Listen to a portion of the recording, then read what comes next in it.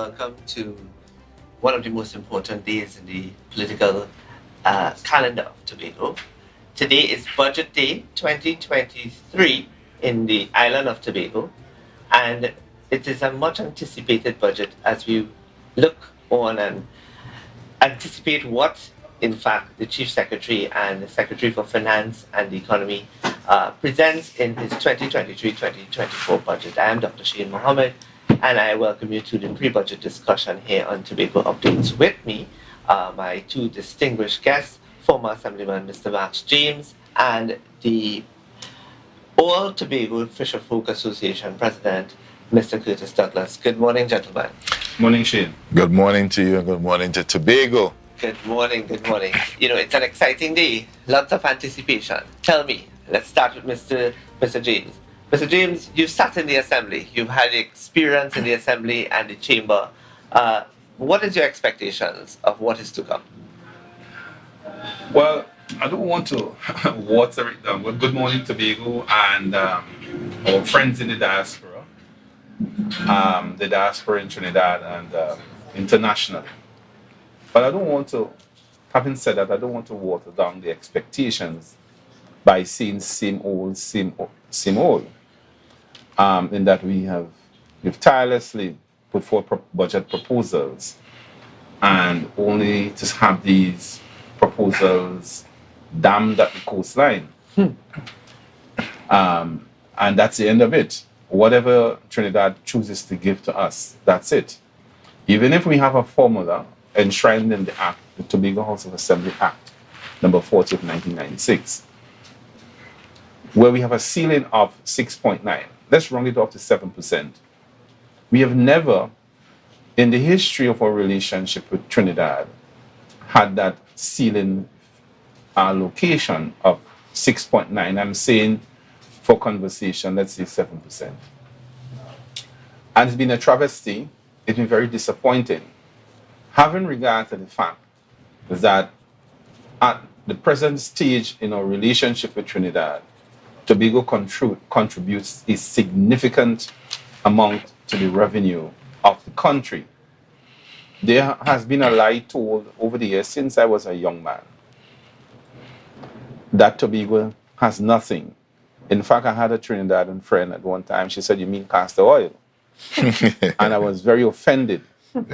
And it's a lie it's a statement that has been repeated over the years that Tobago contributes nothing to the economy, when in fact, as it stands, and our friends in the diaspora must know, and here in Tobago must know, that weren't it for Tobago, the country, if Tobago were to be separated right now, Trinidad will suffer exceedingly. And therefore, my children, our children in this country must know that your country, Tobago, has contributed, apart from significant human capital, significant financial or monetary or money capital, if I could frame it like that, to your country. And you need not be ashamed, but stand up brave and bold to say, we want more. Now, significantly, the Tobago House of Assembly Act, where we have the Dispute Resolution Commission, that formula, it needs to be upgraded. It needs to be done away completely. I believe, just as we have political arrangements in the United States, England, Switzerland, and all those countries, let each state stand on its own.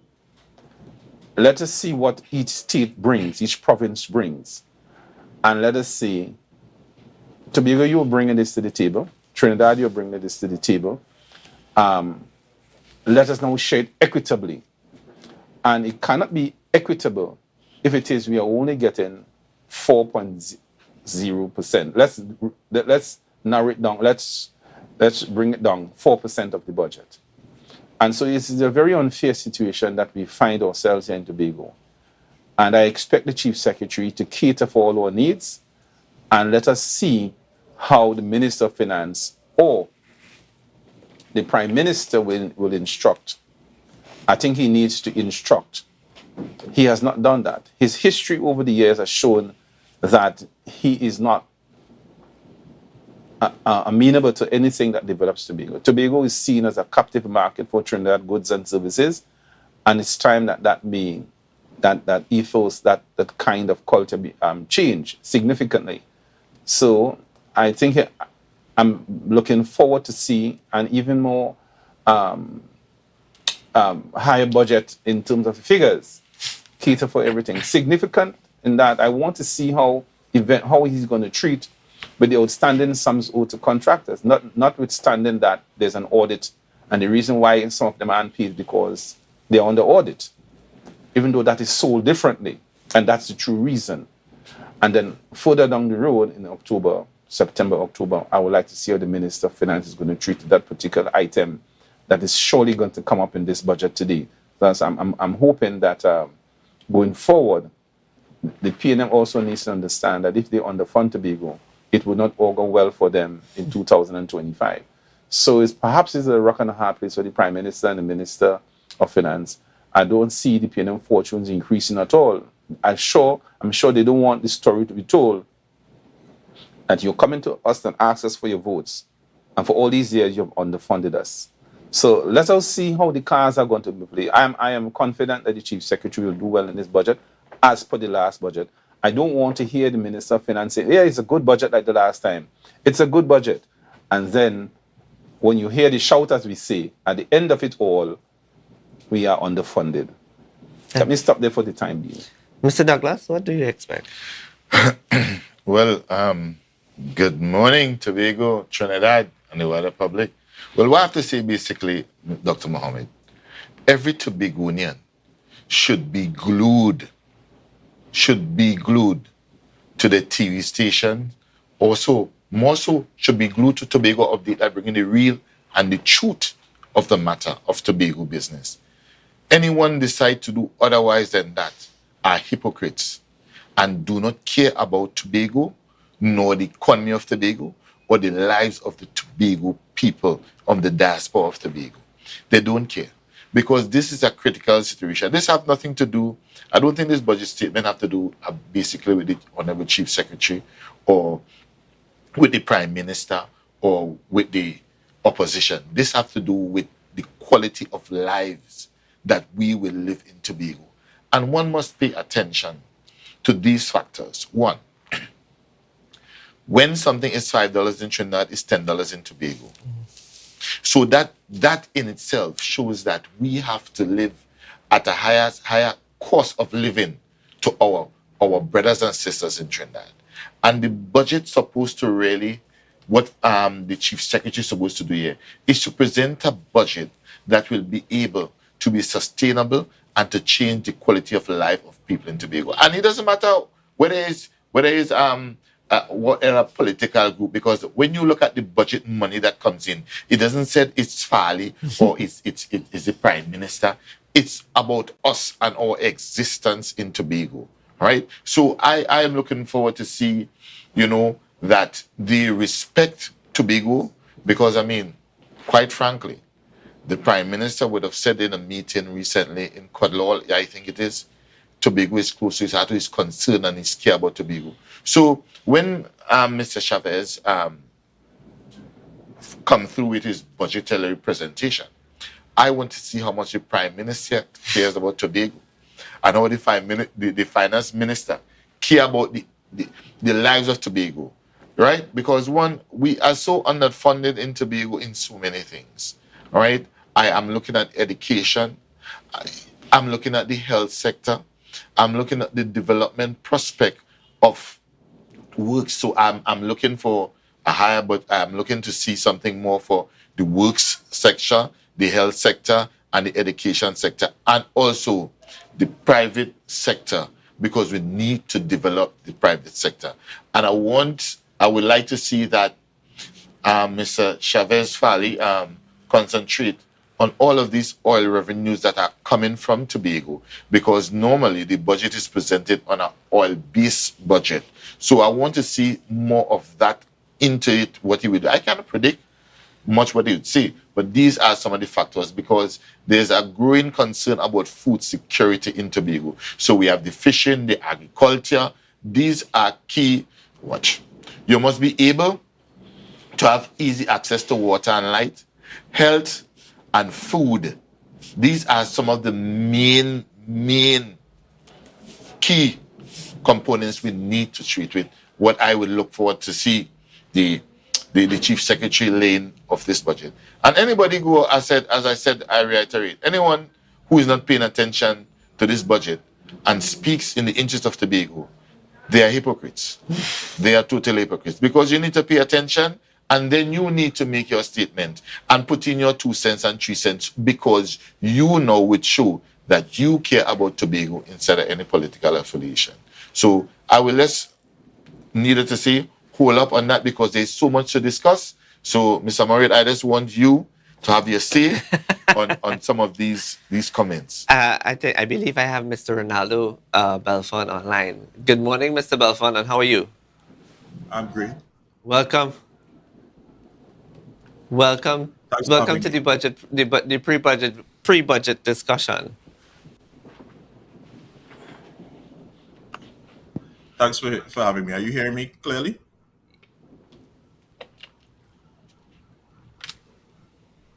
Go ahead, Mr. Belfon. We're hearing you clearly. Okay. All right. So I guess concerning what I hope for to come out of the budget, because I have no idea what is in it. But from a business standpoint, I would really like to take a slightly different stance and take a step back and look at the broader picture. And fundamentally, I think that every single moment that we spend on, matters of friction between Trinidad and Tobago, the wider world is continuing to pass us by. And so I'm hoping that this budget would speak to some of the important matters of the day. And in particular, I'm hopeful that at least some part of the discussion will be revolving around the use of artificial intelligence in the use of enhancing the productivity of both the public and the private sector in Tobago. And this is on an individual level, because we use AI simple AI tools in our own business to increase productivity on an individual level. And I think the THA may also need to consider having an artificial intelligence policy on an organizational level to manage how we use and prevent misuse of this important tool, which could help some of the perennial problems that we've been having. For example, data management could help us do things like predict surges in demand for airline tickets, which is a perennial problem in Tobago, getting to and from Trinidad and Tobago. And even on a smaller scale, something as simple as copywriting. I suspect that in the next 5 to 10 years, only the extreme high level copywriters will have jobs remaining in not only in Trinidad and Tobago but internationally. So it speaks to how do we utilize the human resource both in the public and private sector in a world where AI is making many jobs obsolete, and where one person now could probably do the job of 3, 4, 5. And the present chief spoke in the past about effective utilization of the human resources available to him. So I'm hopeful that some sort of consideration should be given to this very important subject. Earlier, Mr. James and both of you spoke about that friction between Trinidad and Tobago. We just saw some shots of outside of the assembly building. There's a protest, and a protest of some sort taking place, and a counter protest of some sort taking place. We have some live shots there.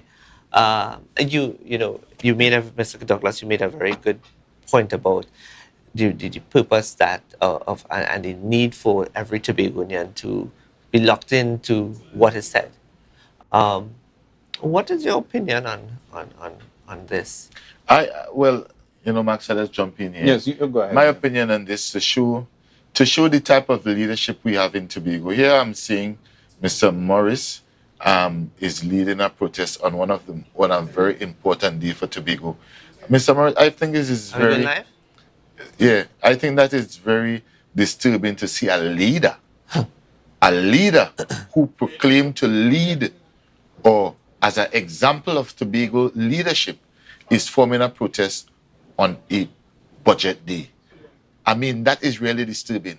What Mr. Murray is supposed to be doing is advising. I want us to start off, let us hold hands and let us start off with a word of prayer, because without God nothing is possible, and with God everything is possible. So Marilyn, we'll call you to come back again to start us off with a word of prayer, Reverend Brother Marilyn. I'll ask us all to just raise the hand of the person that you're holding on to. This is an act of submission to the will of God, and we know the voice of the people is the voice of God. Father, we thank you today, God. We thank you for being with us this morning. We thank you for causing us to have the same mind, for having the same spirit. Father, we pray today for your divine covering, for your divine presence.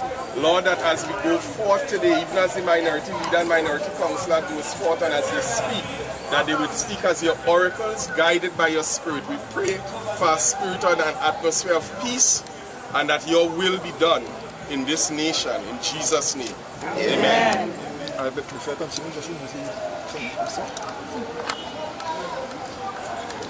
So, good morning once again, everyone.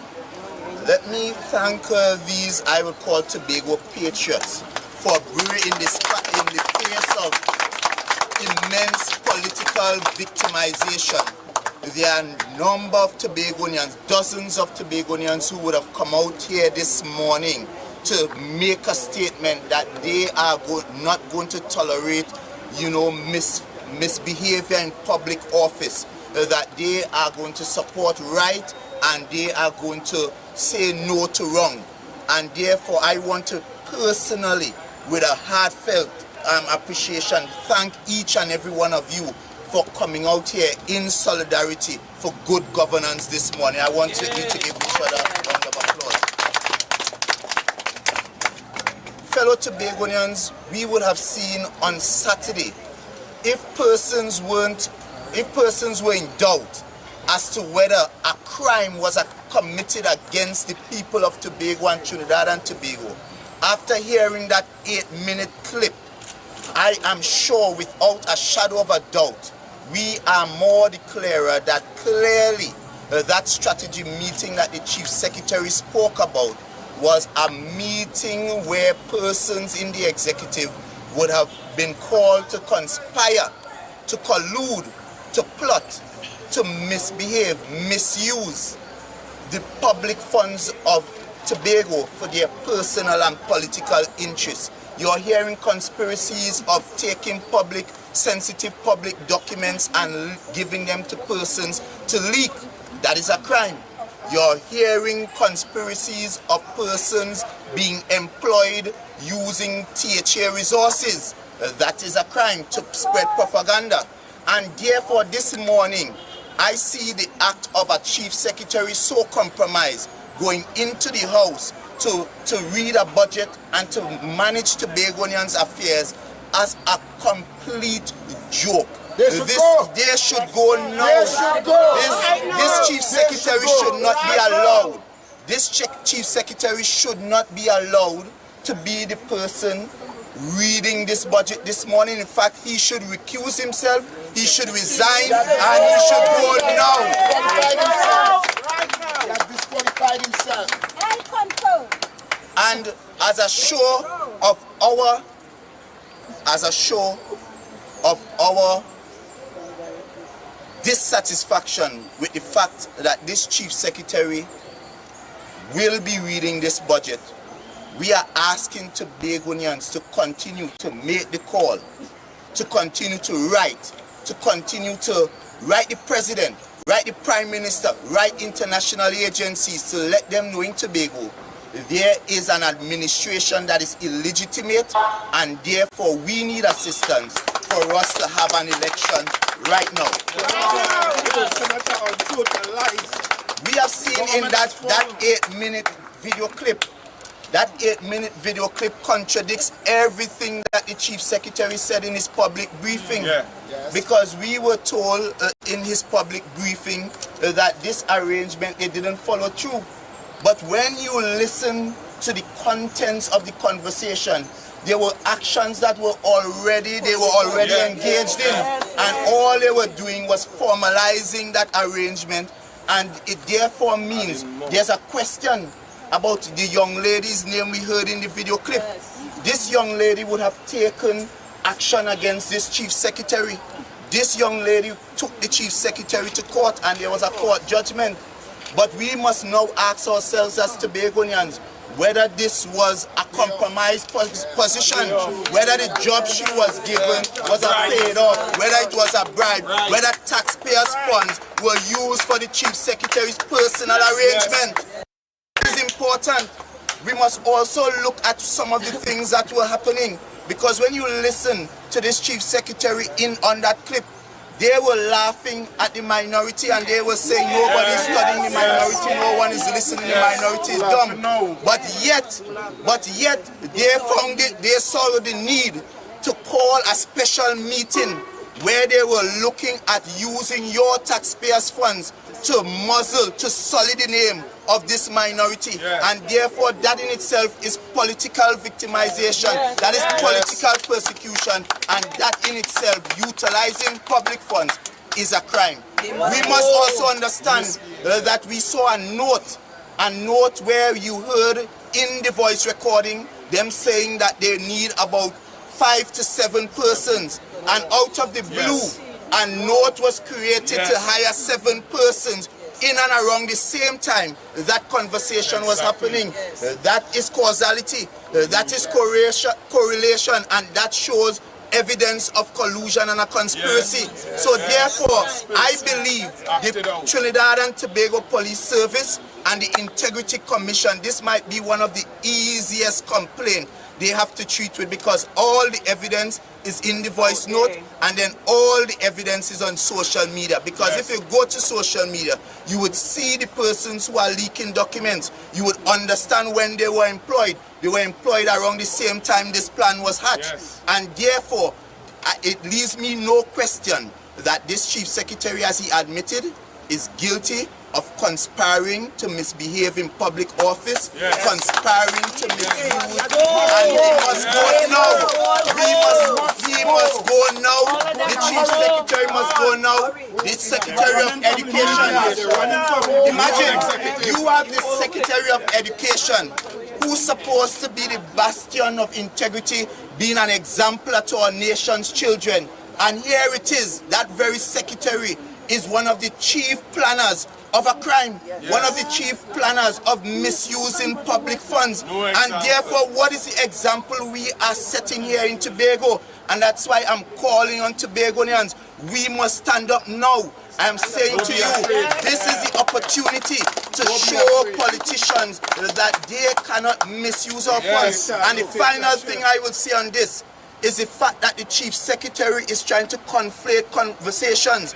Because here it is, he's trying to tell us that this audio gate recording is about the audit. The audit is a separate and independent matter. And I've said publicly, if there are issues to treat with the audit, then let them take it to the relevant authorities and let the chips fall where they may. But on this situation is a situation that was hatched by the chief secretary himself. No contractor paid him to go into a room and sit down to conspire to rob taxpayers. No contractor, not the PNM, paid him to call all his executive and plan ways as to how they can use public funds to get a one-up on their political opponents for their personal good and their personal benefit. So this issue of AudioGate must be treated on its very merit, and therefore we must not allow the chief secretary to sideline and distract us about audit. If he has an audit, let him treat with the audit.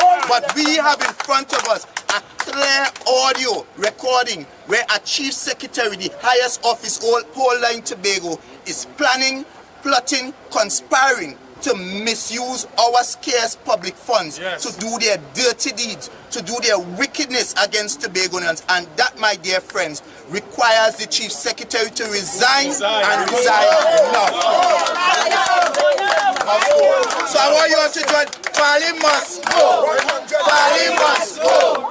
Fali must go. Right now. Fali must go. Right now. Fali must go. Right now. Fali must go. There you have it. A statement by the minority leader outside of the assembly, talking about several things, including the recent audio that was released over the course of the weekend, speaking about political victimization, standing in solidarity for good governance. He called the administration illegitimate and called on all of Trinidad and Tobago, and more so his supporters, to write to the president and prime minister and international bodies asking for the administration to be deemed illegitimate and for an election to be held. Gentlemen, you want to weigh in? And there's a question I want to ask both of you all, which comes across as a little bit of a contradiction. It's either he committed misbehavior in public office, which is what he said, the minority leader said at the beginning. And then in the end, he said, conspiring to misbehave.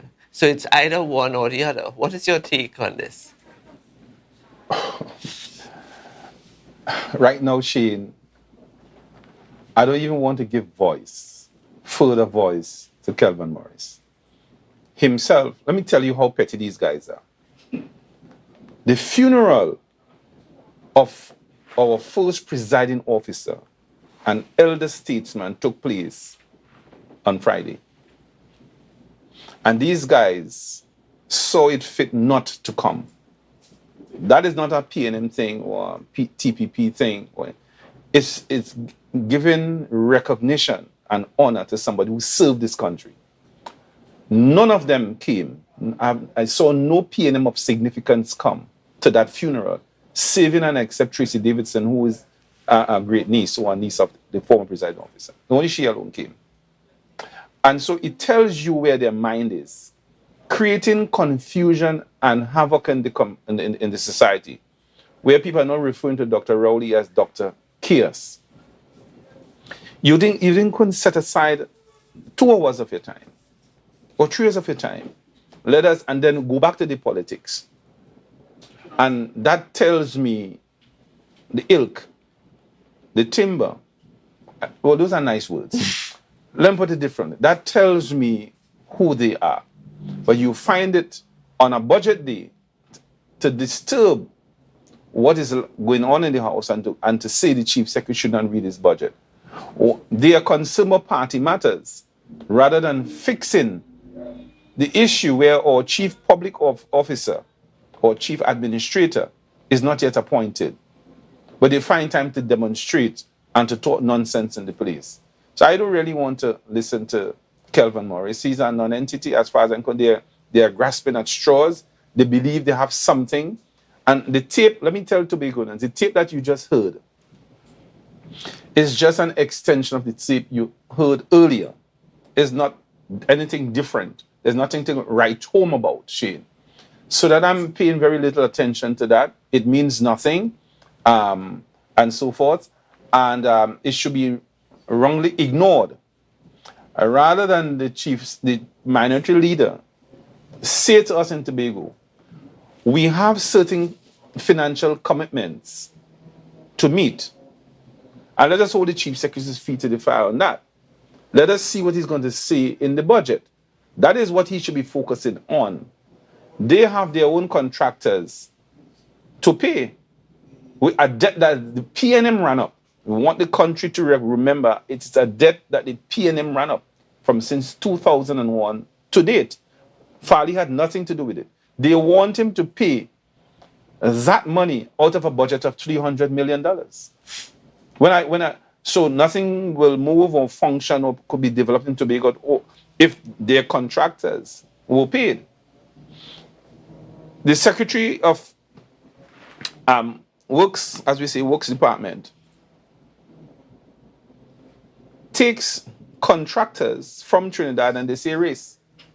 There's nothing racial about it. Because the fact is that there were only 2 contractors in Tobago who possibly could have done what the contract from Trinidad did. I don't care if he's a East Indian or he's a 1% or whatever. I don't know race. Competence. But you see, you can't give a contract to somebody who's under investigation. But they're not telling Tobagonians that. They're saying that we are spending money down Separia and Labrie and Cedras and all of that. Mostly Indian community. But we're speaking about the competence. But the chief secretary, the executive council or cabinet in Tobago could not give contracts to persons from Tobago who are under investigation. And I think that we need to correct the record. We need to say those things for what they are and what they mean and so forth. So I think Kelvin Murray should be talking about telling his leaders, let us find enough money to give to Tobago. And when the money comes, let him and his leader, Ansel Dennis, a person who lost his seat. Kelvin Morris won his seat, but he cedes his authority to somebody who lost his seat. The guy is just a complete joker. He doesn't understand power. He doesn't understand anything about leadership. He doesn't understand where he should be in the political space, as we like to say.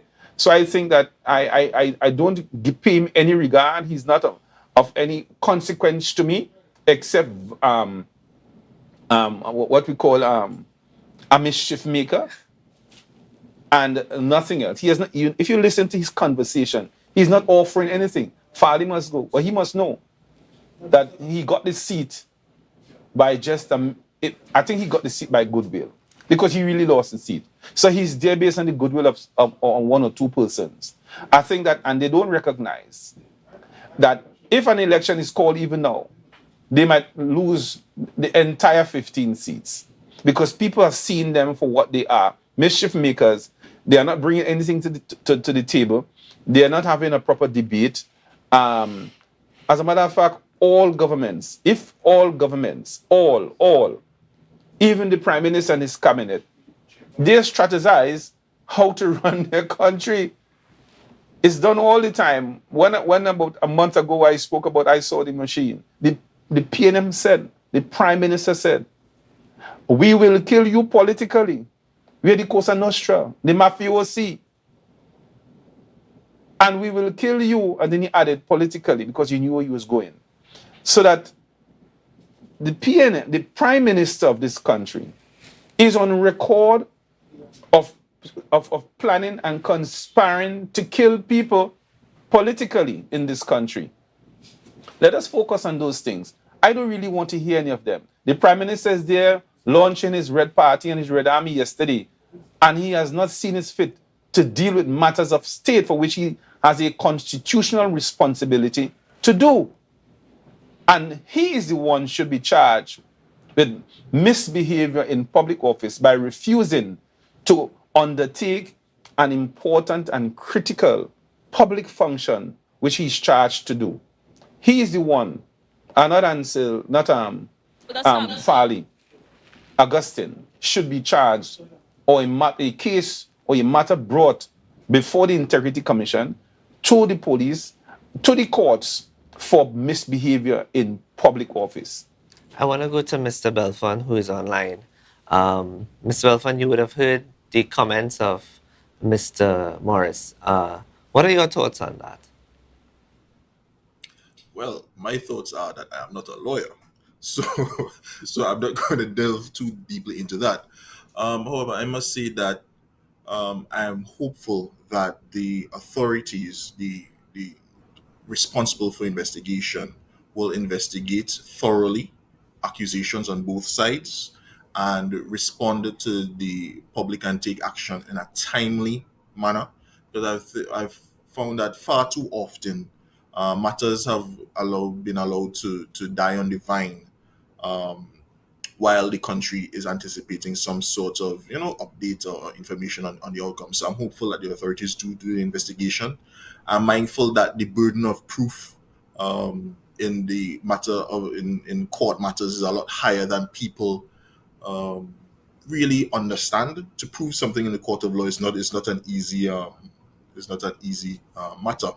But as with all things, I hope that the police do their job, the relevant authorities do their job thoroughly, and then we get a quick response, because really truly it makes no sense for me to speculate on who did what and who said what and what was done. Let the police do their job, and of course the burden of proof is very high for a court matter, and if wrongdoing is done on either side, then let the chips fall where they may. Thank you. Mr. Douglas. Well, my 5 cents, my 10 cents, my dollar on this is basically different from, the views of my two colleagues. One, the object of this exercise today is about the budget. And when we have someone, I know Mr. Morris is an opposition leader, and he just, because he's an opposition leader, need to oppose. No, you can't do that. There is a time and a place for everything. The time now is to discuss how best Mr. Chavez, which is the present chief secretary, the elected chief secretary, would present a budget allocation for Tobago and Tobagonians. But when you have Mr. Morris, who is the opposition leader, speculating on certain things, there was a speculation the Prime Minister had rape. You hear anybody appoint any investigation over the Prime Minister and the rape? No, right? But there was a time and a place for that.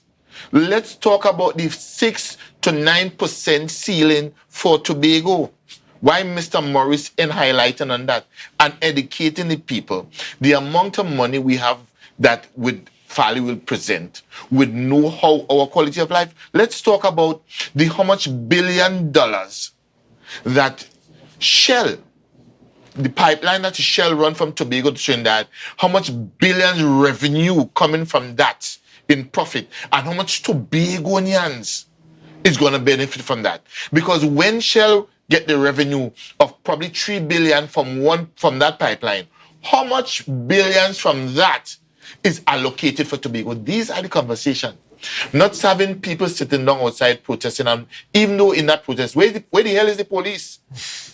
This is to discuss Tobago business, not to protest. You could protest tomorrow, the day after. Why you want to protest on such a significant day where it's now, when Mr. Chavez presented budget, then you, as the opposition, should take that in consideration and say, oh, Mr. Chavez, but you didn't put in for this, and I would like to see it added by how much million for the growth and development in this sector. These are the conversations that Mr. Morris should be having. Not talking about things he have no evidence and no facts of having. Because right now, Mr. Morris is speculating. Me no lawyer, no. But they said common sense met before book. And quite clearly, that kind of oxymoron, kind of unintelligent behavior, as a leader, I'm very ashamed. I'm disappointed. I'm really disappointed. And more so, to see people, I'm seeing like Ms. Kwesi, Devines, and I am so surprised. Because they would have did budget before, and no one would have protest right on them. And I am so surprised too that no one can get locked up for pitchermen for Barbara Green and using fiberglass concrete and telling what decision. I mean, but no, it's not the time for that. No, you know what it's time for? Let's concentrate on Tobago getting the percentage. It have Woodside, a new energy company, doing geographical surveys. And out of that, what is the revenues that BHP, so-called, the name to now Woodside, revenating from Tobago? How Tobago is going to get for that? Tobagonians, I want all to be smart, because you all are, and clever, because you all have shown that in the last election. I want you to understand what is taking place. When BHP, with that pipeline that is running gas to Cove, and Shell that is running pipeline, each of them is, I'm telling you, approximately over $1 billion US. And you trying to tell me, out of one of them, Trinidad, Mr. Imbert and the Prime Minister cannot give Tobago 6 billion TT? How is that? But yet still, we hearing highways and byways from Manzanilla to Toco, and all of that is being developed in Trinidad. It have pothole in Tobago can't even be filled. You know why? Because of the allocation of money. And that is why we're here, to educate the public, to engage you all in meaningful conversation, to see how best we could better our life. We children still have to be catching boat to go in Trinidad, Trinidad. We can't get a university in Tobago. These are some of the things we need to see in the budgetary allocation for the growth and development. And my brother Belfort would have talked about the AI, the use and programming of AI and technology.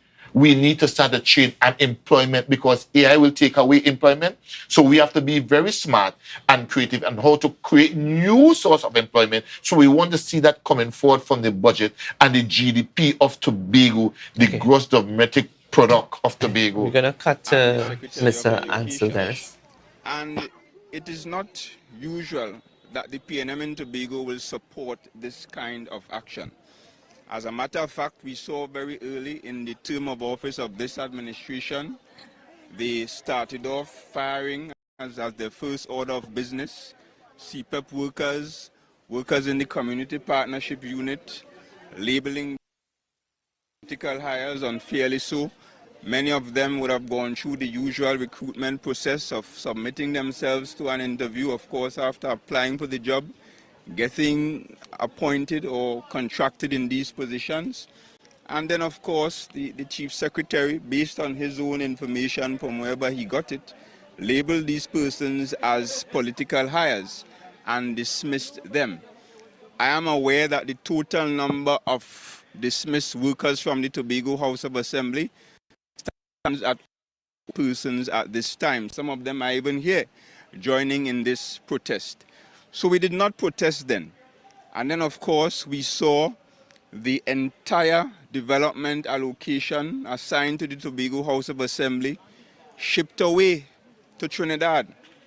$54 million, a road in Pigeon Point given to a contractor that is, as of now, still not registered as a contractor with the Tobago House of Assembly, that as of now has zero experience in road development in this country, and I may perhaps say anywhere in the world.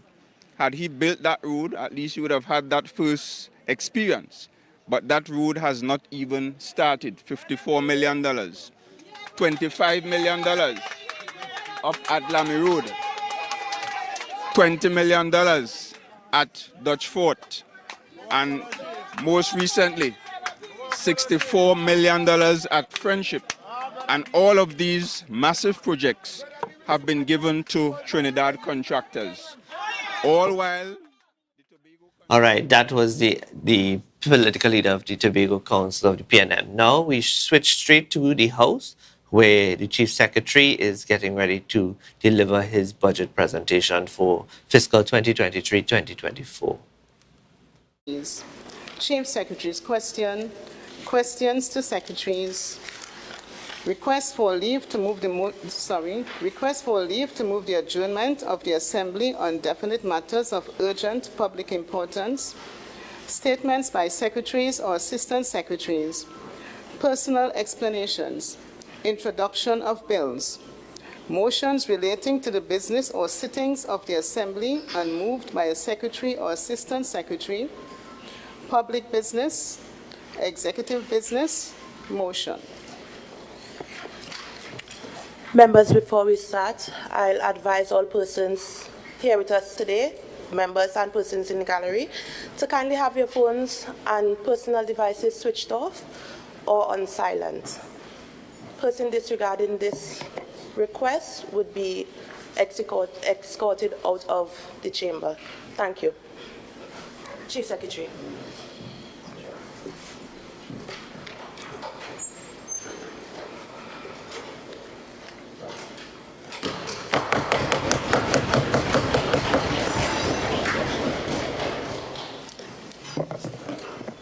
Thank you, Madam Presiding Officer.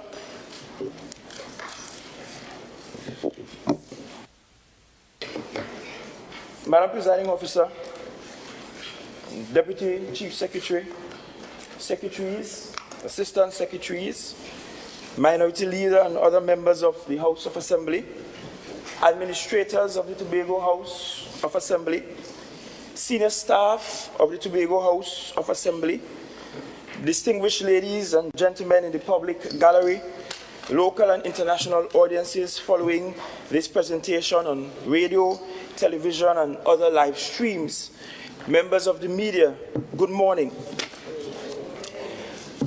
Madam Presiding Officer, it is a great pleasure for me to present the second budget of my administration before this Honorable House. The budget statement is a statutory obligation under Section 41 of the Tobago House of Assembly Act 40 of 1996. Madam Presiding Officer, the budget statement is undoubtedly the most important policy statement of the Tobago House of Assembly.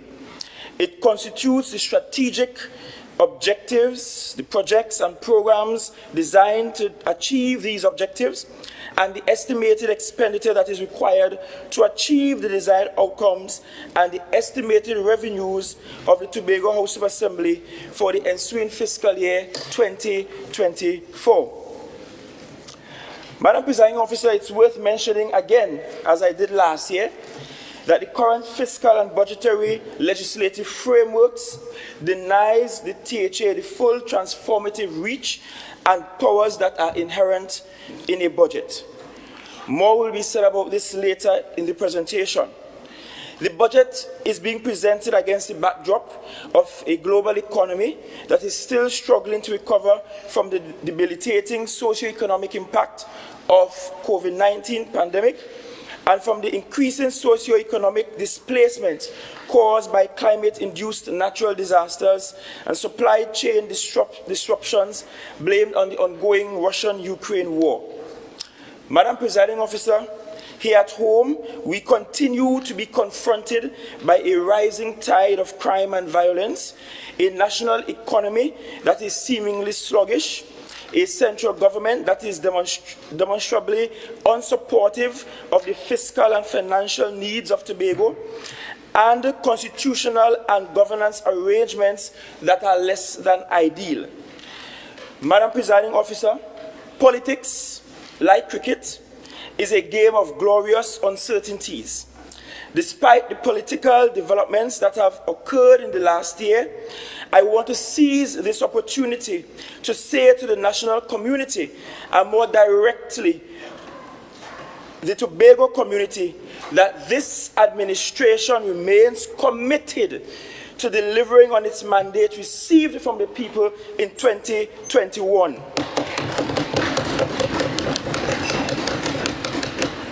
Madam Presiding Officer, we are pressing ahead towards building a sustainable, prosperous, and resilient Tobago.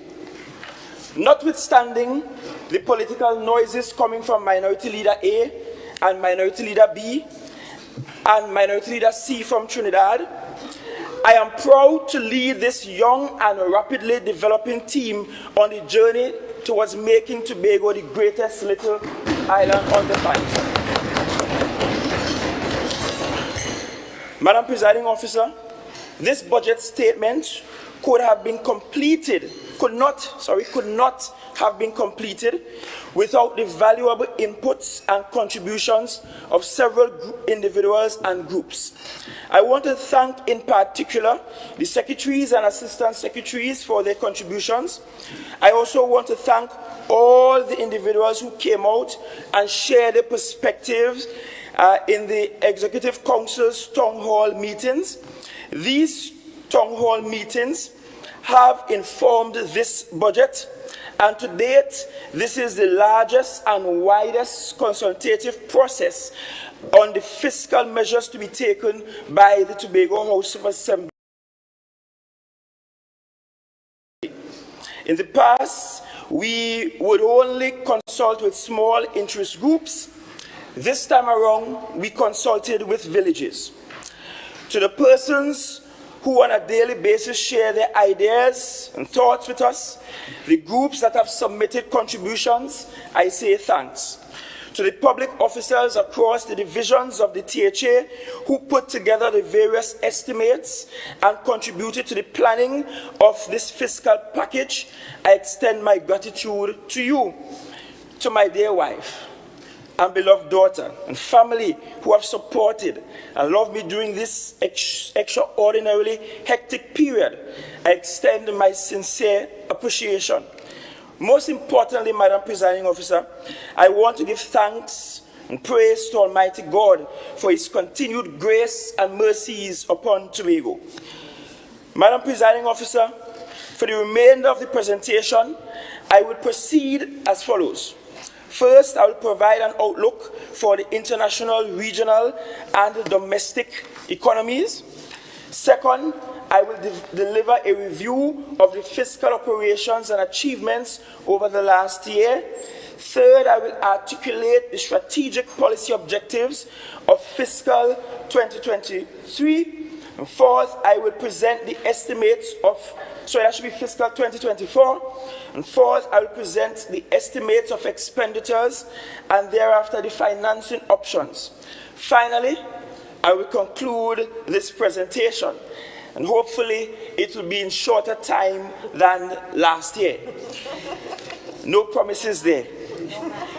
Madam Presiding Officer, I want to inform the listeners that this is my calculated decision not to go for 4 hours as I did last year's presentation. I will now examine the outlook for global and regional economies and then the outlook for the national and Tobago economies. Global economic outlook. Madam Presiding Officer, the prospects for Tobago's development must be seen in the context of current and future trends in the global economy. Global economic growth in recent years has been sluggish as the world continues to struggle with the lingering effects of the COVID-19 pandemic. The Russian-Ukraine war continues to disrupt global trade with spin-off effects on global inflation. The International Monetary Fund forecasts global economic growth of 2.8% at the end of 2023, which will increase slightly to 3.0% in 2024. Relatedly, global inflation is projected at 7.0% for 2023 and 4.9% for 2024. While the advanced economies are projected to grow modestly at 1.3% and 1.4% in 2023 and 2024 respectively, emerging and developing economies are projected to grow by 3.9% and 4.2% in the same periods. With respect to the advanced economies, output in the United Kingdom and Germany is projected to decline by 0.1% and 0.3% respectively in 2023, but increase by 1.1% and 1.0% in 2024. Interestingly, the United Nations World Tourism Organization foresees global tourism returning to pre-pandemic levels by the end of 2023 and supports targeted investment in the sector. Compared with the first quarter of 2022, the first quarter of 2023 has seen a more than 100% increase in international tourist travel.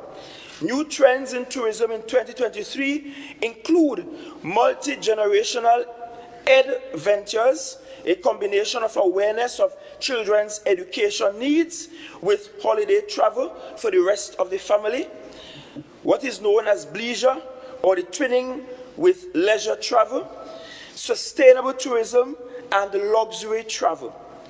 Madam Presiding Officer, these are developments that we must continuously monitor because of their implications for Tobago's economic growth and development.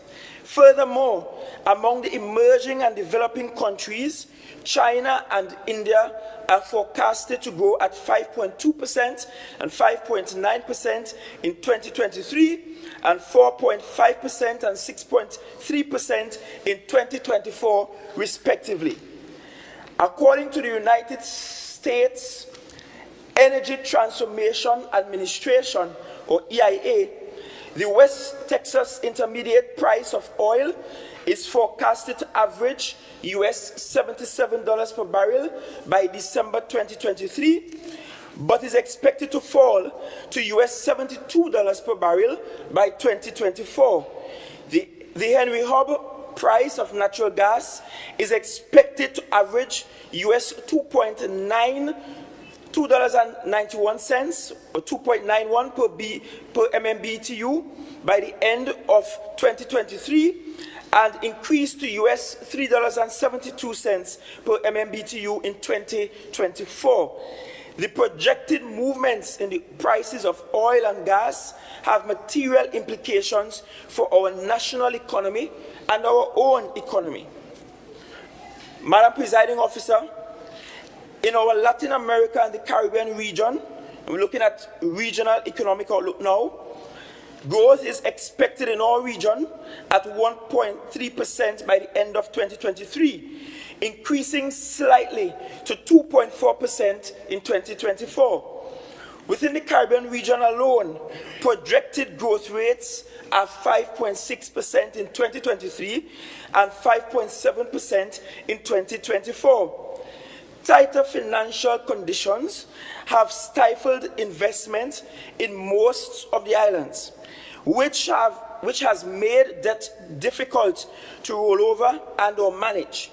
This has resulted in lower growth rates in the countries, except notably Guyana, which is enjoying a petroleum-driven economic boom. The reliance on tourism, remittances, and the export of commodities has made Caribbean economies extremely susceptible to negative economic shocks in advanced economies. Added to this susceptibility are increased risks arising from natural disasters. These risks, Madam Presiding Officer, have been exacerbated by the negative effects of climate change, such as sea level rise and rising sea surface temperatures. Madam Presiding Officer, the data suggests that there are significant development opportunities related to the diversification of Tobago's economy in digital competitiveness and connectivity and in the uptake of smart technologies. Development opportunities also exist in financing related to climate change. National Economic Outlook. Madam Presiding Officer, nationally, the outlook for the economy shows mixed fortunes with energy and non-energy sectors. The Central Bank of Trinidad and Tobago, in its latest economic bulletin in January 2023, reported an expansion of domestic economic activity in the third quarter of 2022. This was fueled by rapid economic growth in the non-energy sector, which increased by 10.5%, offsetting the 2.5% decline in the energy sector. Madam Presiding Officer, the non-energy sector growth was led by developments in professional, scientific, and technical activities, transportation and storage, and accommodation and food services. The decline in the energy sector was driven by contractions in the petrochemical and condensate extraction subsectors.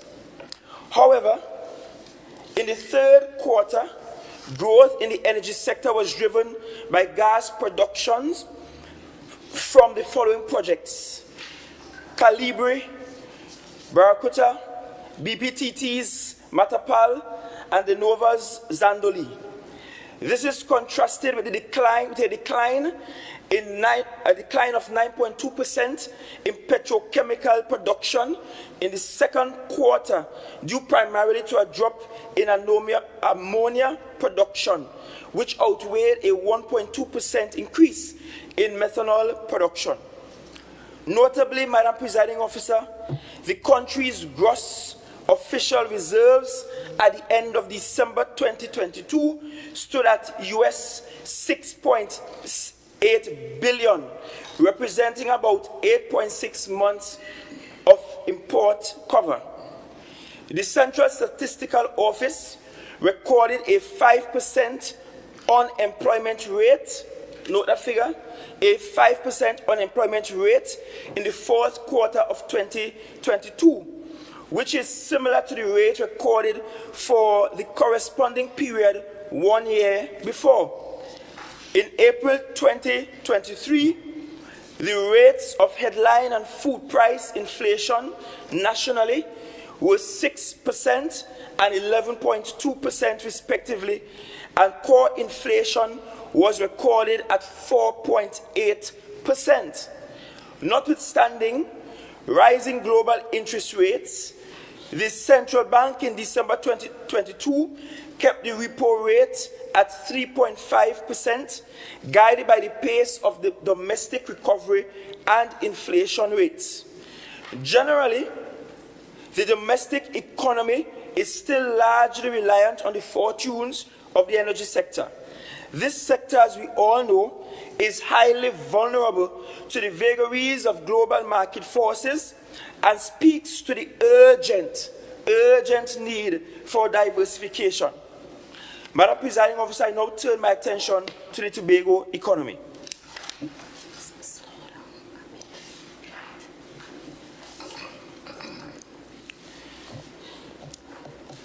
Madam Presiding Officer, the most recent data produced by the Economic Management Research Unit in the Division of Finance, Trade and Economy indicates that Tobago's gross domestic product at constant prices for 2022 was approximately 1.65 billion TT dollars.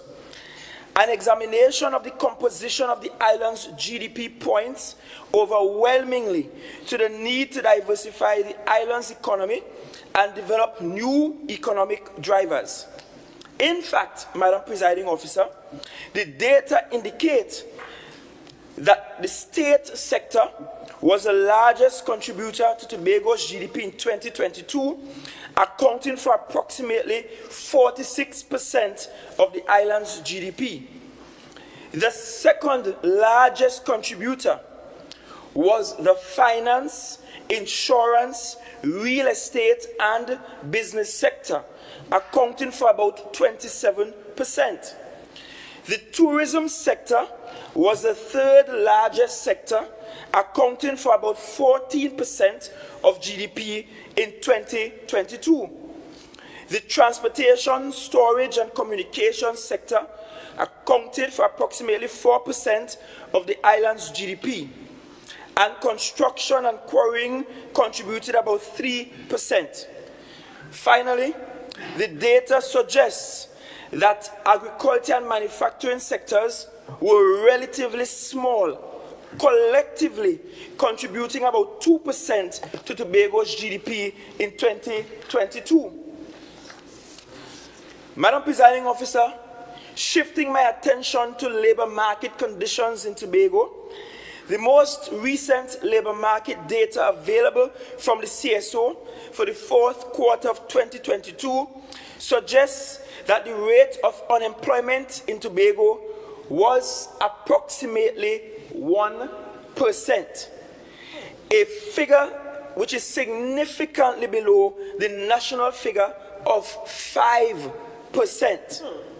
However, the reported 1% unemployment rate for Tobago must be interpreted with caution and subjected to deeper labor market analysis. Underemployment is still a real deal for us in Tobago. Madam Presiding Officer, the share of the labor force employed in the government sector stood at 55%, with the private sector employing about 45%. Comparatively, the share of the national, that's Trinidad and Tobago's labor force in the government sector stood at 26%, with the private sector employing about 74%. That's nationally. In Tobago, 55% employed by the government sector and 45% by the private sector. with underemployment, not unemployment, underemployment still being a challenge. The share of the island's labor force with tertiary education as the highest level of attainment was 28%. The share with secondary education as the highest level of attainment, 60%. And the share with primary education as the highest level of attainment, 12%. Madam Presiding Officer, the most recent data on prices available from the central bank suggests that Tobago recorded headline and food inflation in April 2023 of 6.2% and 17% respectively.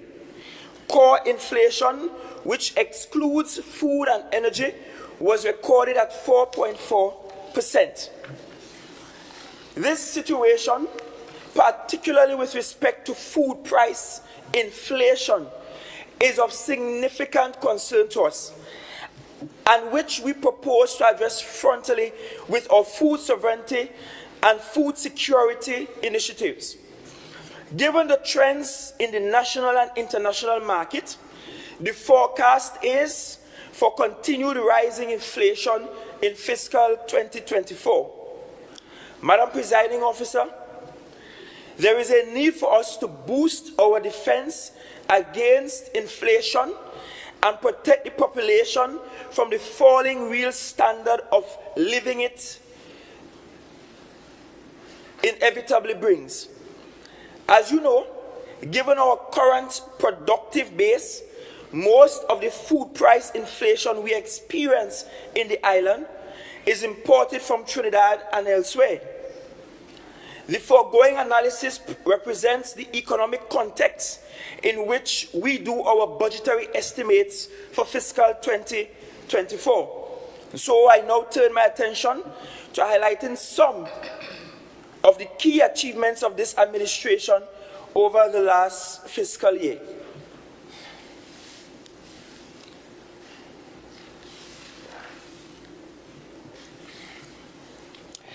Madam Presiding Officer, truth and science must be the foundation of everything we do.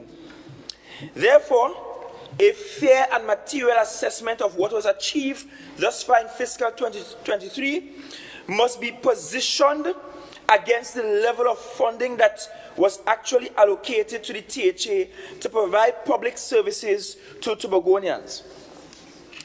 Madam Presiding Officer, you will recall that in fiscal 2023, I requested a total package of $3.97 billion, comprising $3.07 billion for recurrent expenditure, $900 million for development program expenditure, $59.59 million and $53.17 million for URP and CPEP respectively.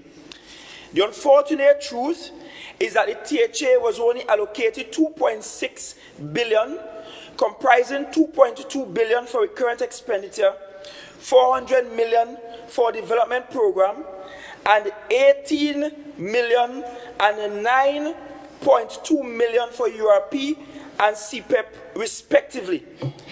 This constituted an underfunding of the THA by $1.3 billion or 33.3% of the monies requested to meet the expenses of our planned program of works for fiscal 2023. It is important to also note that we inherited over $700 million in debts owed to contractors and other service providers, some threatening to march every Monday morning for their monies. Madam Presiding Officer, thankfully, most of them are not attempting to extort their monies from us.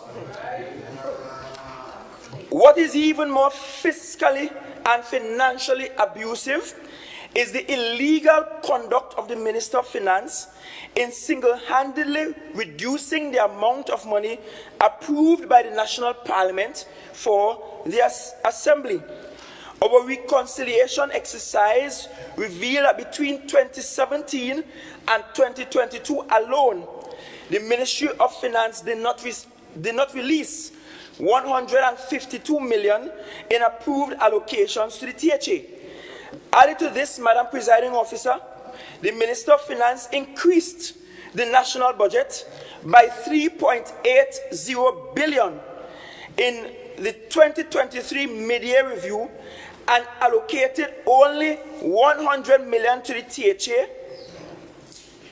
and that's 100 million after a demand to pay certain contractor, as opposed to 153 million in keeping with the 4.03% minimum of the Dispute Resolution Commission, once again breaking the law. This now makes it a total of 205 million owed to the Tobago House of Assembly by the central government. Madam Presiding Officer, this is a clear case in which the central government has been caught stealing from Tobagonians.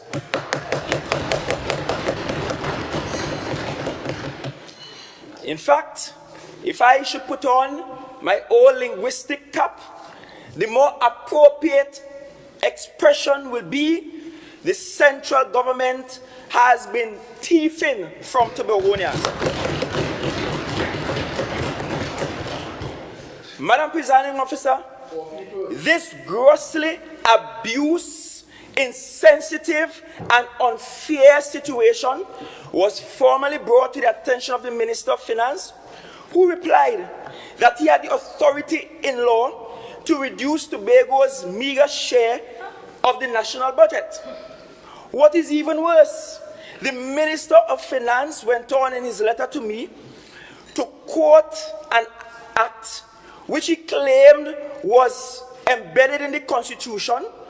And when I checked that particular section of the Constitution, it dealt with the hosting of elections and the filling of the Senate.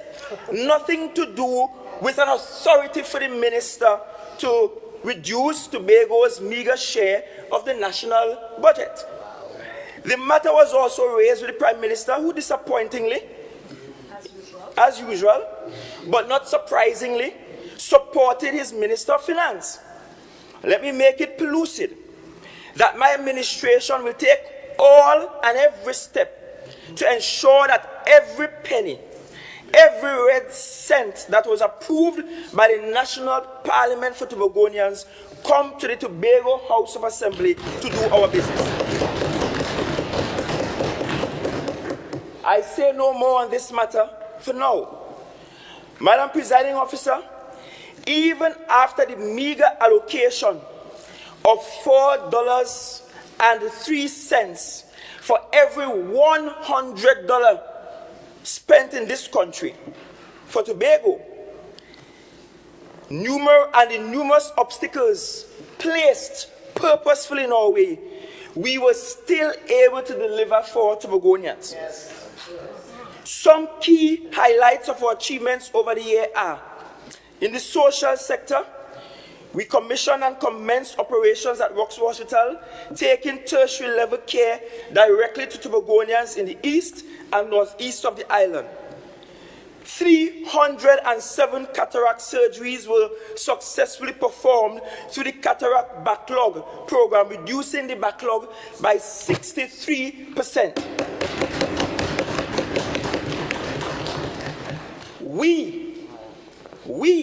Not they, we increased the social grant from $500 to $1,000 for families of 5 or more. We successfully completed upgrade and repair works to primary and secondary schools to the tune of $30 million under the annual school repair program, which represents the largest upgrade of its kind in the history of Tobago. We provided financial support to 450 families to purchase school supplies. We provided financial assistance to 71 new tertiary level students and continued assistance to 51 students under the financial assistance program to the tune of $2.6 million, well above the $700,000 allocation we received from the central government. I need you to listen to this, Madam Presiding Officer, because I know you worked for the THA, so you might jump up in this.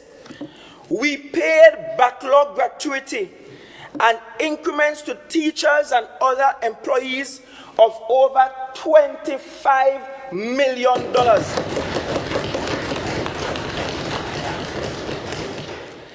Madam Presiding Officer, I want teachers to note that the allocation to pay gratuities and increments was only at $7 million.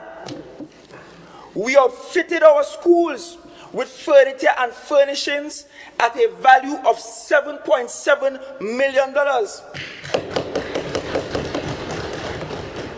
We exposed 250 young persons to the World of Work program through the Youth Department and the Youth Energized for Success program.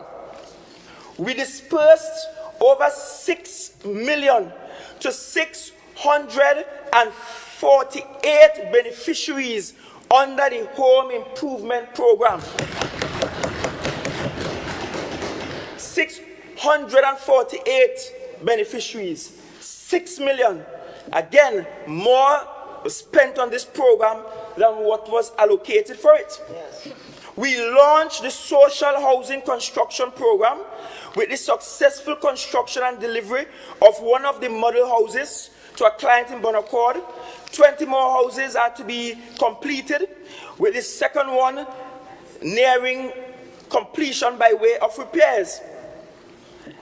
All are expected to be distributed before the end of 2023. We successfully trained 1,000 persons in the vocational skill program. We successfully reconstituted and operationalized over 21 village councils or community councils. Madam Presiding Officer, this is a critical step in the democratization of our governance.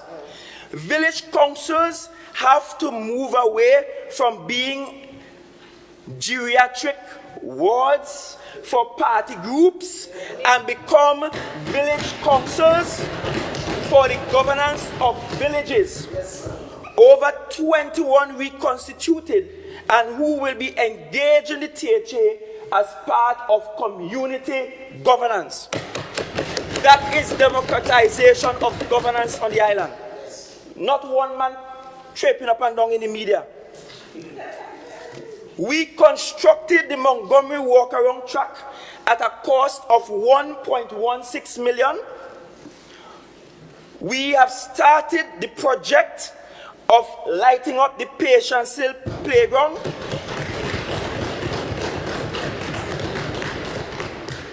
The scoping is completed for Louisdor, and Louisdor will start in short order. We upgraded by way of our financial contributions the swimming pool, YMCA, across from Turtle Beach, and the Kendall swimming pool works are ongoing. We restructured CPEP to improve operational efficiency and productivity. In our financial and economic operations, we commissioned a forensic audit which revealed that the claims made by contractors, listen closely, were on average 60%. This matter is in front of the court, there's an injunction on this audit, and therefore it's sub judice. Chief Secretary. Thank you, Madam Presiding Officer. I know what is before the court, Madam Presiding Officer, and just as I have been careful in picking quite cautiously what to say to the public, I am so doing today. And it's also part of the reason why I am not giving the minority a copy of the report.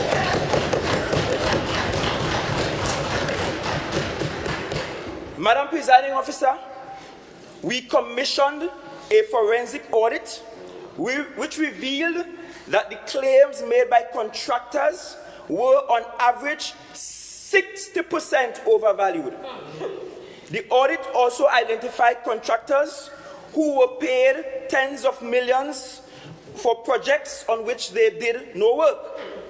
It also points to an organized criminal conspiracy to steal Tobago's money, which conspiracy seems to have involved members of the previous executive council. Yes.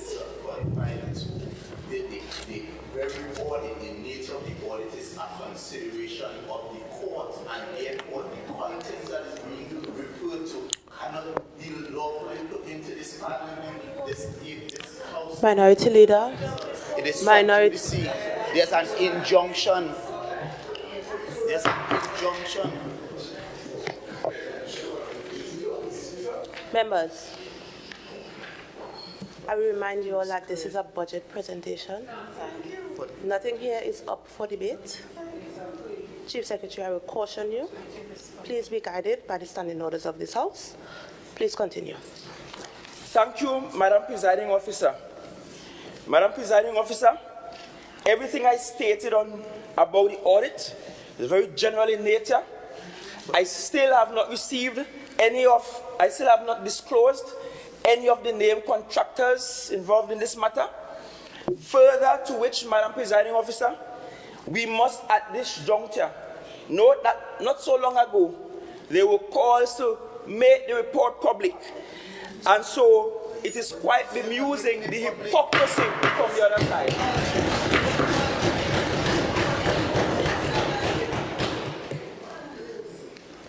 Again, Chief Secretary, I will caution you to be guided by the standing orders of this House.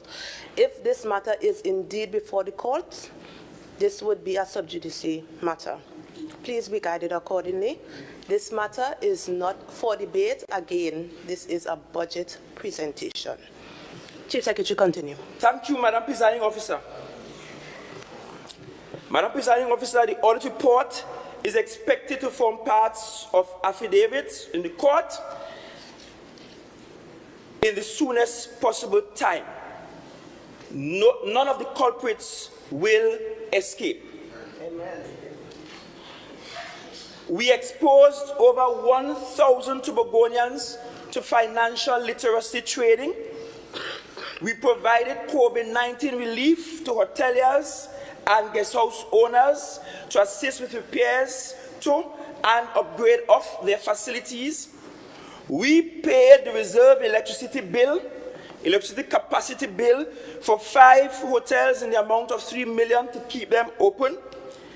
We increased salaries and wages for CPEP and URP workers by 100% and 88% respectively. We provided 1,300 temporary jobs in total, 500 late last year, and 800 currently on a rotating basis in the Division of Infrastructure, Quarries and Urban Development.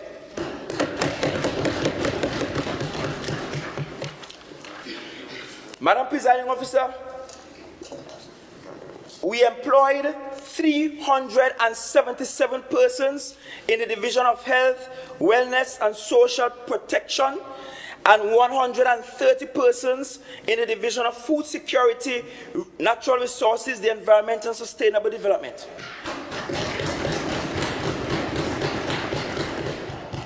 Additionally, we increased the wages of reforestation workers. We successfully delivered the Low Great River Experience Facility, completed the renovation and upgrade of Manta Lodge, successfully hosted the inaugural Tobago Carnival in October 2022, launched the tourism industry customer service program and trained over 200 service leaders, successfully negotiated the resumption of the Condor flights from Germany to Tobago, successfully launched our diaspora engagement initiative in New York, improved operational efficiency at Tractor Pool with the acquisition of 6-wheeled tractors, an excavator, a trailer truck, a bucket truck, and a dump truck, distributed smart garden units to 57 schools, upgraded the water quality lab through the acquisition of additional equipment to test for lead, sulfide, phosphorus, and iron, and to do advanced testing for nitrates. In the area of physical infrastructure development, Madam Presiding Officer, we delivered the following: the Smithfield to Dutchford connector roads, the St. Peter's Bay Road, giving residents vehicular access to their homes, the connector road from Lamy to Roxborough, the Little Tobago Jetty Main House and Pagoda Rehabilitation Projects, refurbishment and upgrade of the prison in Tobago, which, by the way, Madam Presiding Officer, is not a function of the THA, so they might as well give me the work for national security.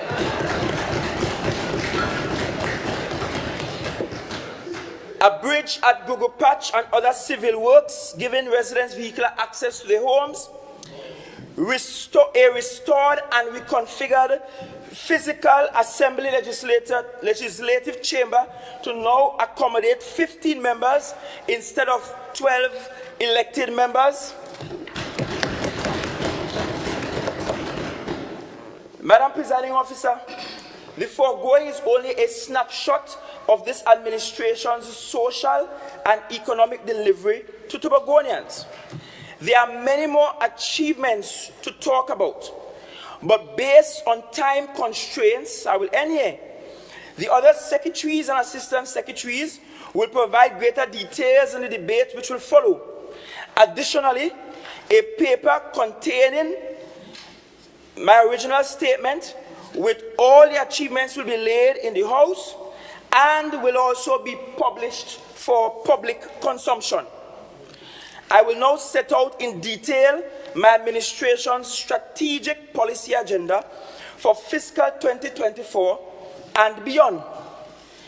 Madam Presiding Officer, our longer-term strategic outlook for Tobago is one that speaks to a sustainable, prosperous, and resilient society.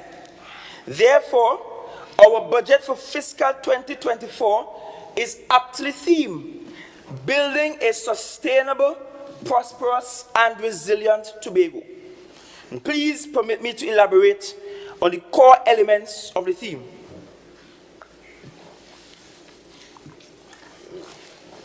Madam Presiding Officer, sustainability and resilience in the context of Tobago's growth and development speak to the strengthening of our governance institutions.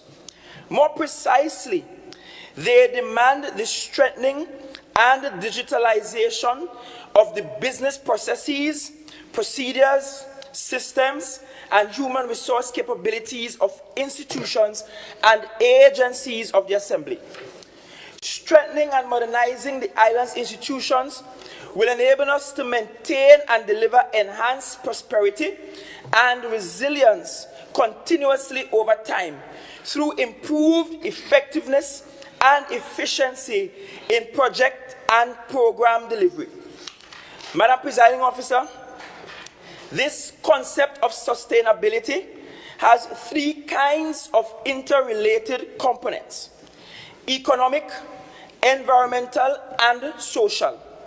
Collectively, they focus on the balance between social and economic prosperity and the value of the ecological systems that serve to foster economic growth and social development.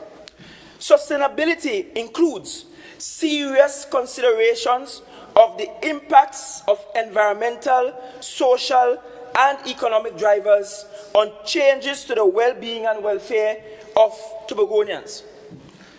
Madam Presiding Officer, it is only on such a system of sustainability and resilience that prosperity will be delivered. In this regard, building prosperity speaks to creating practical socio-economic opportunities for every child, family, and community to be successful in the pursuit of self-actualization, wealth accumulation, good health, and general happiness.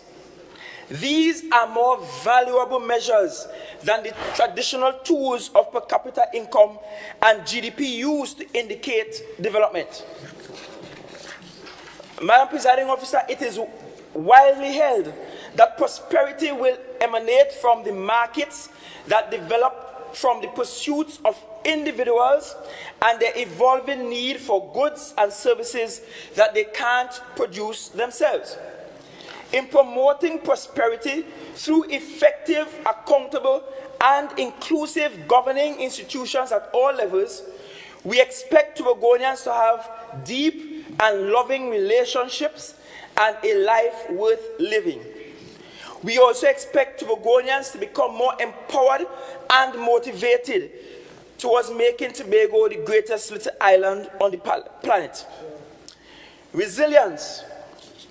Madam Presiding Officer, the lessons learned from the catastrophic impacts of COVID-19 pandemic on lives and livelihoods, and from the widespread damage and socioeconomic displacement in our region caused by the increased frequency and intensity of natural disasters that themselves are powered by climate change, have deepened the necessity to mainstream resilience as a critically important social development policy goal.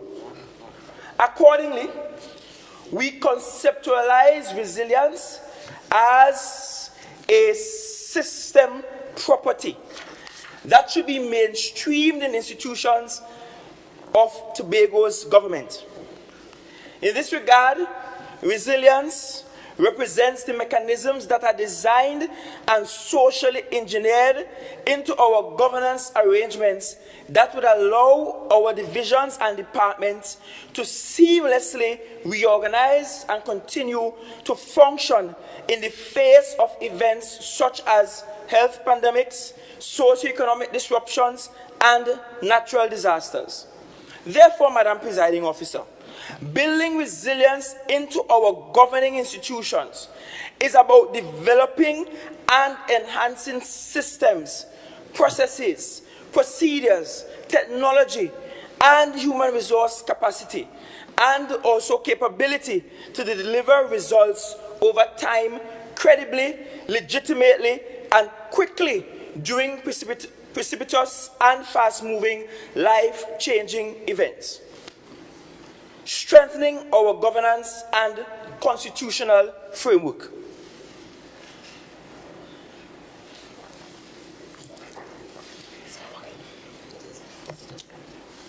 Madam Presiding Officer, we live in a digitally fluid world where there are many dangers and accelerating changes.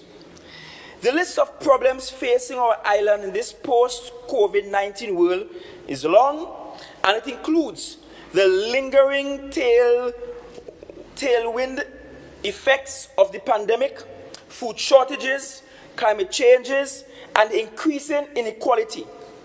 We have only one tool for collective action to meet these challenges. Madam Presiding Officer, that's our Tobago government, THA, and its constituent governing institutions. Our nation, Trinidad and Tobago, is a constitutional republic by virtue of our 1976 Republican Constitution. What this means, Madam Presiding Officer, is that our government must operate and function in accordance with the laws and regulations of the Republic. It follows, Madam Presiding Officer, that the Constitution, and THA Act 40 of 1996 represents the foundation on which the powers, authority, and responsibilities of the Tobago government stand. They constitute the bedrock on which sustainability, prosperity, and resilience are built and delivered to all of us as Tobagonians. Madam Presiding Officer, this takes me to the critical issue of internal self-government. That is the strengthening of the constitutional and legislative frameworks that would establish the Tobago Island government. The current arrangements, notwithstanding the incremental improvements, are in large measure still akin to what can be justifiably labeled as constitutional colonization. Because the existing agreements give the Port of Spain-based central government the constitutional power and authority to intervene in, override, and decide on virtually every exercise of the authority the THA has been given by Schedule 5, the central government behaves in this way without invitation by either good cause or reason, even in the face of Tobagonians having elected their own island government. In fact, the central government behaves in this way out of disrespect for the people of Tobago and out of sheer bad mind for being voted out of power. As a result, Madam Presiding Officer, we have been experiencing and engaging in publicly displayed disagreement between the THA and the central government over time, and more so now. It didn't start in 2021, but it is continuing in 2023. They have certainly placed administrative impediments in our way. They have even taken us to courts on some matters. There is no need for any further evidence and/or arguments to prove that these disruptive actions are manifestations of the colonial provisions of the colonial masters sitting at the Red House in Trinidad. Therefore, Madam Presiding Officer, for us Tobagonians to build a sustainable, prosperous, and resilient economy, child by child, family by family, and village by village, we must together ensure that the necessary enrichments are made to the constitutional and legislative foundations of our collective agency, the Tobago House of Assembly. And it cannot be the wrong side, inside-out arrangements that were proposed by the current government in Port of Spain. In this regard, Madam Presiding Officer, in the coming months and continuing in fiscal 2024, this administration, in concert with Tobagonians, will be relentless in our pursuit of the following basic enrichment amendments to be made to the constitutional and legislative foundational governance relationship between the central government and the Tobago House of Assembly. 1. A constitutional definition of Tobago that is shaped by the United Nations Convention on the Law of the Sea and that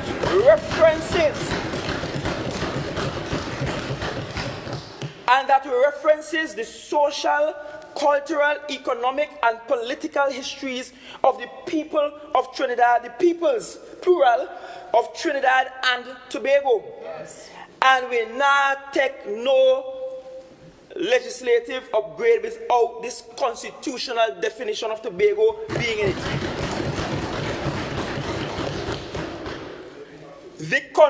Secondly, the conferral of final constitutional authority and powers on the THA for all the matters or items listed in the 5th schedule. Yes. But perhaps more clearly, Madam Presiding Officer, the Constitution must be amended to clearly state that the matters which the THA has final authority and control over in Tobago And likewise, the Constitution must be amended to state the matters for which the central government will have special authority and control in and over Tobago.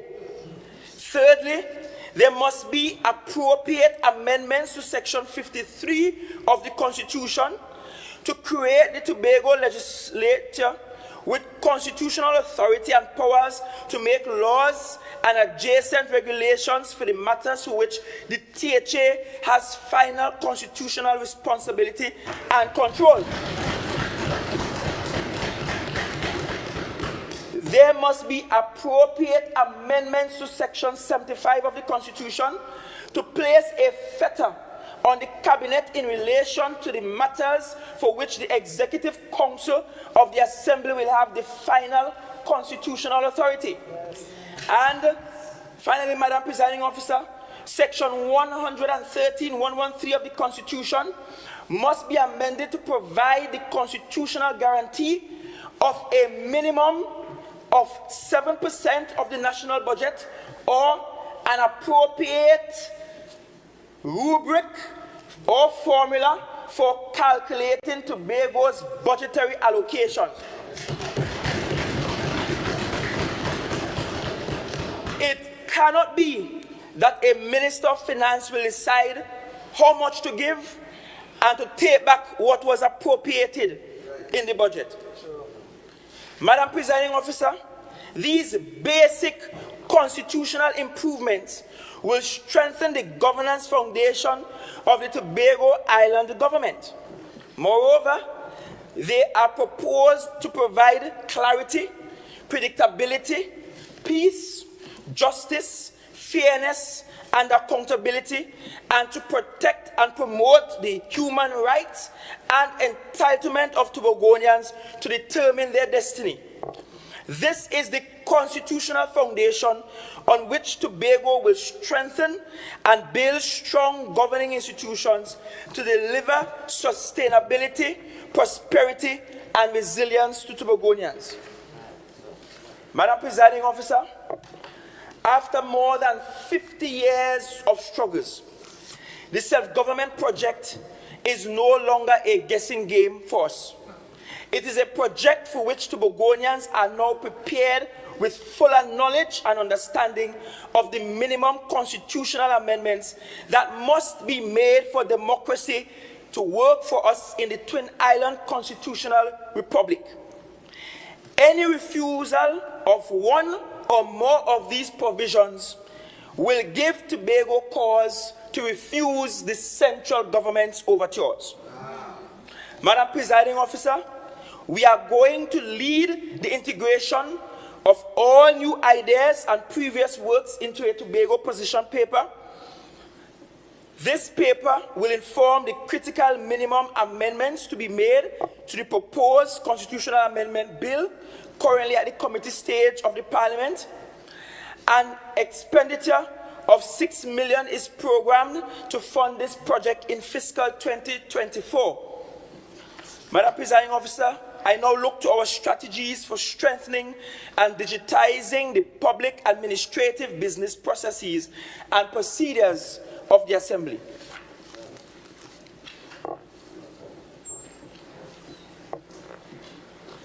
Madam Presiding Officer, strong public institutions are essential for sustainable socio-economic development, prosperity, and also for resilience. Strong institutions play a lead role in reducing poverty, improving the rule of law, increasing economic growth, and managing environmental change. It is against the backdrop of the foregoing that Goal 16 of the Sustainable Development Goals is peace, justice, and strong institutions. The stated aim of the Sustainable Development Goals, or Goal number 16, is to improve people's lives by reducing violence, improving access to justice, and promoting effective, accountable, strong, and inclusive institutions. Madam Presiding Officer, without a doubt, This administration is settled and nestled in the knowledge that strong institutions are a prerequisite for Tobago to move into a position of sustainability and resilience.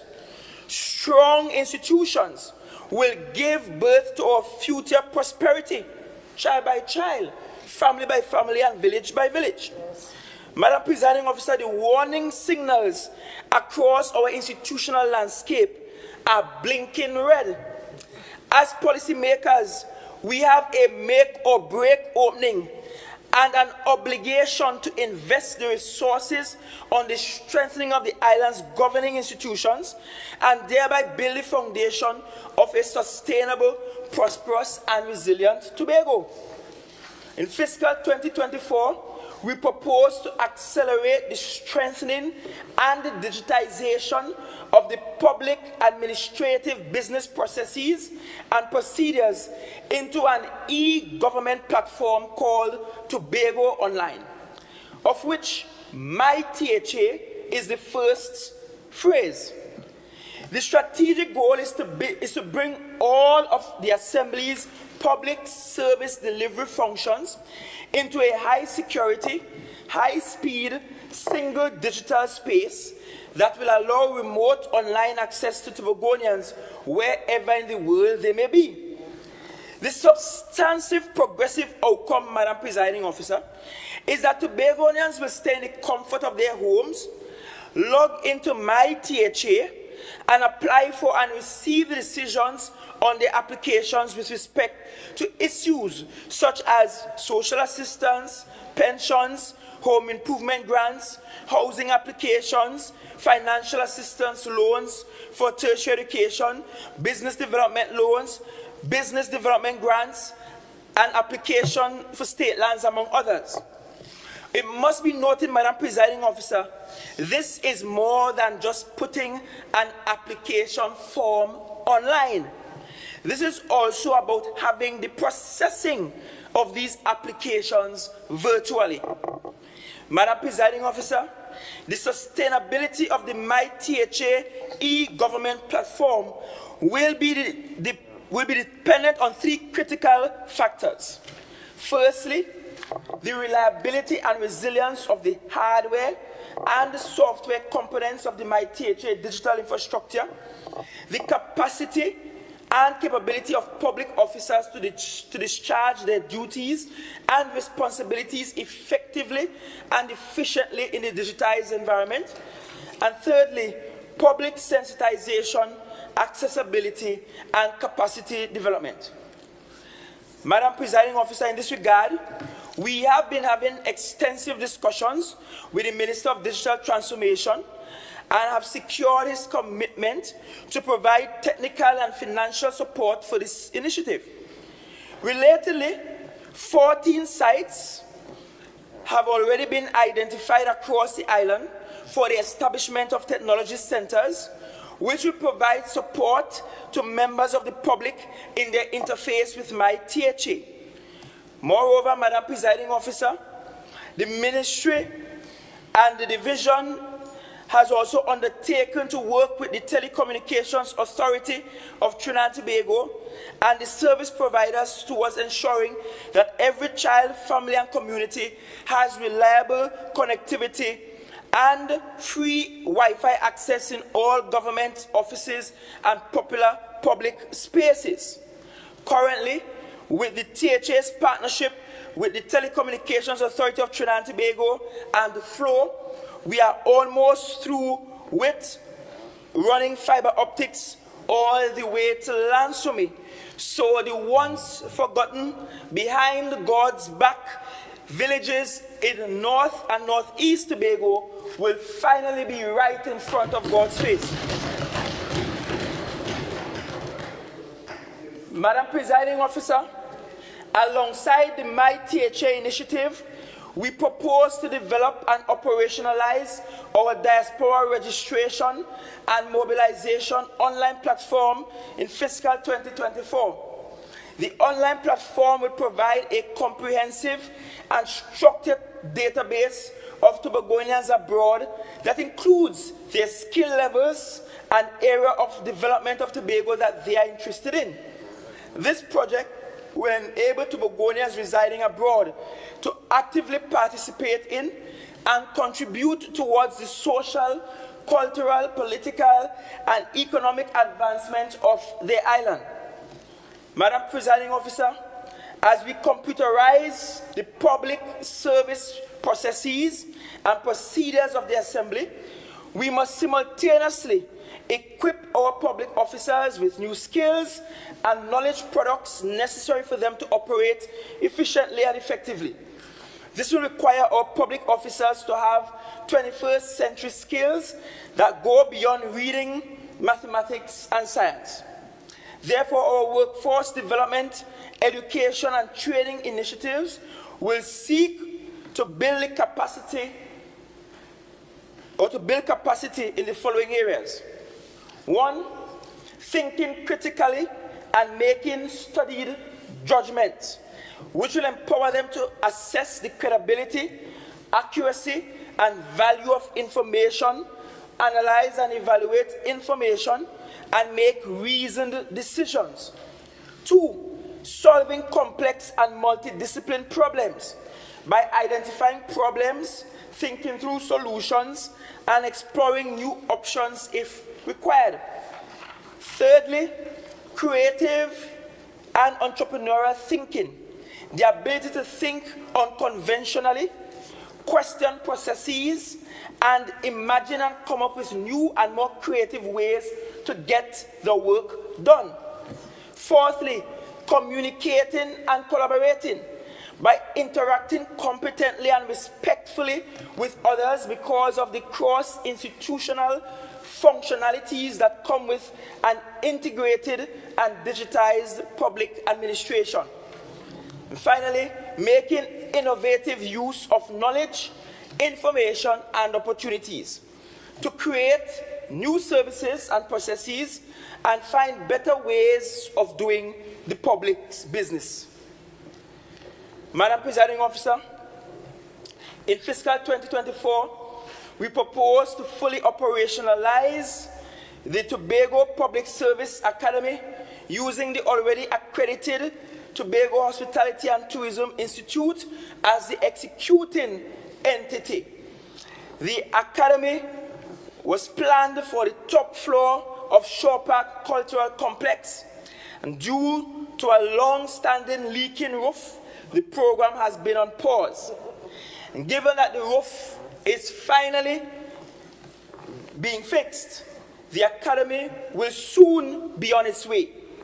The academy will be our main workforce development, reskilling, retraining, and retooling institution. We view training as both an internal control and quality assurance mechanism. Madam Presiding Officer, the disparity between wages and salaries, allowances, and the performance of significant number of workers in the THA could severely stymie the efforts to build sustainability, prosperity, and resilience. This is an issue we must collectively address. In this regard, my administration will intensify efforts to strengthen the performance management and monitoring systems with the introduction of electronic attendance recording technologies across the entire Assembly. Adjacently, where performance deficits are identified, the necessary training and support will be provided, and where corrective action is required, it will be taken in keeping with the industrial relations laws and regulations. Our goal is to create a culture of work for reward and not reward for work.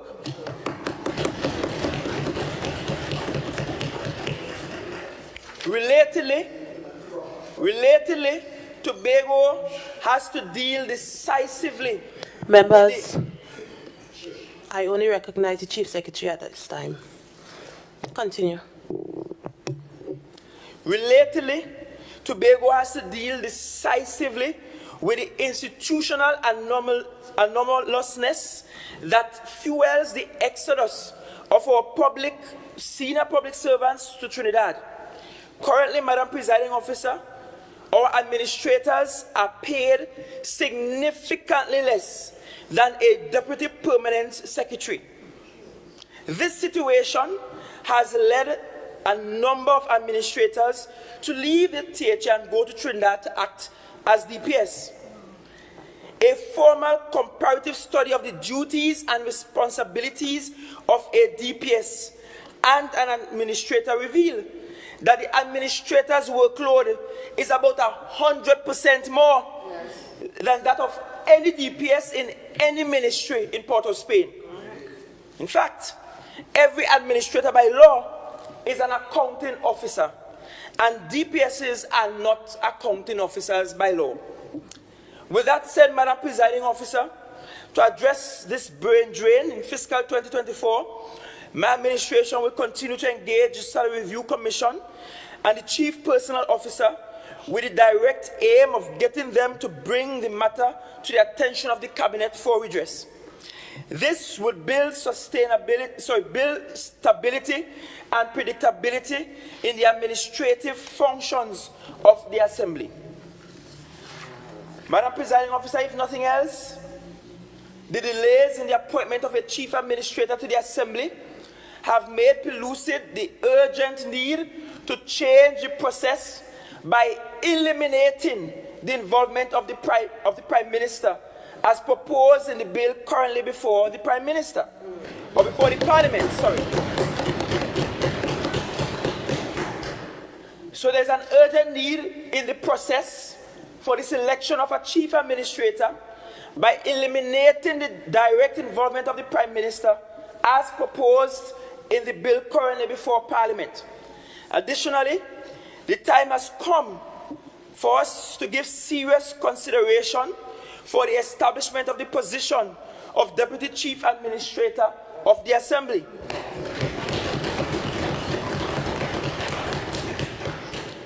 Madam Presiding Officer, modern, inclusive governance demands that ideas and ideals of the people are embodied in the solutions to public problems. This is why we continue to engage Tobagonians in our town hall meetings from Shallaville to Crown Point. These meetings will continue even after this budget presentation, but listening to the people is not enough. We must build the formal institutional structures that will enable us to translate the wishes and aspirations of Tobagonians seamlessly from talk into action. That is why we took the action of issuing mandate letters to every secretary early in our first year. This is our way of ensuring that the people's mandate remains at the forefront of work to be done. We have achieved quite a bit thus far. At the same time, we recognize that there is still a lot of work to be done. We also recognize that a significant challenge for us is the limitations of the institutional environment for public engagement.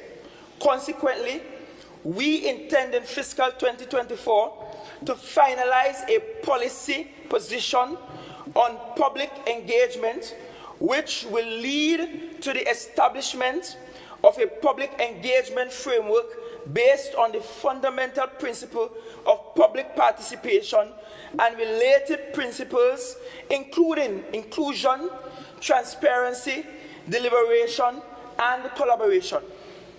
Madam Presiding Officer, please permit me now to look at how this administration intends to strengthen the THA's fiscal and financial management systems.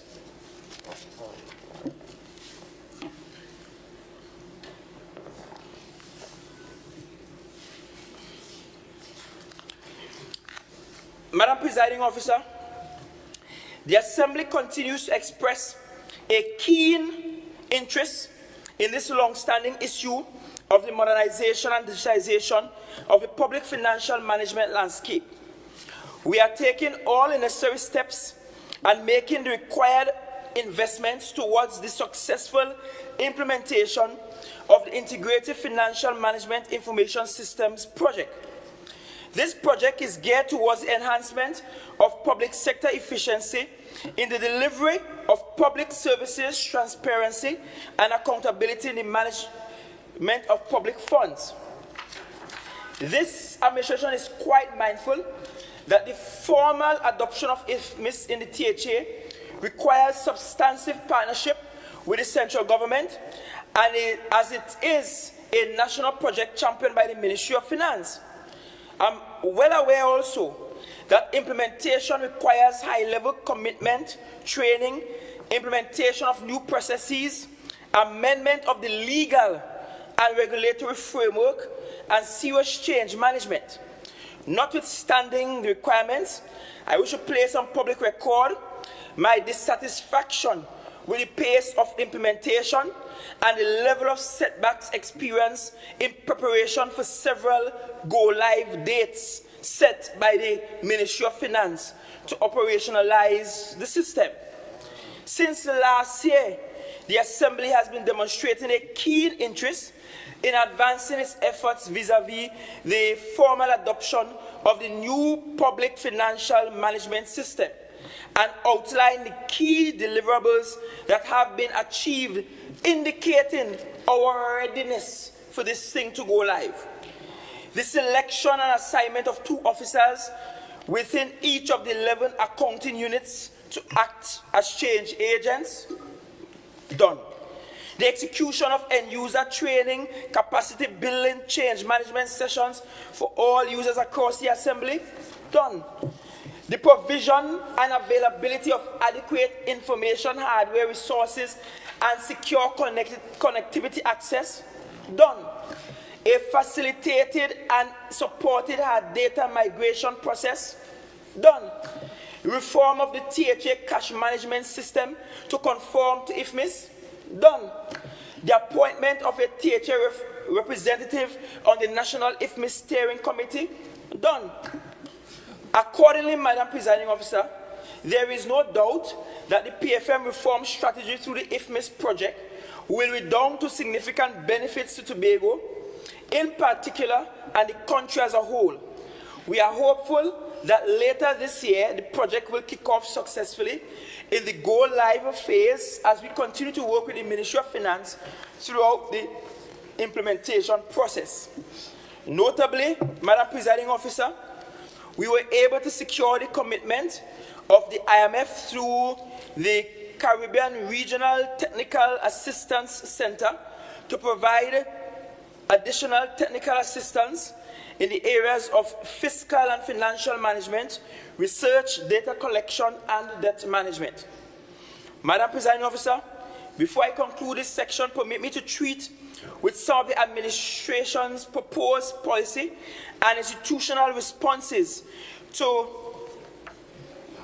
the findings of the forensic report without stating in great detail the items under the forensic report. We propose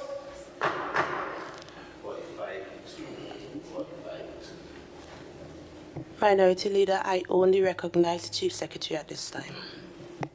Thank you, Madam Presiding Officer. And let me indicate for clarity to this House that the court matter is about the preliminary report and is not about the final report. But that is a clarity. But we propose to take legal and administrative actions against all persons that are culpable. We propose to renegotiate all claims that are overvalued to ensure that the THA gets value for money. We propose to ensure that all the THA procurement activities are in strict conformity with the new Procurement Act 1 of 2015.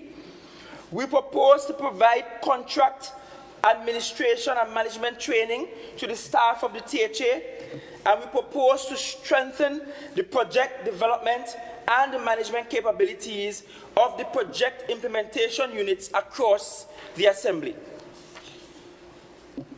Madam Presiding Officer, Corruption is an insidious plague with an extremely high socio-economic cost, especially in small island developing states like ours. And as Chief Secretary, I'm ready and prepared to deal decisively with any act of corruption or even the appearance of corruption. I will now detail some of our plans to stimulate the economy.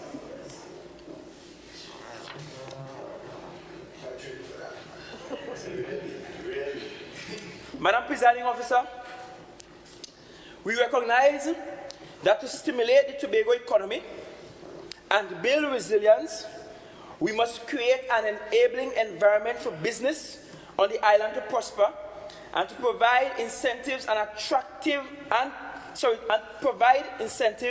to attract investments in key growth sectors. It is in this way that we will develop the high-paying private sector jobs and improve the standard of living and quality of life for our citizens. Many of our businesses on the island are still grappling with the effects of the COVID-19 pandemic.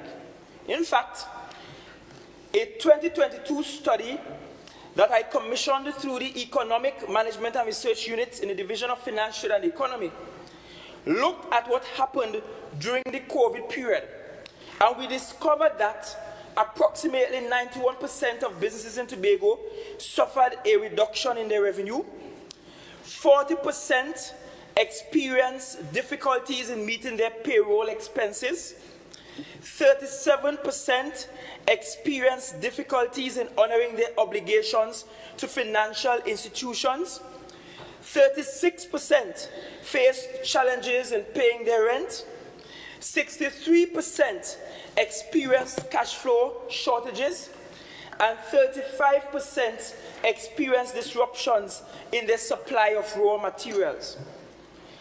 Madam Presiding Officer, since coming into office and taking note of the report findings, I have been in constant communication with the various organizations representing businesses in Tobago about what is happening and how, as an assembly, we could improve the situation. What has become clear is the fact that the existing THA financial support systems for businesses in Tobago through the Business Development Unit and the Venture Capital Equity Fund Limited are inadequate. A 4-member oversight technical committee was established with a mandate to devise a program to provide relief to the business community in Tobago to assist in their recovery for the debilitating effects of the pandemic. In keeping with its mandate, the committee has developed a loan guarantee program which is being reviewed. The loan guarantee program is designed for implementation through an enhanced and strengthened BDU with cross-fertilization from the Venture Capital Equity Fund Limited and the commercial banking sector. Madam Presiding Officer, the policy which will provide the framework for the governance of the loan guarantee program, as well as the procedures for the management of arrears arising from any loan secured by a THA guarantee, have already been developed and is currently being reviewed by the Bankers Association of Trinidad and Tobago. Madam Presiding Officer, over the long term, the committee will take all the necessary steps for the establishment and registration of a Tobago Development Bank. The Tobago Development Bank will be a critical vehicle for driving development in the island through the sourcing and provision of medium and long-term development financing coupled with cutting-edge technical assistance to both the Tobago House of Assembly and the businesses operating in Tobago. The THA is currently having discussions with persons with central banking and international banking experiences to provide technical support for the initiative. Madam Presiding Officer, a repurposed eco-industrial development company of Tobago, or EDCOT, remains one of our primary vehicles to deliver enhanced economic and business development opportunities. In fiscal 2024, EIDCOT will seek to deliver the following projects and programs designed to promote the business development in Tobago. Development of an e-incubator program, which will host the first of a series of workshops geared to assisting with mentorship, education, and access to professional resources for small and startup businesses, and most importantly, the necessary hand-holding that is missing from our current systems. EIDCOT will also offer current and prospective tenants ad hoc business development services to assist in the preparation of their application for tenancy at the Cove Park. Provision of land campaign initiatives, the second item for EIDCOT, and in order to stimulate interest in land tenancy at Cove, EIDCOT has launched a series of incentives which include a waiver of lease payments of up to 5 years, as well as complimentary access to EIDCOT project management services. This marketing effort will be taken throughout the country and the region. Establishment of an animation studio. The company will officially launch its animation studio, ePixel Studios, in July 2023. The venture, which is owned by EIDCOT and housed at Cove, is first of its kind on the island. ePixel Studios' cadre of young animators have been in the development stage of the company's signature production, Tobago Trek, for more than 2 years. With that experience and specialized training on board, ePixel Studios is now poised to undertake animation work for external clients around the world.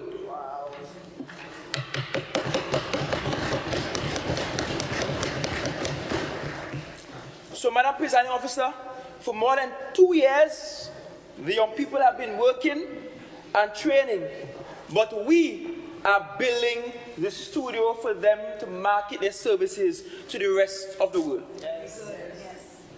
Development of additional build spaces. Due to the demand for build space by Tobago-based entrepreneurs, EIDCOT is actively seeking to construct additional buildings at Cove.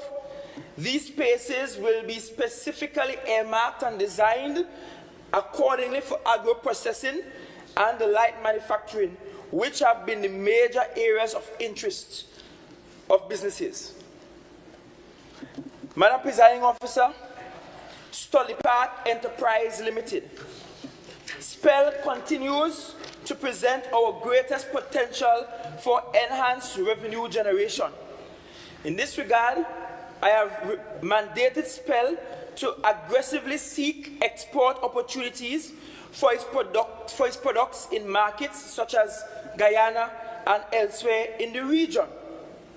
The projected export earning of the company is in the region of $100 million in 3 years, which will be a significant boost to the Assembly's revenues and the country's foreign exchange earnings.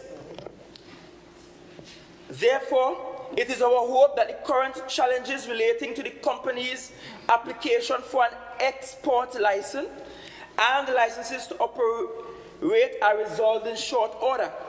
SPEL has also been directed to explore the options for developing value-added products such as sandpaper, stone tiles, and brake pads using the public-private partnership modality.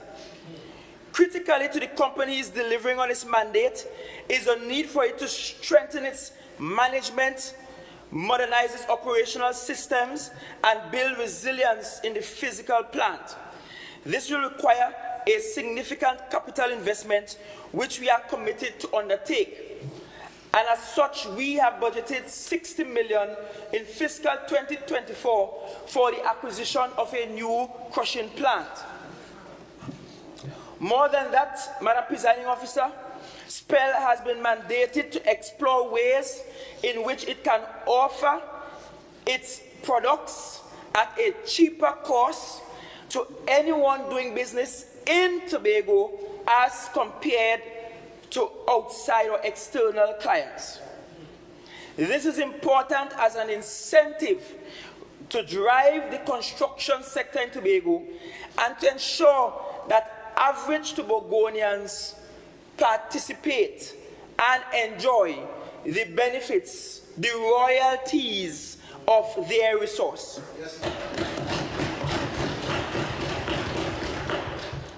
Madam Presiding Officer, as it relates to investment, my administration is actively looking at different models and strategies to attract foreign direct investment into Tobago. In this regard, we have recently commissioned the development of an investment prospectus which will provide information and data on all investment opportunities in the island, as well as the statutory requirements, incentives, and the THA support. Additionally, we are also pursuing the development of a diaspora investment fund as a means of moving foreign investment capital into Tobago. Further, we put out a request for proposals for Phase 1 of the Tobago Infrastructure Development Program. This initiative has attracted the attention of a number of potential investors who have submitted and are still submitting proposals. In this regard, we intend to have discussions with the central government towards making the legislative arrangements governing FDI more investor-friendly, thereby improving the ease of doing business in Tobago. Madam Presiding Officer, I will now speak to agriculture and food security. Madam Presiding Officer, the availability of healthy, safe, and affordable food is the #1 priority of this administration.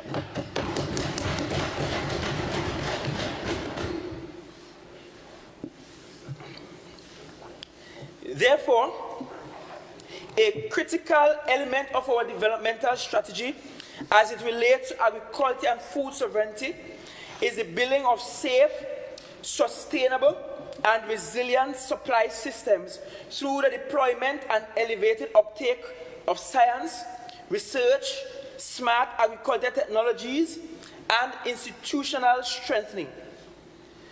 Our food sovereignty strategy is anchored on the development of modern, sustainable, and resilient agricultural practices,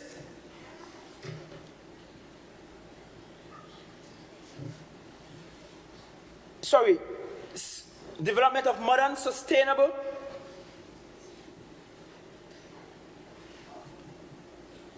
and resilient agricultural systems and practices. Madam Presiding Officer, by food sovereignty, we mean the base level nutritional support to sustain a population, especially during a disruptive event like the COVID-19 pandemic. Therefore, as I mentioned earlier, our food sovereignty strategies are intended to deal with the rising food price inflation.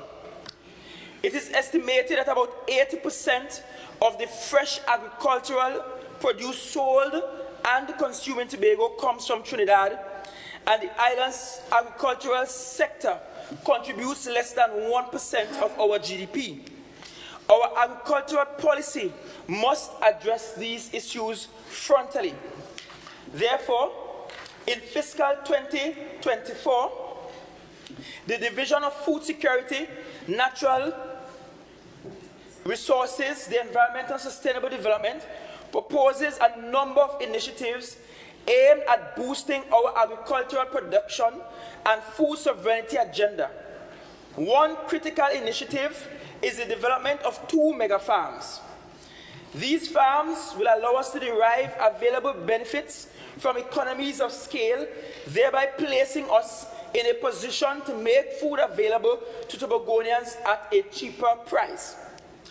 Last year, the farm was proposed, and during the fiscal year, the division did all of its feasibility studies.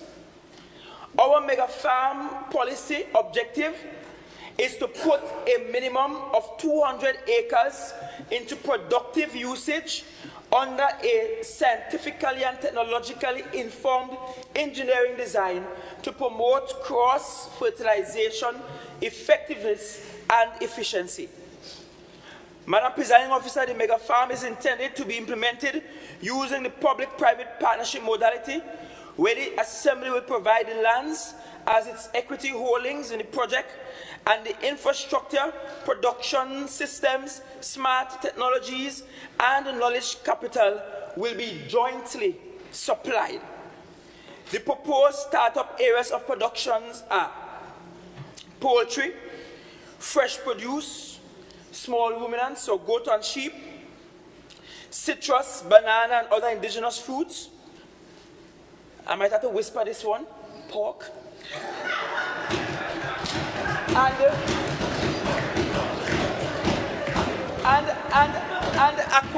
aquaculture.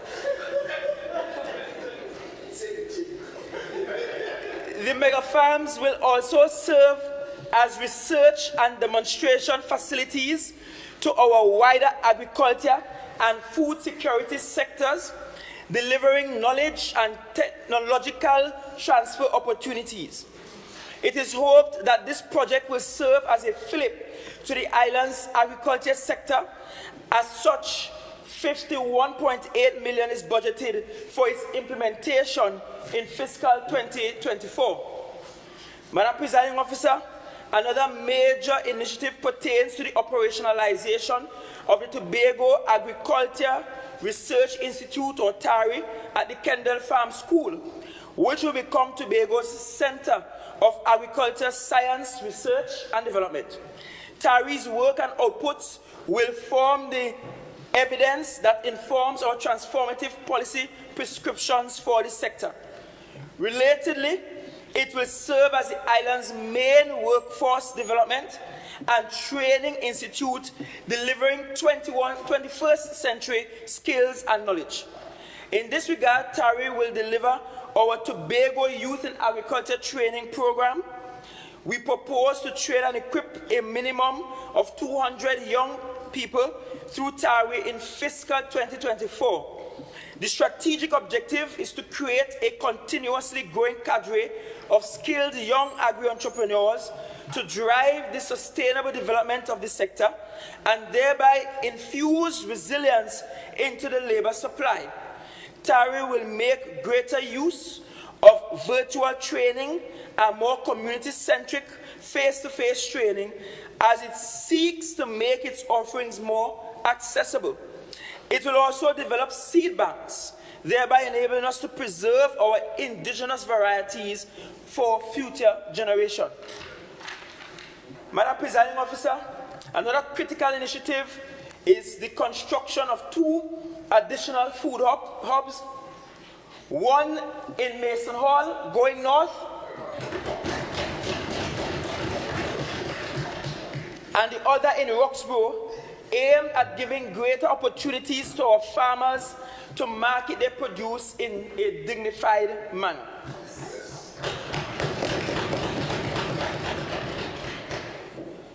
The next initiative relates to the establishment of a flour factory to manufacture alternative flours such as sweet potato, breadfruit, plantain, and dasheen flour.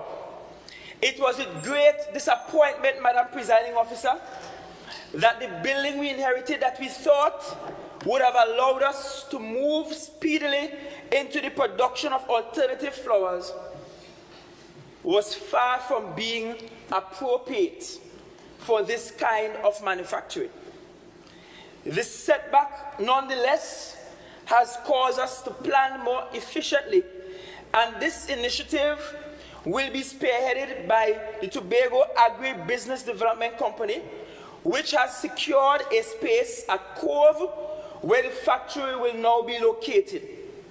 TATCO has also been conducting viability assessments to inform decision-making relating to the possible expansion of its fleet and to aggressively develop value-added products from its fish.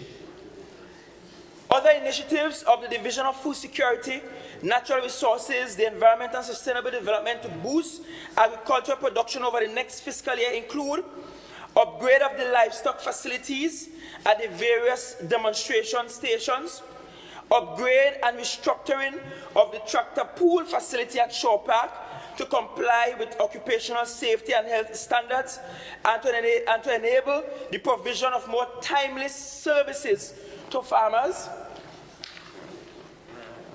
clearing the more than decade-long backlog for services of tractor pool to farmers, transformation of existing fishing facilities to allow users to operate in conditions which comply with OSH requirement and meet the hazard analysis and critical control points or HACCP standards, completion and outfitting of the Palatavere fishing facility to provide adequate user space for fishers in the area, construction of the veterinary diagnostic laboratory to cater to the health needs of livestock on the island, establishment of 2 abattoirs to allow for the slaughtering and dressing of carcasses, and the expansion of the breadfruit initiative through the Tobago Reforestation and Watershed Rehabilitation Program. Madam Presiding Officer, permit me to look at our strategies for building of a sustainable and resilient tourism sector and cultural industries.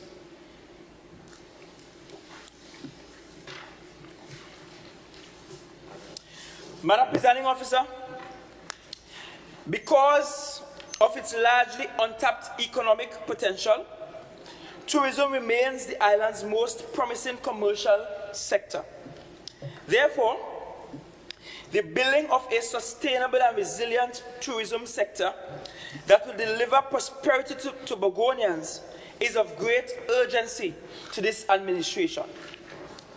Tobago, by its defining environmental, cultural, historical, and socio-economic properties, can possibly be labeled the Green Island of Festivals. This is supported by the following facts. Tobago has the oldest protected rainforests in the Western Hemisphere and perhaps the oldest known parliamentary legislation that is environmental in nature. Tobago has received the Man and the Biosphere designation. Tobago has one of the largest brink corals in the region. Tobago has the Buku Reef and the Nylon Pool. Tobago has a heritage festival, a goat and crab race festival, a blue food festival, a jazz festival, harvests, 2 carnivals, and a festival every Monday morning. As we seek to develop a prosperous and resilient society, we must intensify ongoing efforts to exploit the potential resident in our tour tourism and culture industries. It is therefore incumbent on us to address some perennial challenges facing the industry. These challenges pertain to inadequate airlift arrangements, insufficient marketing and adequate product development and room stock. As it relates to airlift, the Condor Airlines out of Germany resumes the service to Tobago in the winter season of this year. Building on this, the Tobago Tourism Agency Limited will continue ongoing negotiations to secure airlifts out of Western Europe and Scandinavia. We are particularly interested in the Scandinavian market because in the past it proved to be extremely lucrative to us. Proposed arrangements are being reviewed for direct airlift out of North America currently. The agency is also seeking a low-cost carrier as a replacement for Virgin Atlantic with the sum of building financial sustainability over the longer term. Relatedly, Madam Presiding Officer, in order to boost our marketing efforts, we will seek to have representation in the Scandinavian market. We propose to set up a Tobago desk in 2 Scandinavian countries, namely Norway and Sweden.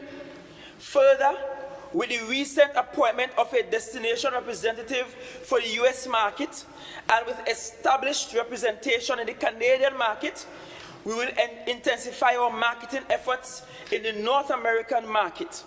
Moreover, we will seek to exploit all the tourism marketing opportunities that will emanate from our hosting or co-hosting of the 2023 Commonwealth Youth Games.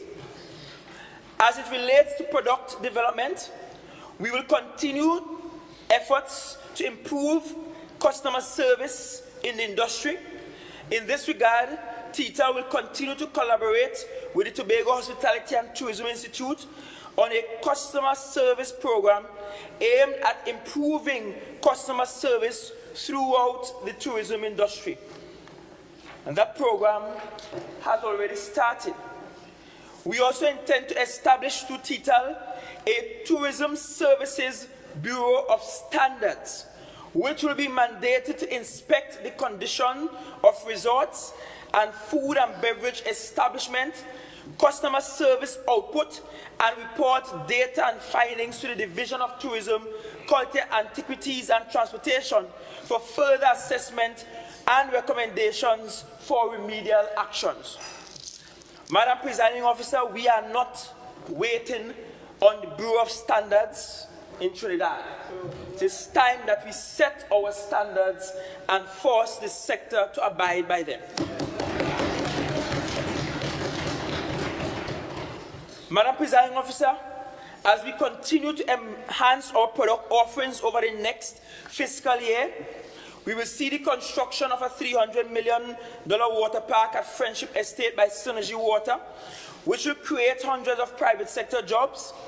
Additionally, we propose to upgrade the Shallerville jetty facilities without harming the environment to accommodate safer docking for larger vessels and to also include further service offerings to our cruise ship passengers. Other significant upgrades are proposed for the product offerings at Pigeon Point Heritage Park, Store Bay Beach facilities, and the Bloody Bay Beach facility works will be completed. We also propose to develop a robust framework for the regulation of touts and reef tow operators and for the deployment of precepted reef rangers under our Department of Public Safety. Madam Presiding Officer, in order to improve the quality of our room stock, construction will begin on a 500-room, five-star resort at Kilgrin in October 2023, which will create 2,600 well-paying jobs and inject US $100 million in capital into the Tobago economy.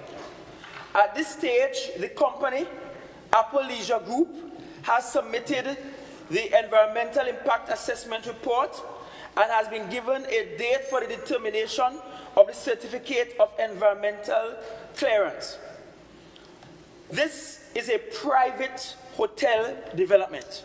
Allow me to go slowly. This is a private hotel development on privately owned lands.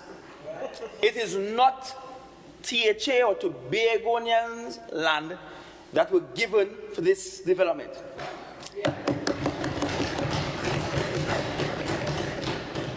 Consultations and site visits were held with the following entities that actually registered and signed to say they were present. I'll list them. The Division of Food Security, the Division of Tourism, the Division of Health, the Division of Infrastructure, environmentalists and environmental groups on the island, residents of Kilgrin, Tyston Hall, Canaan, Bonaccord, and Crown Point, ATFA or the All Tobago Fisher Folk Association, TEMA, Land Management, Trinidad and Tobago Fire Service, IMA or the Institute of Marine Affairs, geoscientists, the University of the West Indies Archaeological Committee, Tech, Tongue and Country, Committee for Sustainable Development of Canaan Bonaccord, and the Sustainable Pioneers, Bonaccord Sustainable Pioneers, and also the AMA. These parties were all present for consultation and tours. We also expect, as per agreement, that a 7-man committee with the THA appointing 5 of those members will be put in place to monitor the development so that they do what they propose to do. One of the requirements for this administration's support is the rehabilitation of the mangrove or the wetlands situated on the estate. Additionally, this administration proposed to the company that steps must be taken to treat with coastal erosion owing to the airport construction and expansion over the years. We also expect to see the start of construction of the Marriott Hotel at Rockley Bay. And for that, Madam Presiding Officer, this administration did the responsible thing. We brought the principals to Tobago. We brought the stakeholders on site. We walked the land. And we said to the stakeholders, make all of your complaints and your issues known now. And we made it clear to the developers, if those issues aren't addressed, the THA will not be supporting the development. Yeah. That is the responsible way of managing hotel development on the island. Having the people involved every step of the way. And not just coming from Trinidad and saying, I'm building a hotel there, and you have to take it. In addition, operations at Mantelot Space are expected to commence in the coming months. Further negotiations for a buyer and or developer for Sanctuary Villas are in train. Madam Presiding Officer, closely linked to a strategy to develop the tourism industry is our thrust to develop our cultural industries. We view the orange sub-economy as a driver of the economy with significant untapped potential. Leading this administration's drive to monetize our potential in the orange economy is a recalibrated and a much more focused and sensible Tobago Performing Arts Company, or TPAC, yes, and the Tobago Festivals Commission.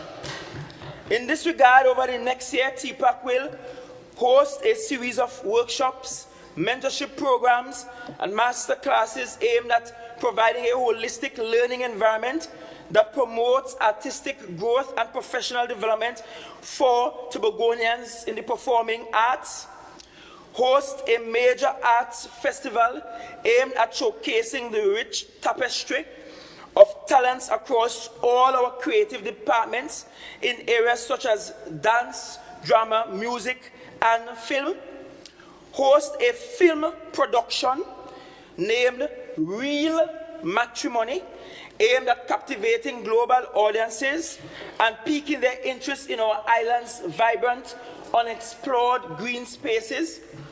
The production will have deep technological cross-fertilization with the animation studio at Cove.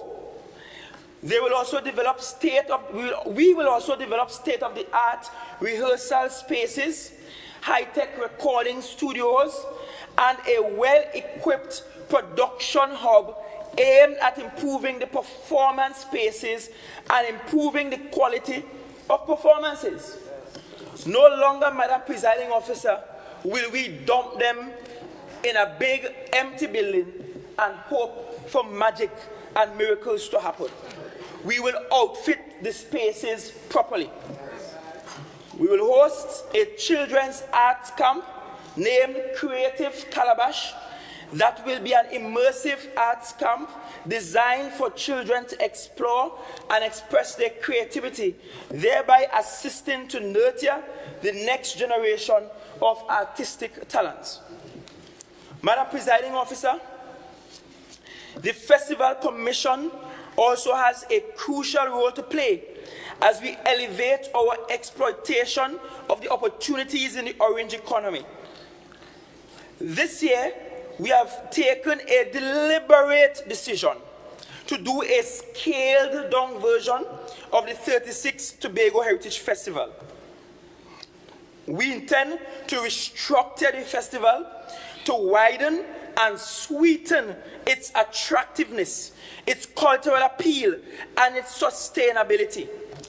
If we are honest, we will agree that over the years, the Tobago Heritage Festival lost some of its sweetness.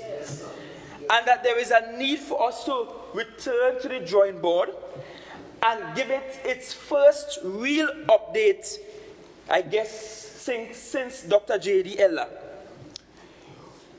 Likewise, the Tobago Jazz Experience is being purposefully reviewed for economic viability and resilience. In relation to our October Carnival, the newest addition to the island's calendar of festivals, we have taken note of the lessons learned from the introductory event last year. Our public officers, technocrats, and producers are actively working on improving the carnival for this year. If only, Madam Presiding Officer, flights will be available this year. While these festivals are not intended to produce a financial return to the THA, our policy going forward is to ensure that they are executed in keeping with the principles of value for money. And so, Madam Presiding Officer, allow me to turn to education.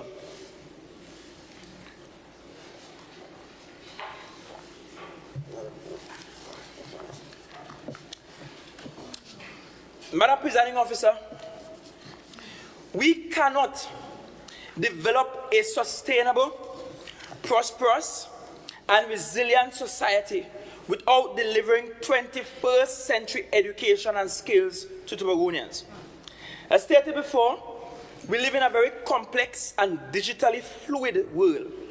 Therefore, for us to participate effectively in the new world, our students, our teachers and workers in education need to think critically, communicate effectively, collaborate with diverse peers, solve complex problems, adopt a global mindset, and engage robustly with information and communication technologies. Madam Presiding Officer, to achieve this, we must create an education system based on established learning pathways that link knowledge systems, teaching methodologies, and outcomes with real-world problems. This model requires us to upgrade and modernize our learning and teaching infrastructures. It also presents the need for the ongoing retraining and upgrading of the capacity and capability of educators and instructors. I want to turn my attention now to the immediate and pressing need for changes in the education system post-COVID. We have learned valuable lessons from COVID-19 that can help us build a resilient education system. COVID has taught us that at short notice, we must be able to move seamlessly from an in-person model of teaching to learning on an online model. Madam Presiding Officer, one key lesson we did not learn, however, Madam Presiding Officer, one key lesson we did not learn, however, is that the ideal response to a fast-moving and precipitous change, such as those brought on by COVID-19, is an online system that is mainly asynchronous. Such a system involves the student working independently at mostly his or her own pace and with his or her own schedule that are different from other students. It also involves the teacher providing instruction intermittently. We cannot just move the classroom and go online with the same techniques and strategies.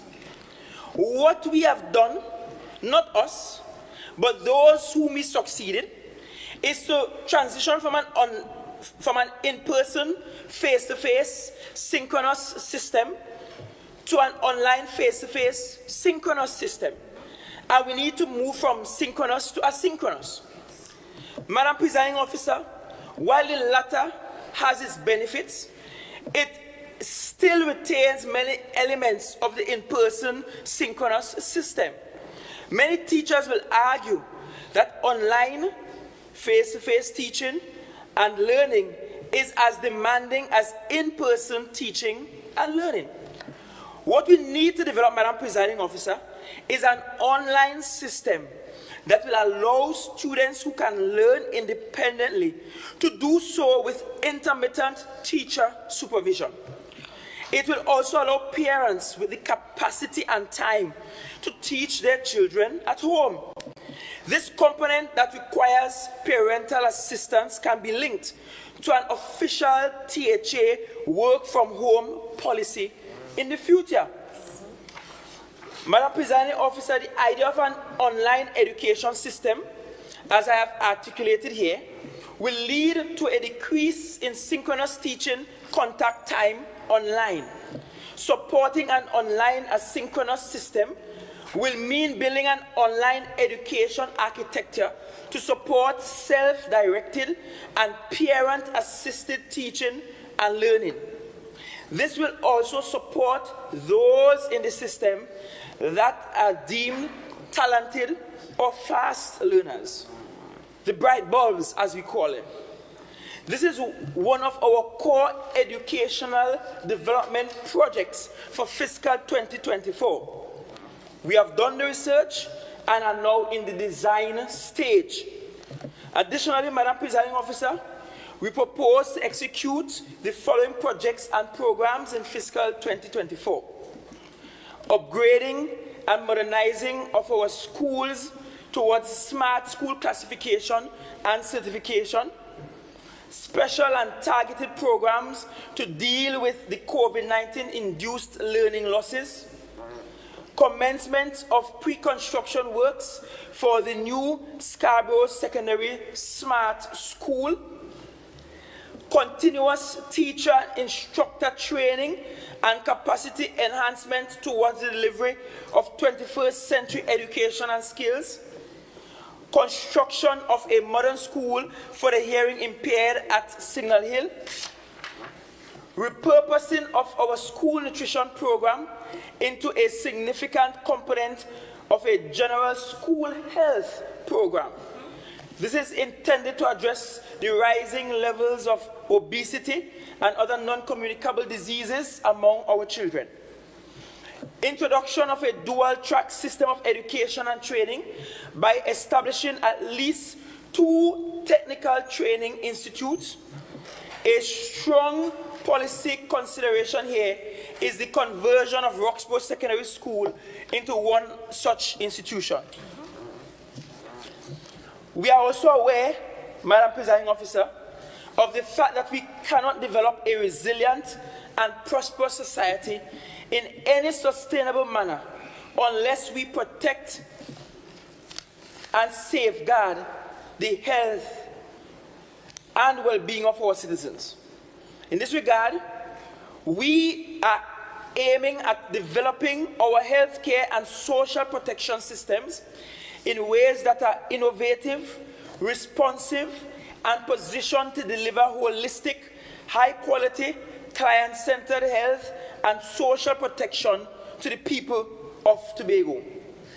This requires improvement in our healthcare facilities, improvement, and I say this one loudly, in our customer service at our healthcare facilities, and in the quantity and quality of healthcare practitioners, and the deployment of more technologically driven and efficient management systems.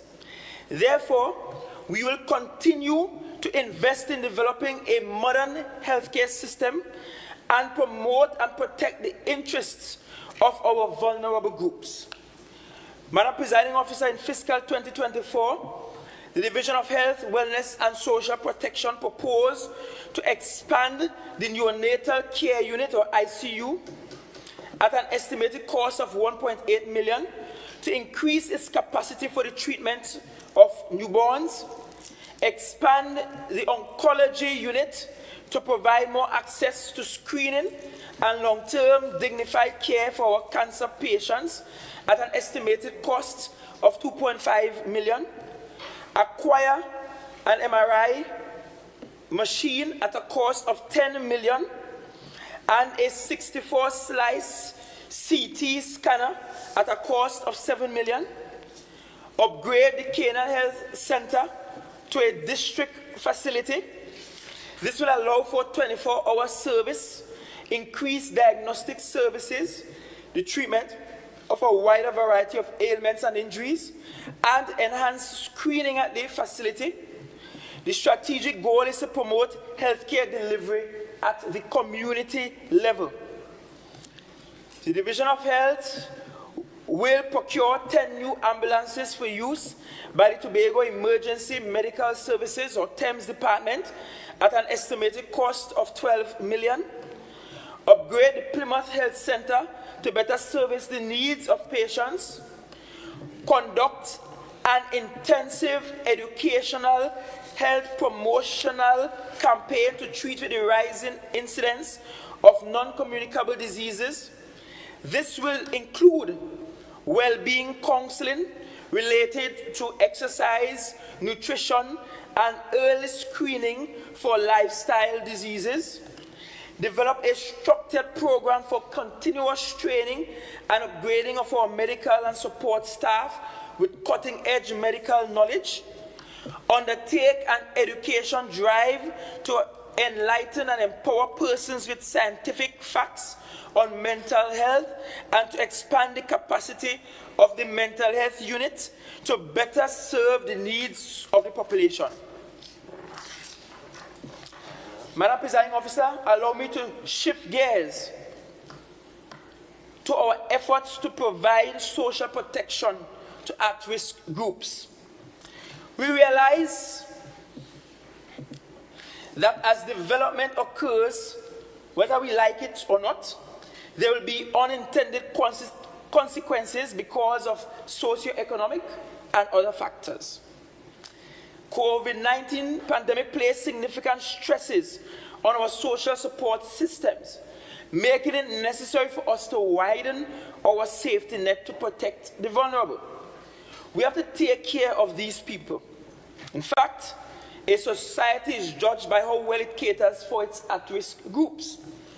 And so, Madam Presiding Officer, as we move towards making Tobago the greatest little island on the planet, we are committed to building resilience, efficiency, and effectiveness into our social protection program. In this regard, we propose to intensify efforts to fully digitize, not partially, fully digitize the social protection processes as part of our MyTHA project to ensure greater accessibility and more timely delivery of support to our most vulnerable.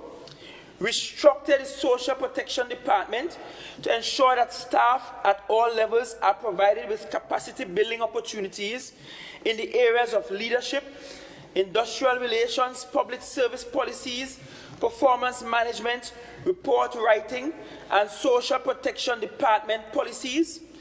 Review policies and streamline the processes of the Social Protection Department to ensure diversity, equity, and inclusion, and more importantly, to ensure that no one is left behind. Institute a robust community engagement program across the island, where the staff of the Social Protection Department are available at our health centers, community centers, and other community-based facilities to deliver greater access to the services of the department, and review and streamline the processes for the social emergency card and food card unit to ensure greater public accountability and transparency. Madam Presiding Officer, let me now turn to housing.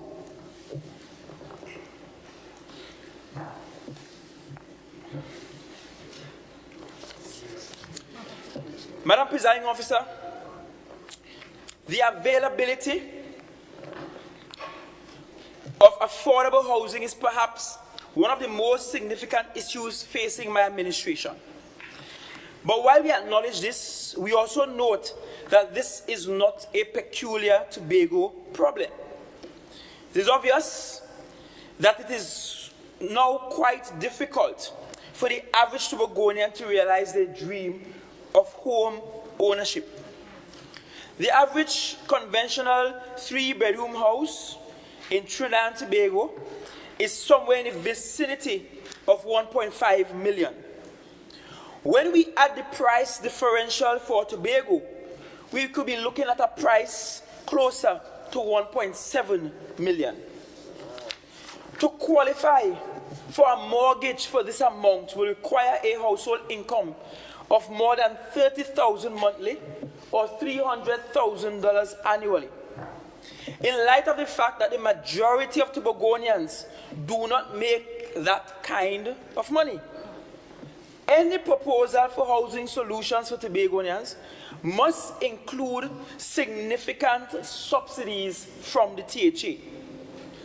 Madam Presiding Officer, the question is how much subsidy the THA can really afford, especially given its perennial underfunding by the central government.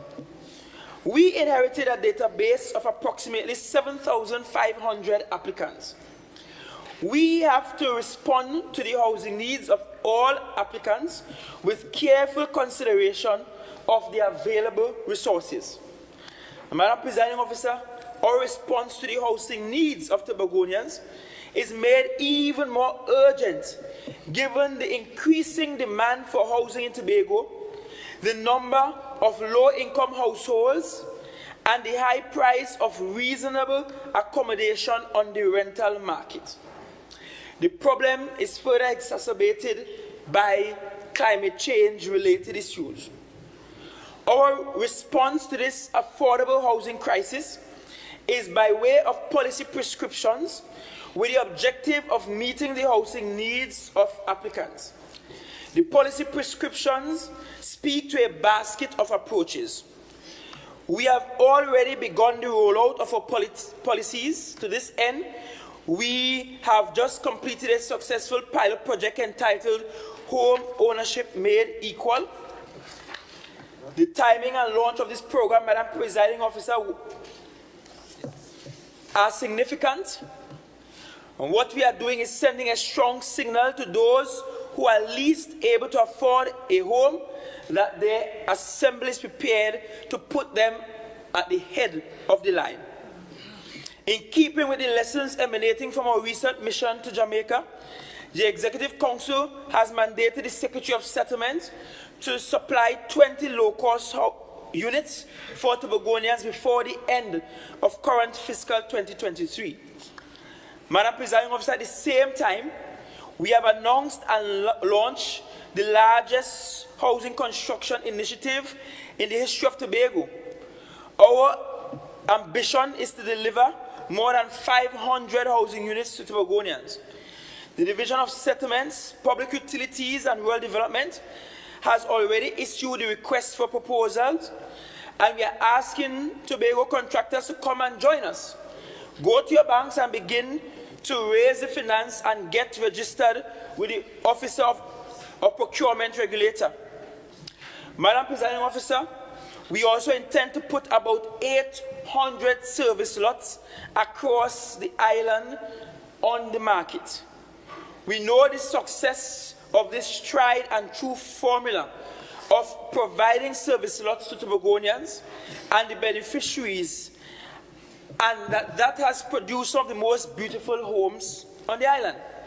The housing developments such as Signal Hill, Susolands, Color Hall, and Belgarden provide the evidence that the provision of affordable service lots is one of the best solutions to Tobago housing affordability crisis.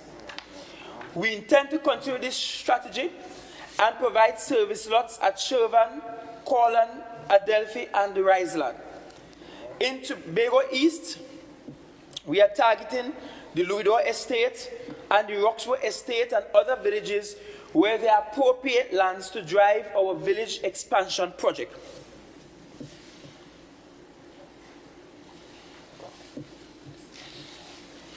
Madam Presiding Officer, these new initiatives will be packed with our existing programs, including our home improvement grants. We are also exploring a rental assistance program, separate and apart from the one across at Health and Social Services.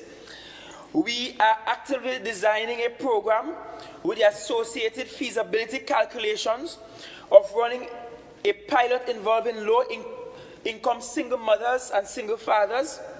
The pilot will tell us how sustainable the program could be. The rental assistance program would immediately bring relief to many families struggling to pay monthly rent. It would also free up much needed income, which could be used to purchase other essentials such as groceries and personal care products. We recognize that a major housing challenge is the lack of a coherent and comprehensive housing policy. We intend to fix this, and to this end, the Division of Settlements, Public Utilities and Rural Development is currently working on its Tobago Comprehensive Housing Strategy. Madam Presiding Officer, our housing development strategy will focus on establishing the institutional framework for the implementation of the housing strategy, analyzing demographic trends. They will look at determining housing demand and needs.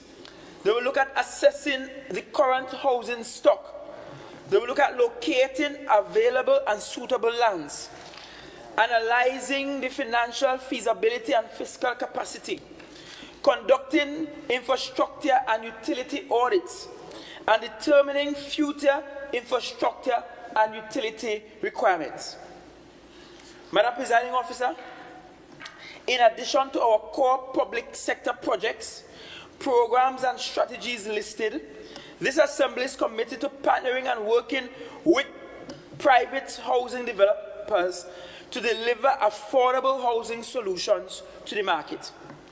I now speak to our strategy for building sustainable, prosperous, and resilient communities.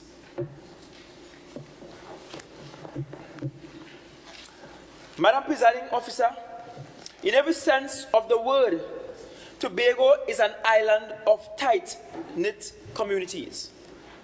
In fact, I have often quipped, in Tobago, our families are larger than our villages. Therefore, the building of sustainable, prosperous, and resilient communities, child by child, family by family, and village by village, remains a key development goal of this administration. However, we must be mindful of the challenges we face at the community level. Our resources are limited, and demands for resources are increasing, and we are witnessing the alarming consequences of environmental and social degradation with the stark realities of the changing global economic environment impacting every sector. But I firmly believe that within every challenge lies an opportunity for growth and positive change. One of our sustainable community development programs for fiscal 2024 is a comprehensive capacity building program called Take Charge, designed to help communities take responsibility for and control of their human capital, as well as their physical and financial resources. Key components of this program are family management training across all communities, mastering aspects of community cohesion and organization, or MACO, community leadership training, spiritual welfare seminars with faith-based organizations to improve social community care, after-school and mentorship programs, including but not limited to homework centers, institutional strengthening of youth and sport community-based organizations, including village and community councils, returning critical community infrastructure to the leadership and management of community organizations. Madam Presiding Officer, another one of our programs is a skill sharing and exchange program aimed at promoting self-sufficiency and resourcefulness. This program is designed to empower and encourage community members to step up and share their skills, knowledge, and resources with each other, thereby fostering a culture of collaboration and sustainability. Key elements of this program are the Tobago Road Market Experience and Community Trade Shows, creating platforms for trade, product sharing, and development of cooperative ventures, a handicraft training and exchange program promoting intergenerational partnerships and the transfer of indigenous knowledge and skills. Mako, a different kind of Mako now, one that was inherited, by the way, male mentorship and internship program aimed at providing structured leadership, support, and guidance to our young males, and sport and youth development, youth leadership development training programs. Madam Presiding Officer, we have also programmed the implementation of a number of community prosperity and empowerment initiatives. These include the hosting of the annual vocational skills training program to provide community-based introductory training and prior learning assessment and certification of skilled persons through our network of community youth and multipurpose centers, the establishment of the Tobago Skills Development Training Center, which will offer Level 1 and Level 2 CVQ or Caribbean Vocational Qualification, and the Trinidad and Tobago National Vocational Qualification that assess and certify individuals' competence in various occupational areas, thus integrating literacy development and improvement, encouragement and support of innovation and enterprise development through the hosting of targeted apprenticeship programs in such areas as agriculture and agro-processing, exploration and implementation of initiatives in the blue economic sector, such as aquaculture techniques and trading. By embracing the principles of the blue economy, our coastal communities will be empowered to harness the economic potential of their marine parks while safeguarding their long-term health and economic prosperity. Madam Presiding Officer, through sustainable practices, responsible governance, and meaningful community engagement, we will create a more prosperous and resilient future that balances the island's economic growth with its environmental sustainability requirements.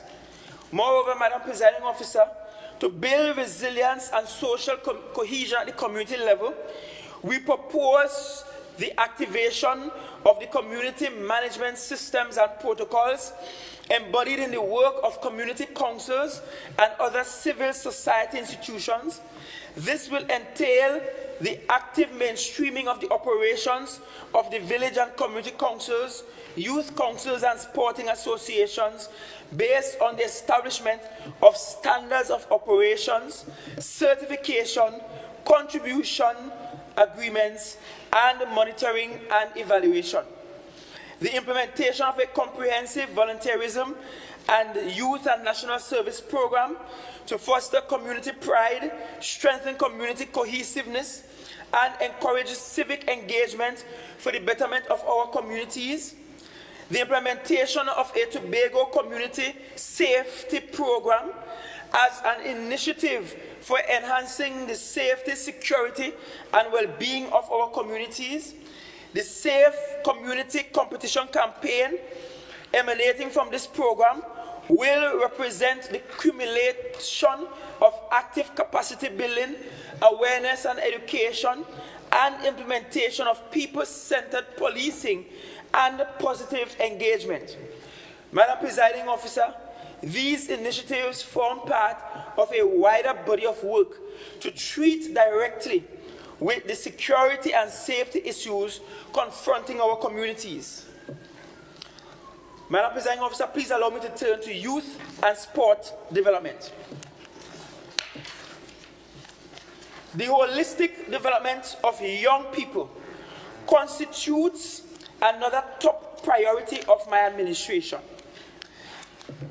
In this regard, we see the investments in our youth as a critical and necessary input towards developing a sustainable, prosperous, and resilient society. Relatedly, our strategic goals are to create the socio-economic and institutional enabling environment that is populated with practical opportunities for young people to exploit for self-actualization. Our first order of business is to strengthen the institutional capacity and the capability of the youth department to better serve our young people. In this regard, we are going to train and reskill the staff and develop new and more efficient ways of treating with the diverse needs of our young people. In fiscal 2024, we intend to elevate our youth interface with the aim of better meeting their needs. In this regard, we propose to deliver the following youth development projects and program. A much more extensive job skill training program than the one we have now to prepare our youth for a more seamless entry into the world of work. Provision of financial literacy education and training with a focus on digital currencies, saving, investment, and business development. The Financial Literacy Secretariat of the Division of Finance, Trade and Economy will spearhead this initiative with a set target of 1,000 participants in fiscal 2024. Aggressive search for internship opportunities for our young and upcoming professionals at national, regional, and international institutions such as central banks, the Caribbean Development Bank, Caribbean Community or CARICOM, the IDB, the International Monetary Fund, and the World Bank. Madam Presiding Officer, as I speak, 2 of our tertiary students are at the central bank on internship, but unfortunately, a 3rd student declined the opportunity. Youth and technology development training geared towards equipping our young people with the soft technical skills to function efficiently in this technologically driven world are needed. This program will be delivered by the Tobago Information Technology Limited, and we are aiming to have 1,200 young people participating in this program in fiscal 2024.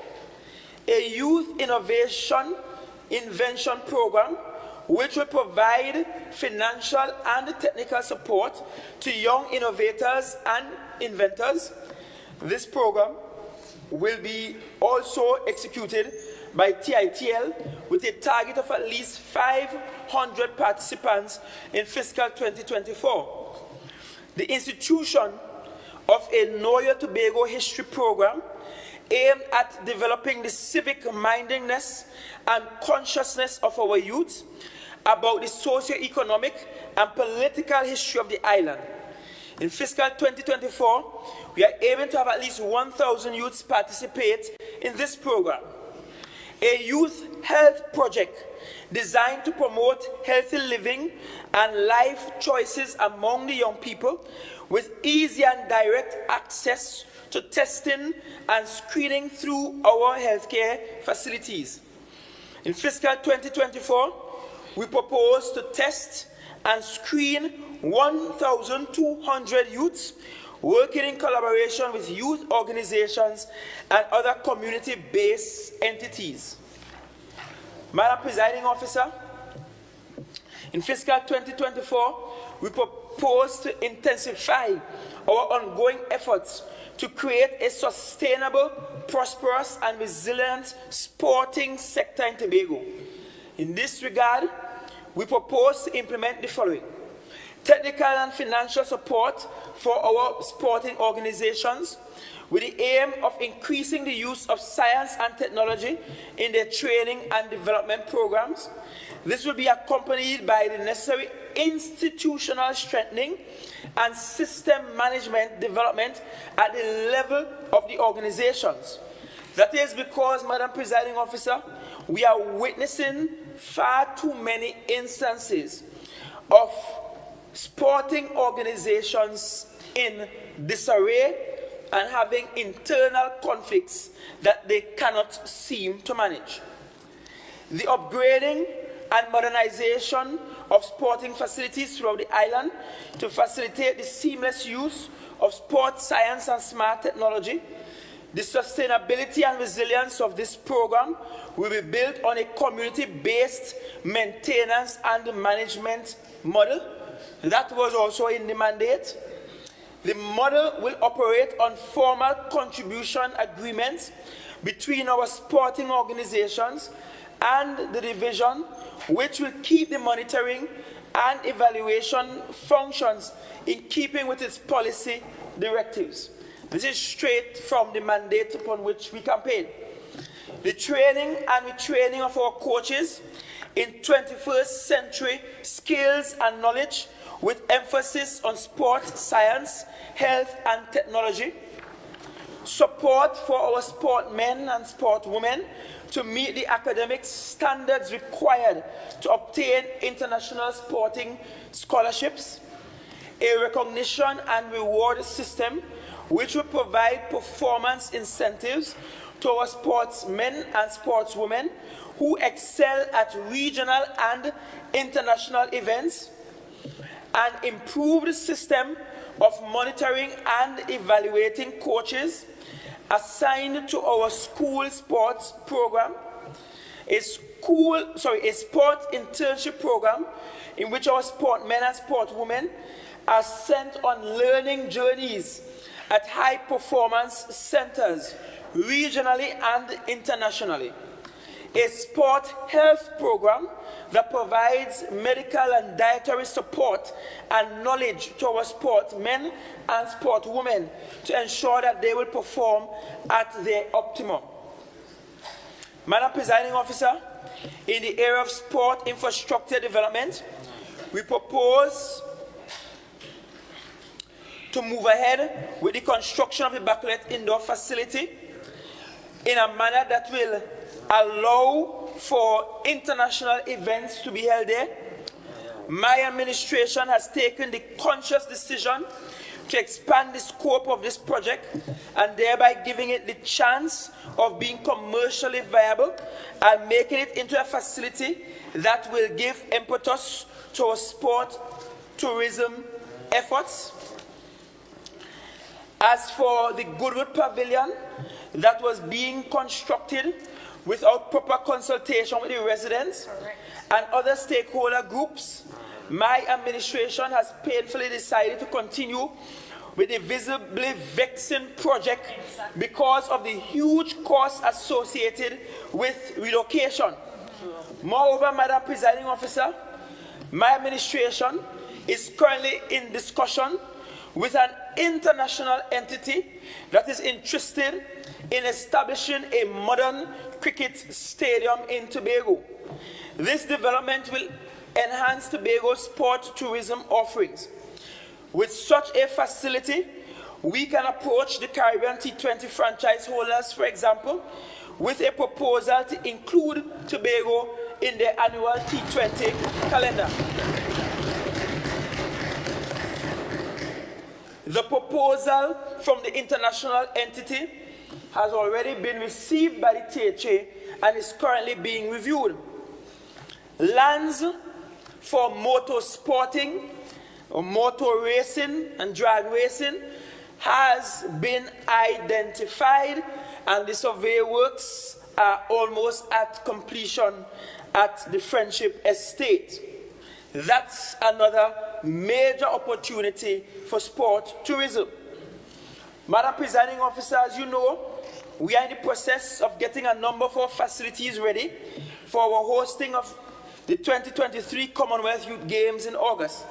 Our approach is to ensure that Tobago sportsmen and sportswomen benefit from the upgrade works long after the games are finished. In this regard, we are building the first full-size beach volleyball facility in the entire country at Blacktop. This is a significant legacy item. In keeping with this strategy, we are very deliberate with our purchasing of the equipment for these 4 sporting disciplines to be hosted in Tobago, namely beach football, beach volleyball, netball, rugby, and the triathlon. We are also hosting the closing ceremony, which we have taken a decision to use as a global marketing event for our tourism efforts. Therefore, let me take the opportunity to invite all of Tobago to come out and support the games and display our sweet Tobago love and hospitality.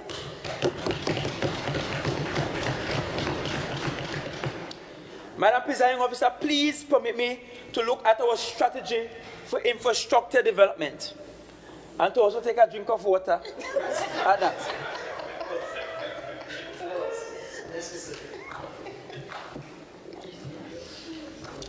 Madam Presiding Officer, early in our first year in office, we completed a reconnaissance and an assessment of our road networks, coastal and terrestrial retaining structures, and our drainage systems.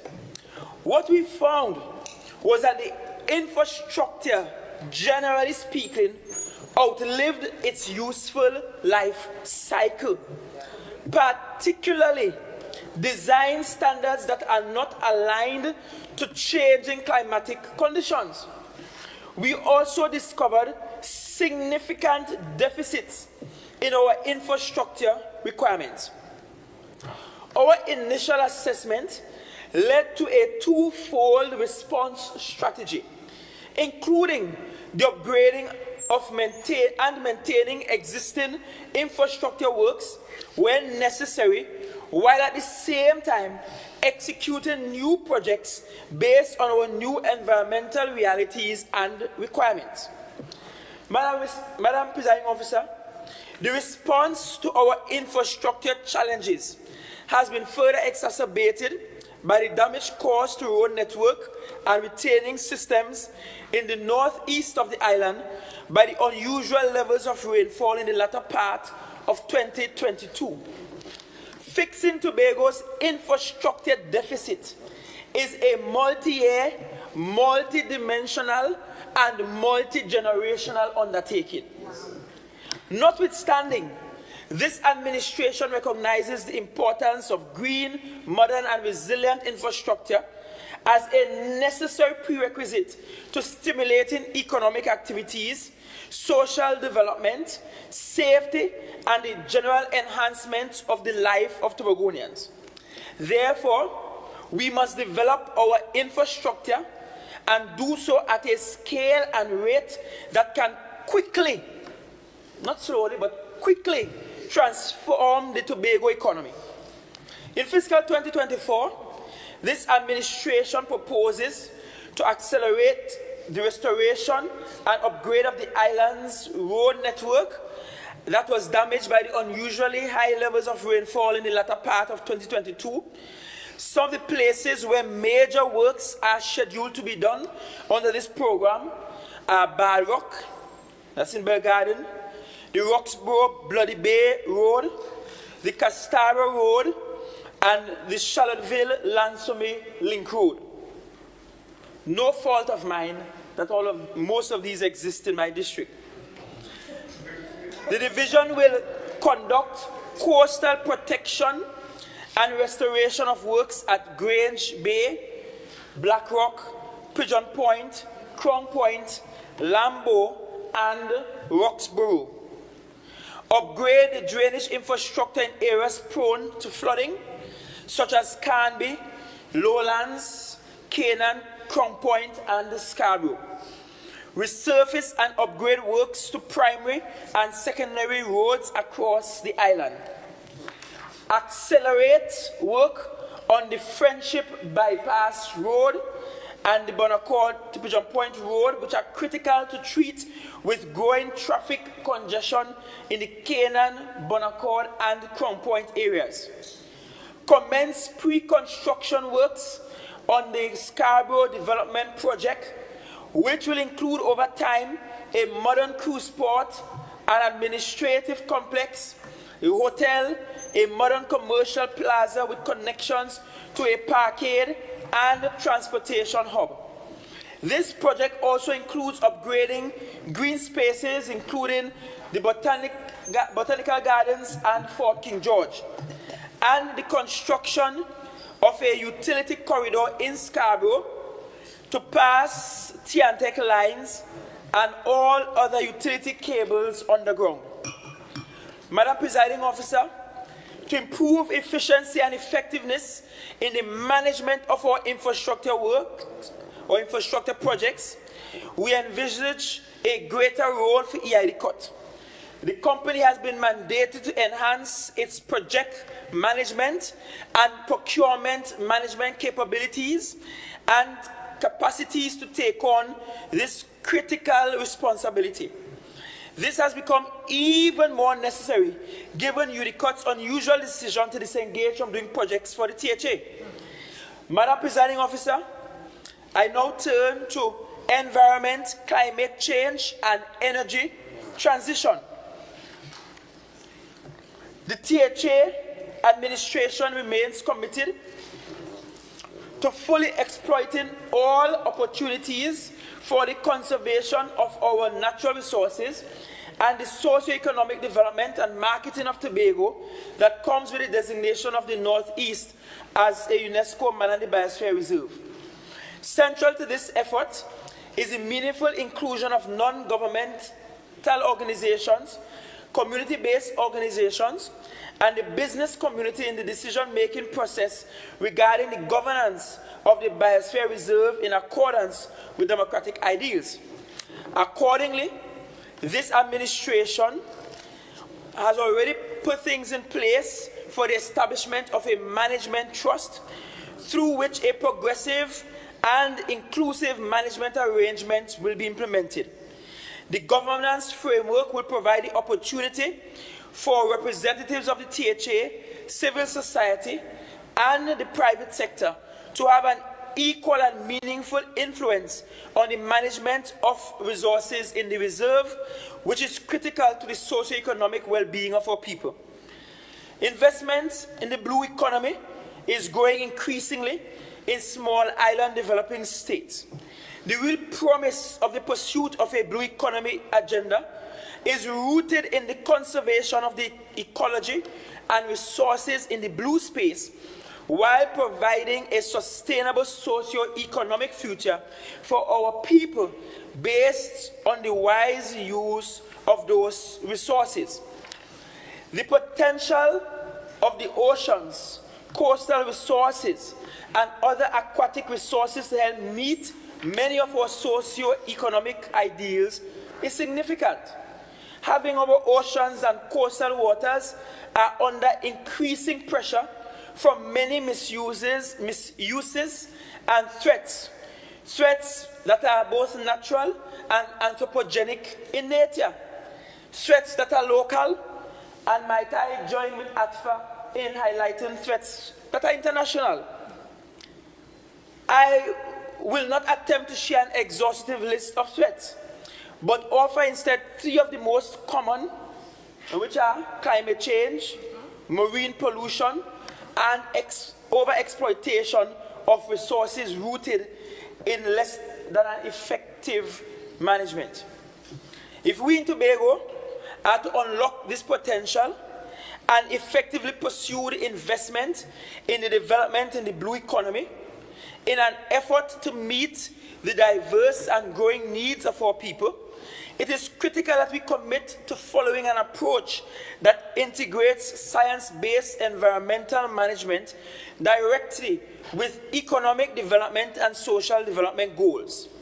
This administration intends to do exactly that by developing and rolling out a strategy for considered, restructured, long-term investment in the blue space. In this regard, the THA has collaborated with the Inter-American Development Bank in developing a blue economy roadmap report geared towards identifying the most effective and sustainable pathway for us to use ocean resources and associated marine ecosystems in our development. Key recommendations coming out of that roadmap are restoration of marine ecosystems while providing local food security and resilient livelihoods, development of resilient coastal infrastructure, definition, let me say this again, definition of Tobago's marine boundaries through adjustments to existing legislation, oil and gas energy transition to marine renewables, the development of a Center for Maritime Research and Blue Economy Technology Development, and port expansion to support blue growth activities. All of these coming out of the report done with the IDB. We will continue to work with the IDB towards implementing these initiatives. Other environmental initiatives for this administration for the fiscal year include economic valuation of our natural resources, including forests, wetlands, and coastal resources like seagrass beds and coral reefs, to document our contribution to addressing the climate crisis more comprehensively, as well as support trading of green and blue carbon credits as a contribution towards GDP. Further developing and implementing strategies that help to build climate resilience at the community level, including a more focused exploration of nature-based infrastructural solutions to the challenges we face. Building an effort over the last fiscal period regarding the installation of renewable energy infrastructure for use at public facilities on the island. The intention is to expand this drive to widen the use of renewable energy at public facilities and incentivize adoption at residential and commercial levels. Madam Presiding Officer, the leading conversation emanating from the United Nations Climate Change Conference, or COP27, was compensation for less developed countries, including small island developing states, for loss and damage arising from issues related to climate change. At COP27, the leading nations in the world accepted that their economies were significant contributors to climate change. They also committed to contributing US $100 billion annually in climate financing. Madam Presiding Officer, we do not know how Tobago will benefit from this compensation because we were not involved in the negotiations at COP. While we hope to benefit from compensation for loss and damage, we must do what we must to protect our environment. To this end, we seek to allocate a budget of $20 million under the new line item, Climate and Energy Transition Financing. And this will allow us to establish a climate energy fund to finance our response to climate-related disasters. So we put in place our own insurance policy. Very good. Retrofit some of our existing buildings as we transition to more renewable sources of energy. Establish a pilot solar panel farm at the Cove Eco-Industrial Estate. Establish an incentive program for hotels and guest houses to transition to more renewable sources of energy, and establish EV or electric vehicle charging stations in Scarborough, Canaan, Roxborough, Castara, and Charlottesville. Going forward, we will establish our energy transition policy to guide a more targeted, coherent, and robust net zero strategy, and our biodiversity protection policy and our no net loss biodiversity protection strategy. Taking a protected area approach to environmental management makes sense, Madam Presiding Officer, because invariably we'll be focusing on protecting more than 4,000 hectares of landmass of Tobago, including the main rich forest reserve, Little Tobago and Giles Islands, and perhaps other areas that we can designate as protected and marine space, including the Boko Reef Lagoon Complex and other reef areas such as Corland, Speyside, that contribute significantly to Tobago's social and economic development. In the meantime, Madam Presiding Officer, we have developed a proposal for establishing the Tobago Coastal Management Agency. The agency will represent a significant upgrade from what exists currently as a coastal unit within the Division of Infrastructure, Quarries and Urban Development.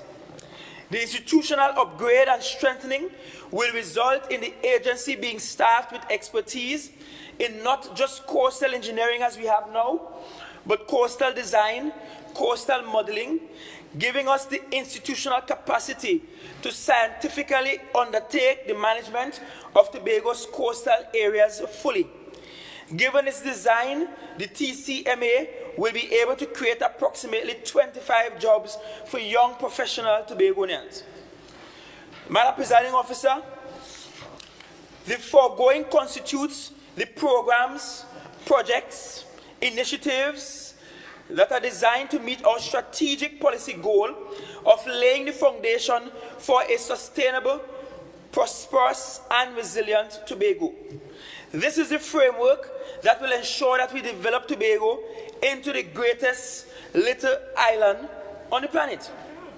Madam Presiding Officer, while we acknowledge the need for and have started the work for preparing a comprehensive development plan, the world is not waiting on us. Therefore, we have to implement critical aspects of the development plan while we continue to work towards the completion of the plan. Some intellectuals among us don't seem to have any appreciation for this tactical requirement. And as the executive head of this administration, it is incumbent on me to have such an appreciation. That said, Madam Presiding Officer, I now present the draft estimates of expenditure for fiscal 2024.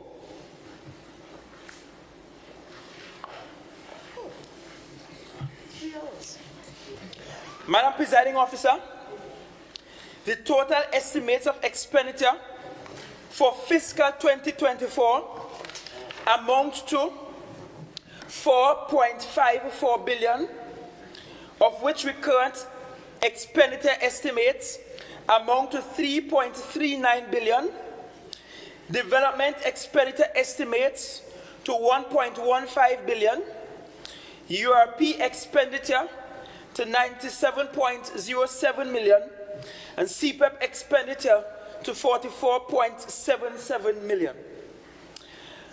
Madam Presiding Officer, using historical trends, our forecast produced a national budget, or produces a national budget of around 65.78 billion for fiscal 2024. So we are forecasting that the national budget will be around 65.78 billion for fiscal 2024. In fact, Madam Presiding Officer, our forecast last year was spot on. Accordingly, the Assembly's total estimated expenditure was predicated on a national budget, or is predicated on a national budget of 65.78 billion for 2024 and a revenue share of 6.9%, in keeping with the upper end of the Dispute Resolution Commission's recommendation, which is at this point the legal requirements of the government. Let me add, Madam Presiding Officer, that the central government nor the Minister of Finance are in need of no other action to be able to give us 6.9%, except to recognize that the Dispute Resolution Commission has already given it. I'll say it one more time.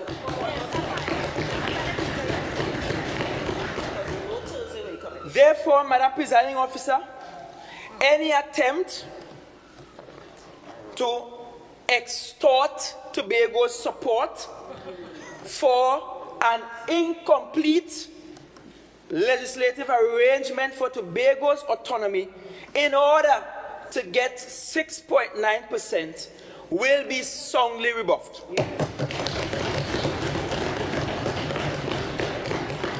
It will appear, Madam Presiding Officer, as if the party in charge in Trinidad likes to extort things from the THA. It is our hope that the Prime Minister will demonstrate this resurged love for Tobago and his sensitivity to the socio-economic realities of the island, and instruct his Minister of Finance to break with the tradition of allocating the THA a customary $4.03 of every $100 spent in Trinidad. $4.03, Madam Presiding Officer, is what they believe we are valued at. $4.03. Madam Presiding Officer, the current estimates for fiscal 2024, totaling $3.40 billion, are disaggregated as follows. Personnel expenditure, $854 million. Goods and services, $1,042 million. Minor equipment purchases, $125.5 million. Current transfers and subsidies, $1,424,000.8 million. In fact, allow me to read it again. I read one of the figures incorrectly. Personnel expenditure, $854 million. Goods and services, $1,042,000.1 million. Minor equipment purchases, $125.5 million. Current transfers and subsidies, $1,424,000.8. Madam Presiding Officer, in fiscal 2024, the recurrent expenditure of the Assembly is programmed to increase by $193.2 million, or 16.3%, over the amount requested for fiscal 2023. 6.3% increase in the request for current expenditure this year over last year. The disaggregation of the current estimates by divisions for fiscal 2024 is as follows. Assembly Legislature, $29.99 million. Office of the Chief Secretary, $253.74 million. Office of the Deputy Chief Secretary, $43.77 million. Finance, Trade and Economy, $323.27 million. Tourism, Culture, Antiquities and Transportation, $243.26 million. Education, Research and Technology, $574.31 million. Community Development, Youth Development and Sport, $162.84 million. Infrastructure, Quarries and the Environment, $517.14 million. Food Security, Natural resources, the environment and sustainable development, 263.84 million. Health, wellness and social protection, 933.92 million. And settlements, public utilities and rural development, 41.91 million. Madam Presiding Officer, some major program recurrent expenditures for fiscal 2024, some major highlights as follows. TRH, or the Tobago Regional Health Authority, 602.6 million. School feeding program, 60.5 million. Tobago Tourism Agency Limited, 60 million. Stolly Park Enterprises Limited, 60 million. Project financing repayment, 60 million. Development of mega farms, 51.7 million. Tobago Festival Commission, 50 million. Tobago Agri-Business Development Company, 27.5 million.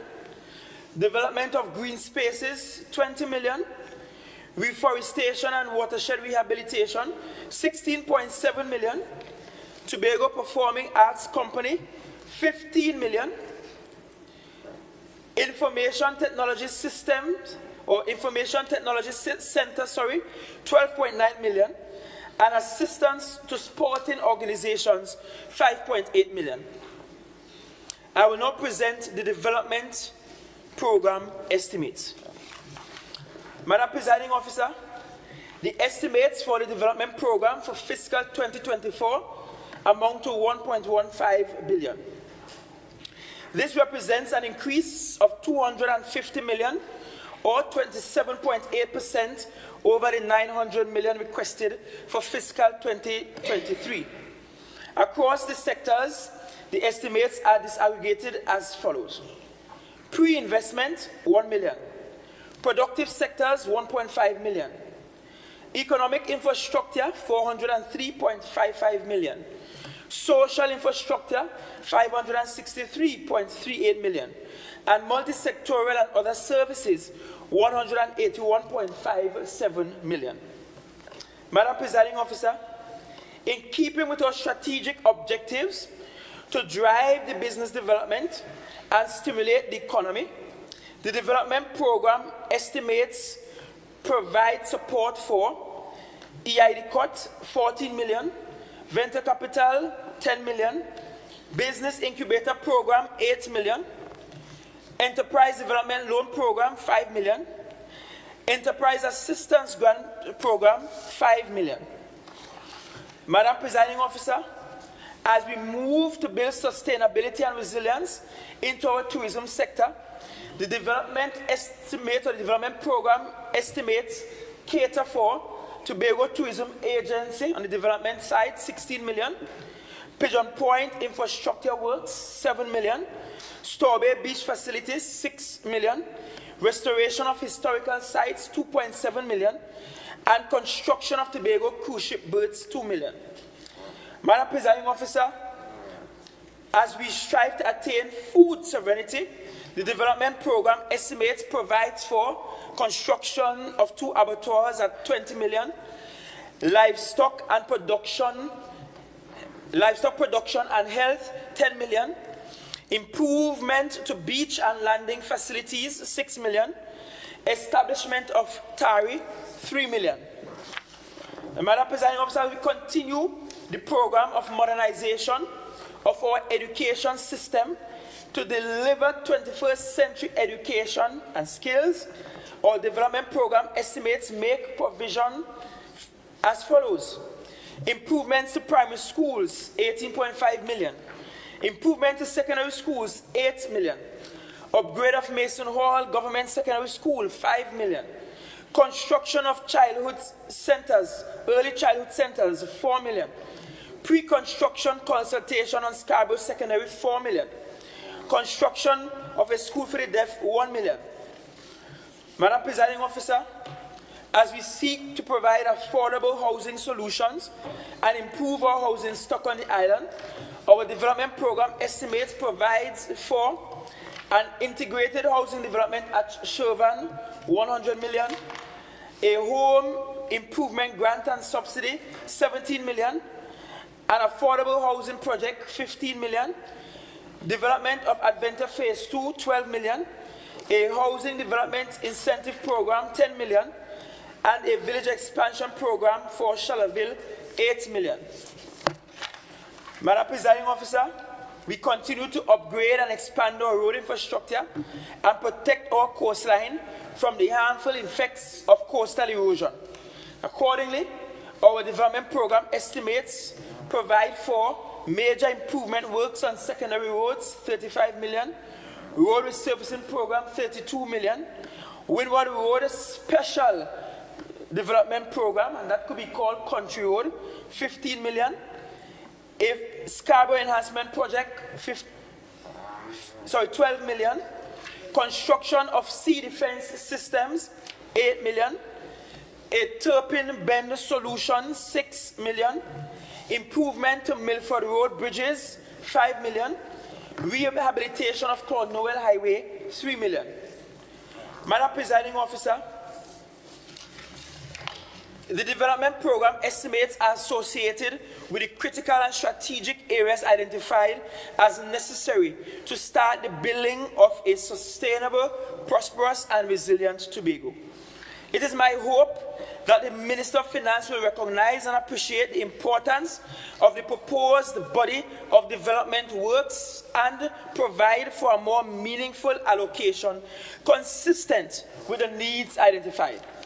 Further, in fiscal 2024, we intend to spend 92.07 million and 44.47 million for URP and CPEP respectively.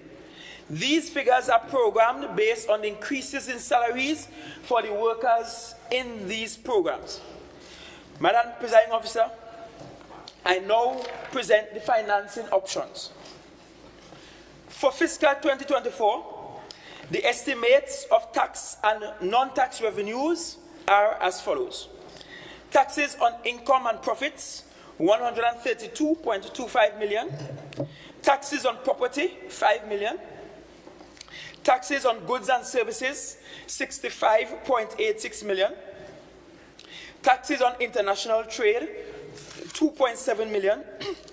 Other taxes, 4.1 million. Total tax revenue, 209.91 million, and that's taxes collected in Tobago. Property income tax, 0.09 million. Other non-tax revenue, 1.45 million. Total non-tax revenue of 1.54 million, with total revenue through taxes, 211.45 million. Madam Presiding Officer, the total revenue projected to be collected for Tobago in fiscal 2024 is 211.45 million. It must be noted here that the revenue projections above do not represent Tobago's true revenue generating capacity. As you know, several entities are operating in Tobago and are illegally paying their taxes in Trinidad, notwithstanding the dictates of the law.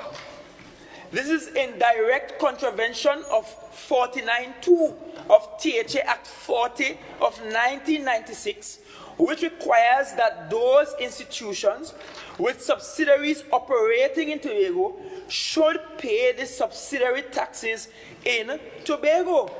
This situation must be comprehensively addressed in any constitutional and legislative upgrade designed to afford Tobago true internal self-government. For instance, Madam Presiding Officer, and I wish the minority leader was in the House to this.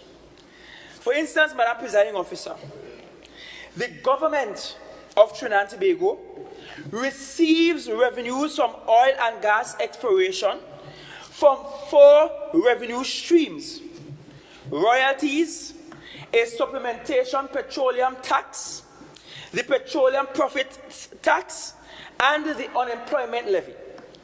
The revenue derived from oil and gas exploration amounts to about 25% of all oil and gas revenues. Using a rough estimate of 25%, the revenue derived from the Calypso field alone, and which is in Tobago waters, let me say it loudly for those on the other side who don't know the geography, the revenue derived from the Calypso field alone, and which is in Tobago waters, will put approximately 19 billion into the treasury of Trinidad and Tobago in the current fiscal year, based on our technical calculations. This is exactly what we mean when we stated above that the 211 million collected in Tobago does not represent Tobago's true revenue generating capacity. And when their numbskull friends down in the other place make it look as if Tobagonians are beggars and that we do not contribute meaningfully to the national purse, please point them to just one alone, Calypso Field, and show them that we are dignified contributors to the national economy. Madam Presiding Officer, the Assembly has continued its engagement with various multilateral agencies, including IMF, the Caribbean Development Bank, and the Inter-American Development Bank to access grant funding, loans, and technical support for some of our infrastructure projects. In this regard, discussions continued with the Inter-American Development Bank for a repurposing of the Scarborough Renewal Program and the Riceland Housing Development. Additionally, this administration continues to hold discussions and work with the Development Bank of Latin America, CAF, and the Ministry of Finance to draw down the 100 million that has been approved for coastal protection and restoration works on the island. Madam Presiding Officer, to drive our foreign direct investment strategy, this administration has taken the policy decision to develop and publish a comprehensive prospectus that will highlight all of the available investment opportunities on the island and the approximate timelines to obtain the required statutory approvals. This arrangement will make it easier for foreign investors to do business in Tobago. We are opening Tobago for business, Madam Presiding Officer. And let today's budget presentation serve as a public notice that we are calling investors far and wide to come and do business with the THA and the Tobago private sector.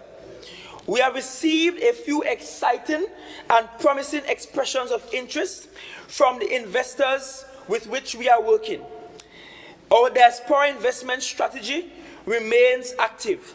In this regard, we have completed the engineering and designing of our online diaspora registration platform as presented, and this platform will be the main vehicle by which members of the diaspora are targeted and encouraged to invest in their homeland.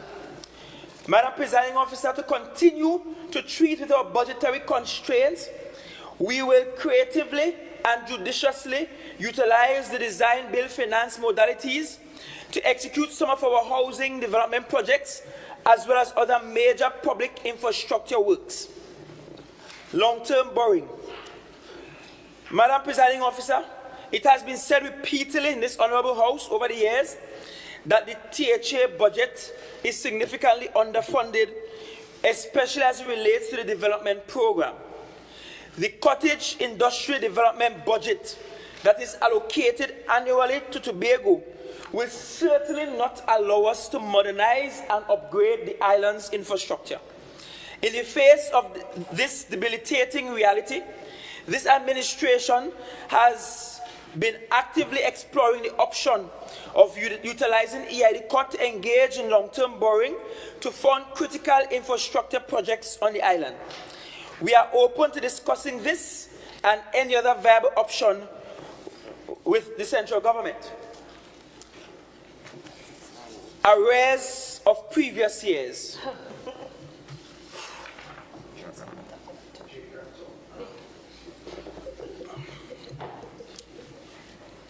Madam Presiding Officer, as I indicated earlier, the THA is owed $152 million in arrears from approved parliamentary allocations from fiscal 2017 to 2022, as well as an additional $53 million from the 2023 mid-year review in keeping with the DRC recommendation. I'm again calling on the central government and in particular to the Prime Minister in this one instance to mind Tobago business and give us the monies owed to us.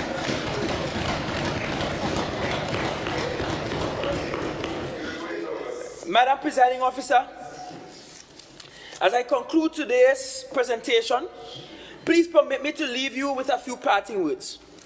Allow me to share some reflections on where our beloved island is along the development curve and the structural issues that we must collectively respond to. Tobago is our island. We live here, we work here, and we play here, and most of us will die here. Some of us don't seem to understand this. Many of us like to profess our love for this island, but the behavior of some leads me to question their love for Tobago. If we truly love and care about Tobago and Tobagonians, we will not allow narrow partisan political interests and selfish personal agendas to trump the interests of Tobago. Madam Presiding Officer. Members, the Chief Secretary is still making his presentation. You are guided by Standing Order 44. Continue. Thank you, Madam Presiding Officer. As a preacher of the gospel, I know that sometimes when you preach, when you can't say amen, just say ouch. And that's to the minority. Madam Presiding Officer, the vision and commitment of my administration is to make Tobago the greatest little island on the planet. As difficult as it may seem, I am confident that if we work together and work in unison, putting our hands to the plow as one Tobago, as aptly depicted on the cover of the page of this budget statement, the vision can be achieved. What is required is for us to coalesce around the values, principles, and qualities that define and distinguishes us as Tobagonians. This will allow us to harvest our inner strength as a people, to successfully overcome the challenges we are confronted with, to grasp the opportunities that will come as we will develop, and it will prevent us from selling out to a political party in Trinidad. Madam Presiding Officer, this year the budget is deliberately themed building a sustainable, prosperous, and resilient Tobago. This theme was chosen because of the critical and urgent need to reset, refocus, and reinvigorate the island's development efforts. In proceeding this way, we must immediately deprojectize our approach to development and focus instead on building the institutional ecosystem and governance framework that will deliver sustainability, prosperity, and resilience. This approach to development is based on the simple but profound fact that development is driven by the quality of our governing institutions.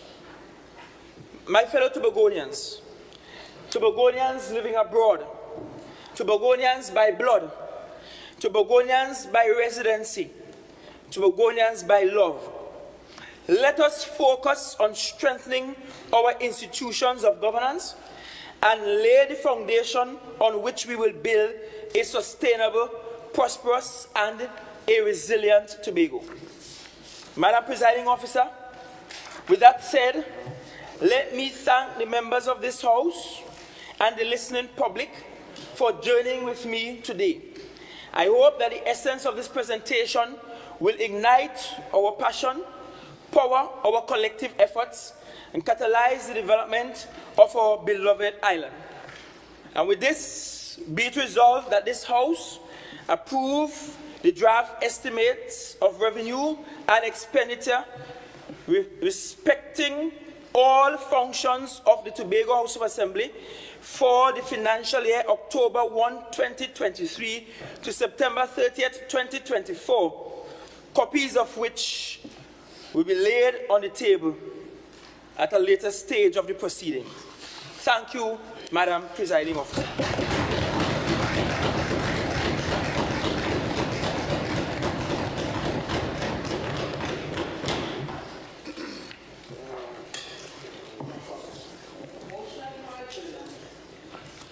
Leader of Assembly Business.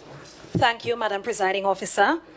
Madam Presiding Officer, I beg to move that this House now stands adjourned for Thursday, 26th June at 10 a.m. 29th. Thursday, 29th June at 10 a.m. Honorable members, the question put is that this House now stands adjourned to Thursday, 29 June 2023 at 10 a.m. All in favor? Say aye. Any against? The ayes have it. This House now stands adjourned to Thursday, 29 June at 10 a.m. Pleasant good afternoon, honorable members.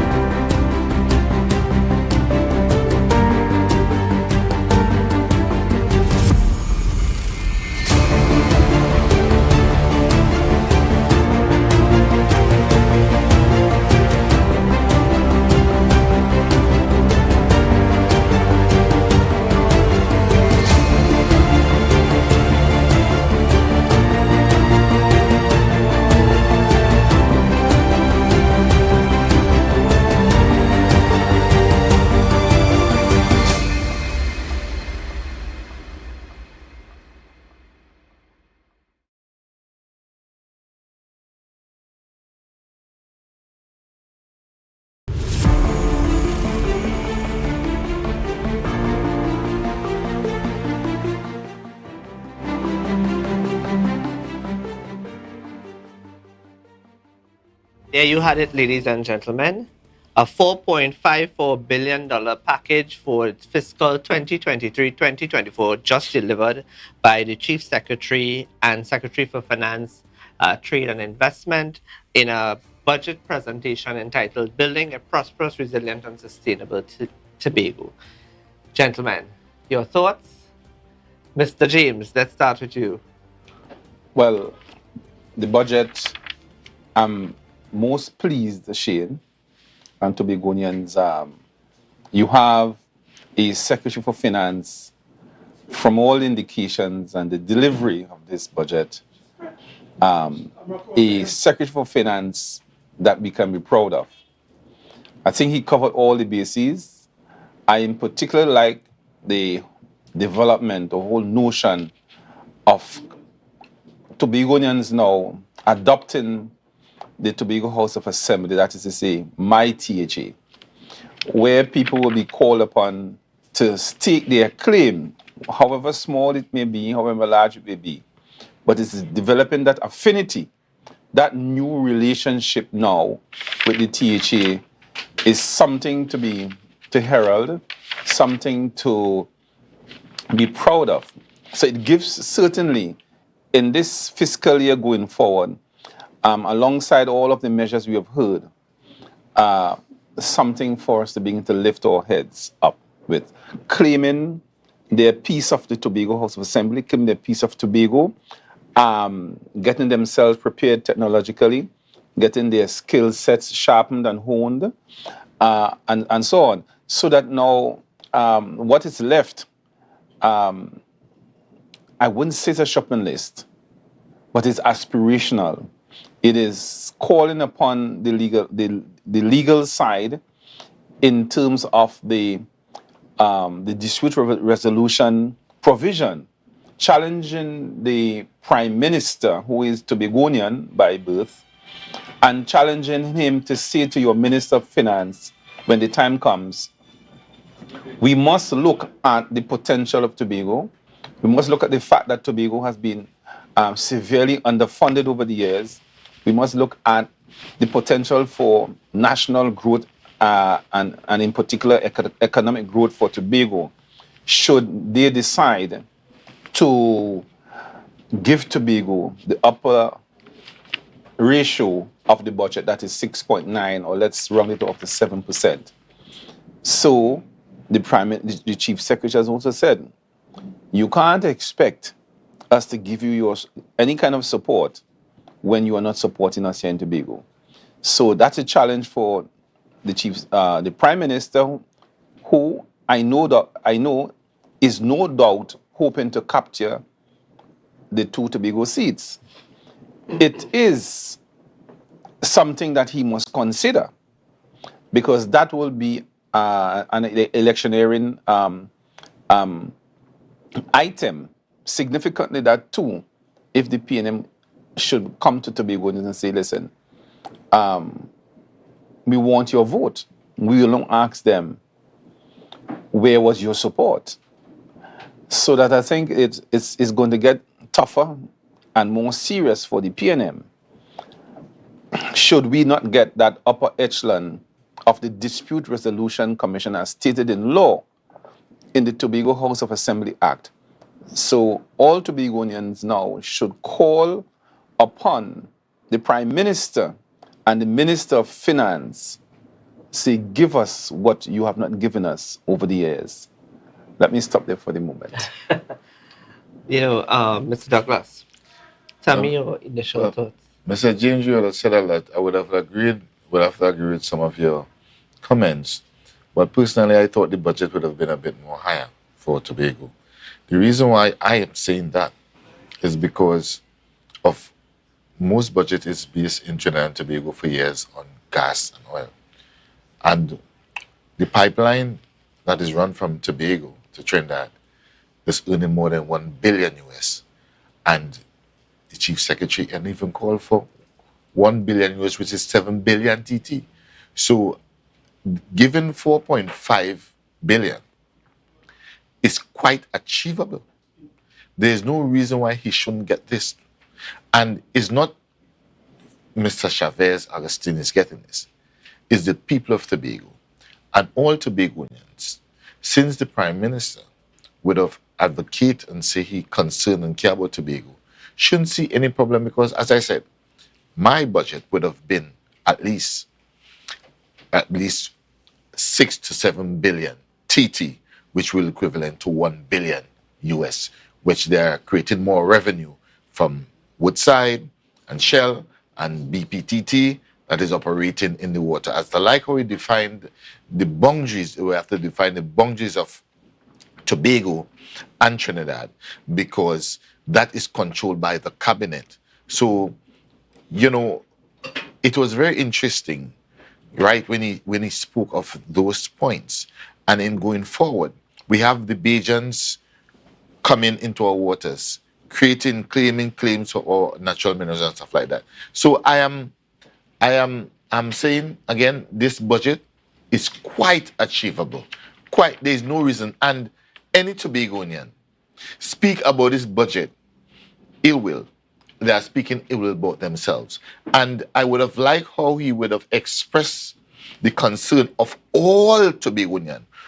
Didn't say political parties, all Tobagonians should rally. So I'm now looking to see how the rebut of the opposition leader would be. So I would expect the opposition leader to add to the price of this. I would expect him to add to the price of this. If we're talking about Tobago, I expect him to add to the price of this, where the chief secretary may have probably not the foresight in it. I expect him to add a gainful contribution to the growth and development of this budget, because 4.5 is quite achievable from where I sit.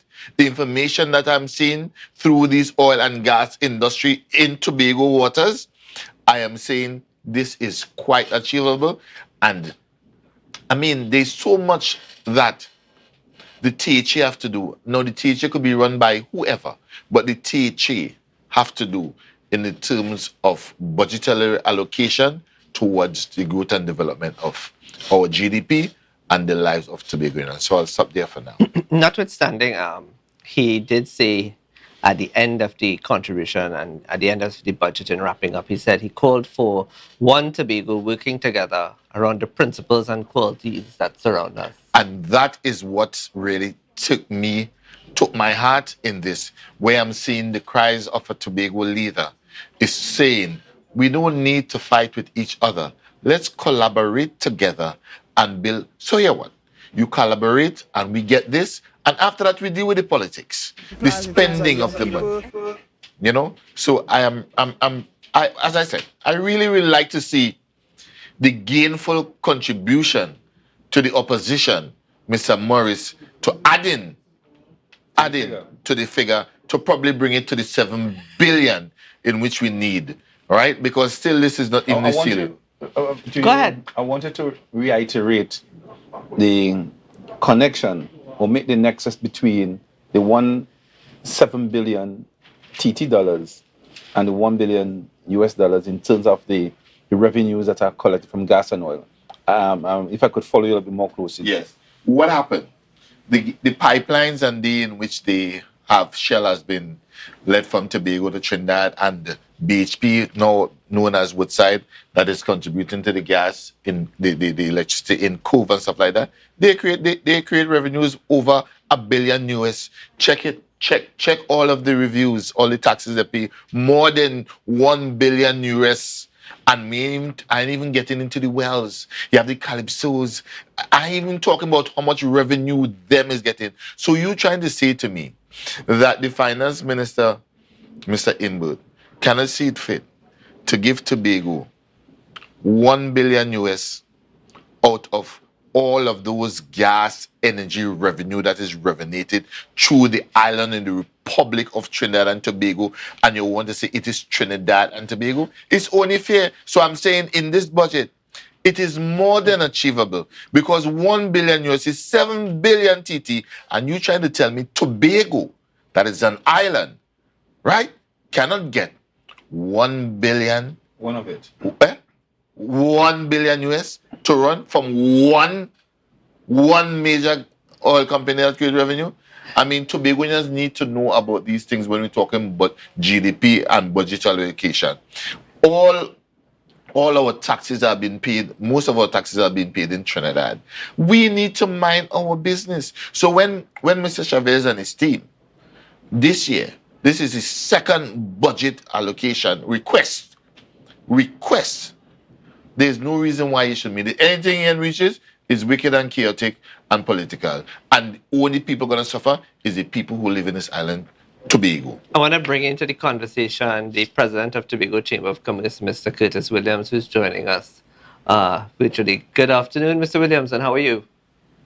I'm great, and good afternoon to all our viewers and listeners online. It's just a pleasure to be here. I was logged in early on for the pre, but I didn't get in, so I'll do the post. And the package, 3 hours plus, very, very extensive.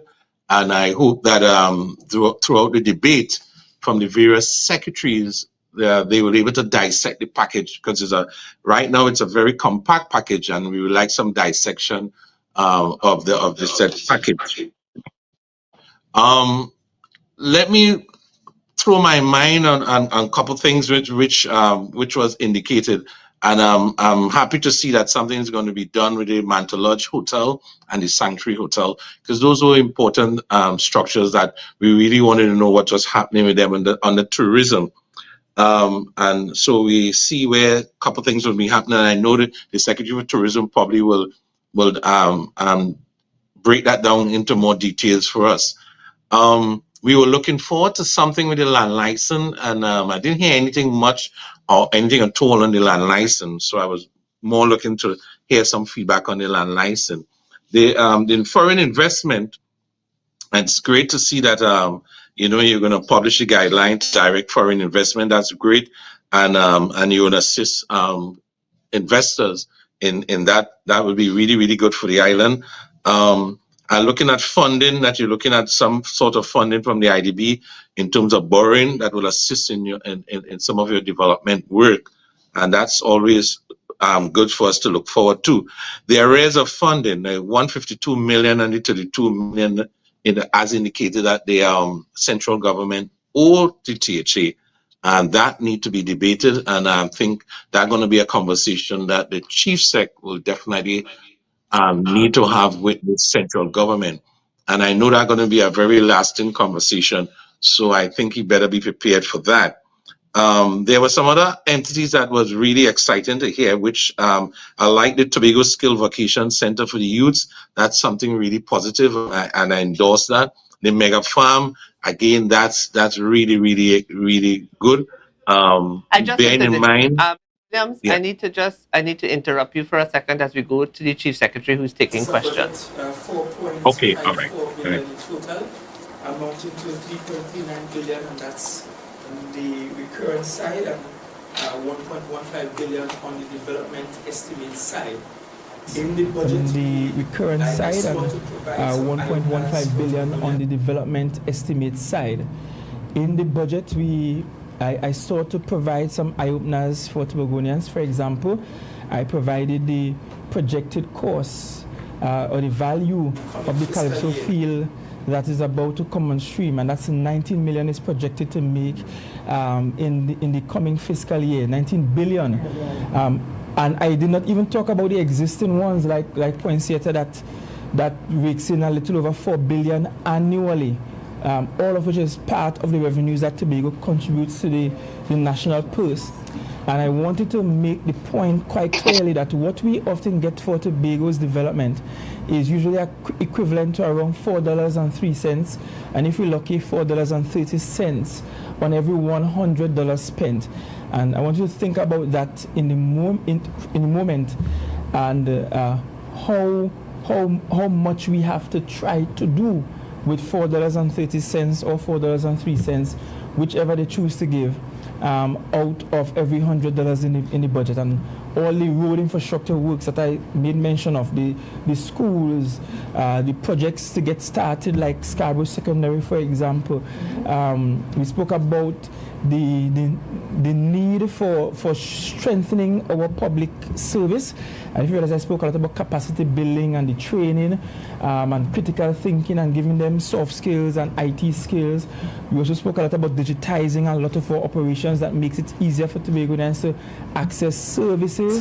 We spoke a lot about the environment and carbon trade-offs. We spoke about what needs to be done in terms of our healthiness as a population.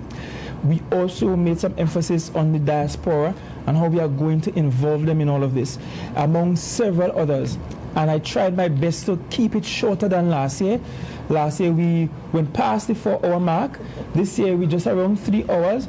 And one of the ways we were able to do that is that a lot of the achievements that we wanted to give, given that we were giving them at regular Mondays, for example, I didn't feel the need to repeat all of the achievements or to say all of them here. So secretaries will talk about it divisionally, and we are preparing a sort of a pull-out for public consumption, sort of like a magazine that will itemize all of the achievements to date. So I don't have to read it again, which would have taken up additional time, and to spend more of the time on the projection that is to come. So I'm open for questions. So let me read the questions. They are complaining that in terms of the promise that contractors who are owed would be paid from standing funds. How soon? Well, that promise came with a caveat, because I've said from day one, they will be paid in accordance with the findings of the audit. So the findings of the audit has to be complete for us to make those payments. The first phase of the audit is in fact complete, and that impacts 3 contractors, and true to promise, immediately upon the completion of that audit, payments started with those 3 contractors. The second phase, which has the bulk of contractors, that is about 85–90% complete, and when that is complete, based on the recommendations of the findings, then we will begin to make those payments available. So yes, I have kept the promise in that regard, but most people seem to forget the caveat, which is the payments must come in concert with the findings of the audit reports. Yes. I know that there was a gathering of PNM members calling on your administration to go in light of the audio recording. What's your view on that? I will just continue to ignore them. I don't know that the PNM members who gathered were sycophantic about their politics. And certainly what I saw there doesn't look like any major gathering of PNM members. That looks like more of a scattering, a handful. And so they should be checking their internal organs to see if their party still holds the kind of membership they used to boast about. But it's very self-seeking, self-serving. It's about this notion whereby they think that they are the only ones blessed by God to take charge of an island and to run a government. And such selfishness really has no place in the development of Tobago. So, Chief Secretary, you mentioned the Calypso field. Yeah, and that's projected costs. And the reason I'm saying it again, it is just in case anyone went with the impression that we have already started receiving the revenues from it. That's projected, so it could be even more than that by the time we get to the end of the fiscal year, of that fiscal year, sorry. But even now, if you just do a cursory research on how much we get from the other fees in the area, we are just about 4 billion or so per year that we have been contributing. And the point I was making, at pains to make, is that Tobagonians are not begging. We're not just coming to beg and say, give us X amount, and we're not contributing anything. And it is also a very faulty line of reasoning to say that all we contribute is the 211 million or so on average that is collected in taxes on the island. Because a lot of the companies that do business in Tobago don't pay their taxes in Tobago. In fact, and the law says they should. And I want to challenge you, go and find their management and ask them where they pay their taxes for Tobago business. Ask Courts next door, ask Standards, ask KFC, ask Royal Castle, ask churches, ask all of the banks around here, ask TSTT and TNTEC where they pay their taxes. Just find their management and ask them if they are paying their Tobago taxes in Tobago. And when you get the answer to that, which I guarantee you will realize that we do contribute more to the national purse than the little over 200 million in taxes that we collect on island every year. And I was saying by extension that Calypso, which is about to come on stream, the revenues are projected at 19 billion. Poinsettia, which is already in existence, revenues are about 4 billion. So the point is we are dignified contributors to the national purse. And when we ask for this amount, which only represents $6.90 of every $100 spent. So we're asking to move us from $4.03 per $100 to $6.90 from every one. That's under $10. Still from every 100. That's all Tobago is asking for. Any other? I mean, you mentioned, but any other chances, opportunities looking at increasing the revenue of the business? Well, one of the things I want to hammer down on is the need for private sector investment, and not just from within Tobago, but investors coming external to Tobago, whether it be Trinidad or further afield. In fact, further afield might bring the much needed forex.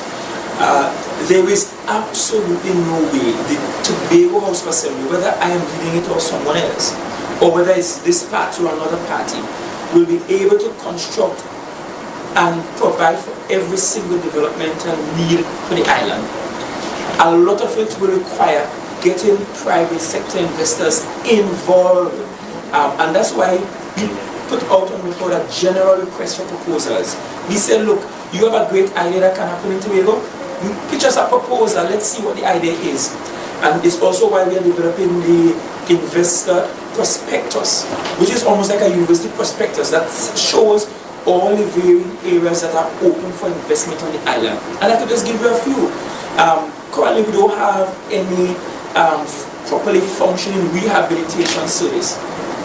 But should the teacher really build a rehabilitation center and run it? That could be a private sector investment. Imagine if you are a celebrity hook on drugs and you could come and be rehabilitated someplace where you hear birds chirping and babbling brooks and so on. What's better than that? Think of palliative care. Think of the people who are so critically ill that they feel or perhaps know they will die. That's another area for investment. Think of sport. I mentioned cricket.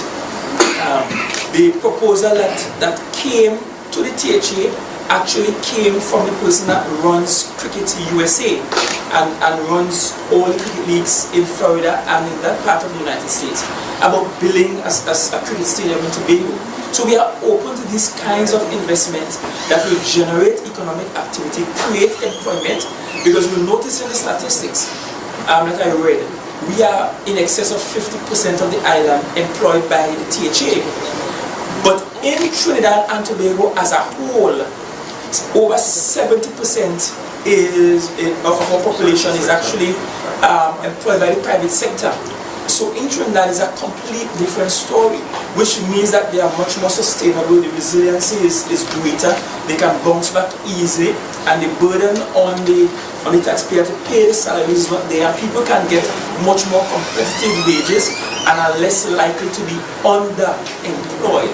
And notice I raised that in the budget as well, that notwithstanding the unemployment figures we see from Central Bank and Central Statistical Office pointing us towards a 1% unemployment rate, I was sure to pause to point out that we have a significant problem with underemployment, which is you're qualified, but what you're doing is in no way related or is commensurate with your level of qualification. And you ask many Tobagonians and that's their story. Other question, we hosted the Commonwealth Games a couple of weeks. Last year this time it was nowhere near the budgeted for. How are you factoring the cost?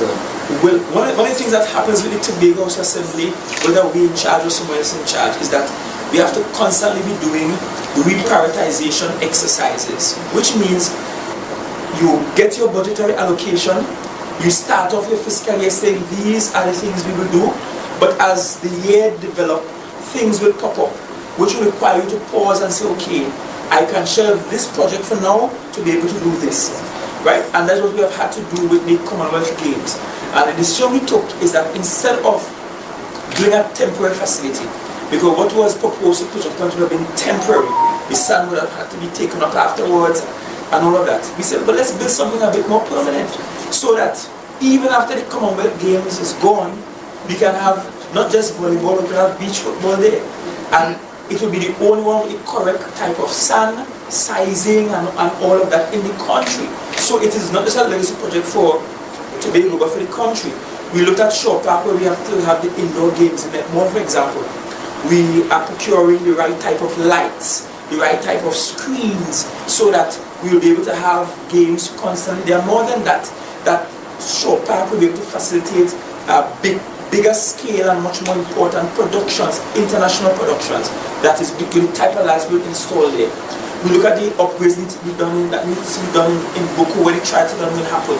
It's about making out of this an opportunity that Tobagonians will go away with a legacy saying, the year we had the Commonwealth Games, Tobago had this, that, the other, and we still have it today. And we can now use that as part of our overall tourism project. So the way we'll do the budgeting is that we say, okay, this will impact tourism will benefit, so tourism will take some from you. Infrastructure, you would have ordinarily had to probably fix the boardwalk in Boku or do some coastal work there, so we'll take some from you. We go and say, well, come there, youth and sport, you are the biggest division in this, so the most will come from you. And that's how budgeting experience occurs. And if I should put it in layman terms for you, it's quite like your household. If in your household for a month you project to earn $10,000, but in that 1 month, the collective earning fell to about $5,000. You don't do everything you planned to do in that month. You will then have to make a decision, what will I do and what will I postpone for the other month? And that's a normal process in the budgeting experience of the THA. Another reason why if we get $6.90 from every $100 given, we will be better off in terms of our projects, and we won't have to do so much moving and shifting with the numbers. Mr. Chief Secretary, 4.54 billion requested. How hopeful are you of getting that from the central government? When you see the word hope, I like the word hope when it comes to science and maths, because hope will require me to have faith in the Minister of Finance and the World Director of the Prime Minister. And I don't know if I want to establish what levels of faith I have or not have in them. But the reality is all we're asking for is $6.90 out of every $100 spent in the country. And the DRC has already established that is within the limit. The DRC report is 22 years old this year. And we have never even gotten to the midpoint, not even $5 we have gotten. So it will be a dream come true for all Tobagonians, because governments preceding me made similar requests. In fact, if you do the analysis, my overall ask generally has been less than what my predecessors were asking. Because what I've been doing is trying to estimate what the national budget would be. So you see, I give an estimate to be somewhere around 65 billion. Generally, that's our estimate. It could be more, it could be less. And if that's the estimate, how much 6.9% of that will be. And then we work our way back to saying what can we do with 6.9% of the estimated national amount. So that has been the methodology that we utilized last year and we're using again this year. If we delve into this a little deeper, just as what you mentioned there, last year you would have made a forecast and it was very close as well, but we didn't get what we requested. And that's so why we back again the same amount, but if we don't get it, what is the plan for the TG? No, but see, the first thing that happens when you don't get it is that you have to reprioritize. Decide what you can do and cannot do, right? I'll be the first to admit that the mistake we made last year is that there are some projects we really wanted to do that to be honest, as we say in Tobago Palace, we cut off our nose, turn our face to get it done. When you look at what the budgetary allocation was, for example, for gratuities in education, when you're only given about 7 million for gratuities for the whole year, and your need exceeds 10 million, and you're saying I'm going to try to make it. It means, and get all the way to 25 million, it means that you're cut off from doing some other things. When for data still help students in university, you get $500,000, like 500,000, and you have 2-point-something billion spending. That means you're cutting off from some other projects, and it also means that the timeliness of which people get this service is also reduced. You'll be delayed because there is a procedure, bureaucratic procedure, by which we move monies around. We call environments and transfers.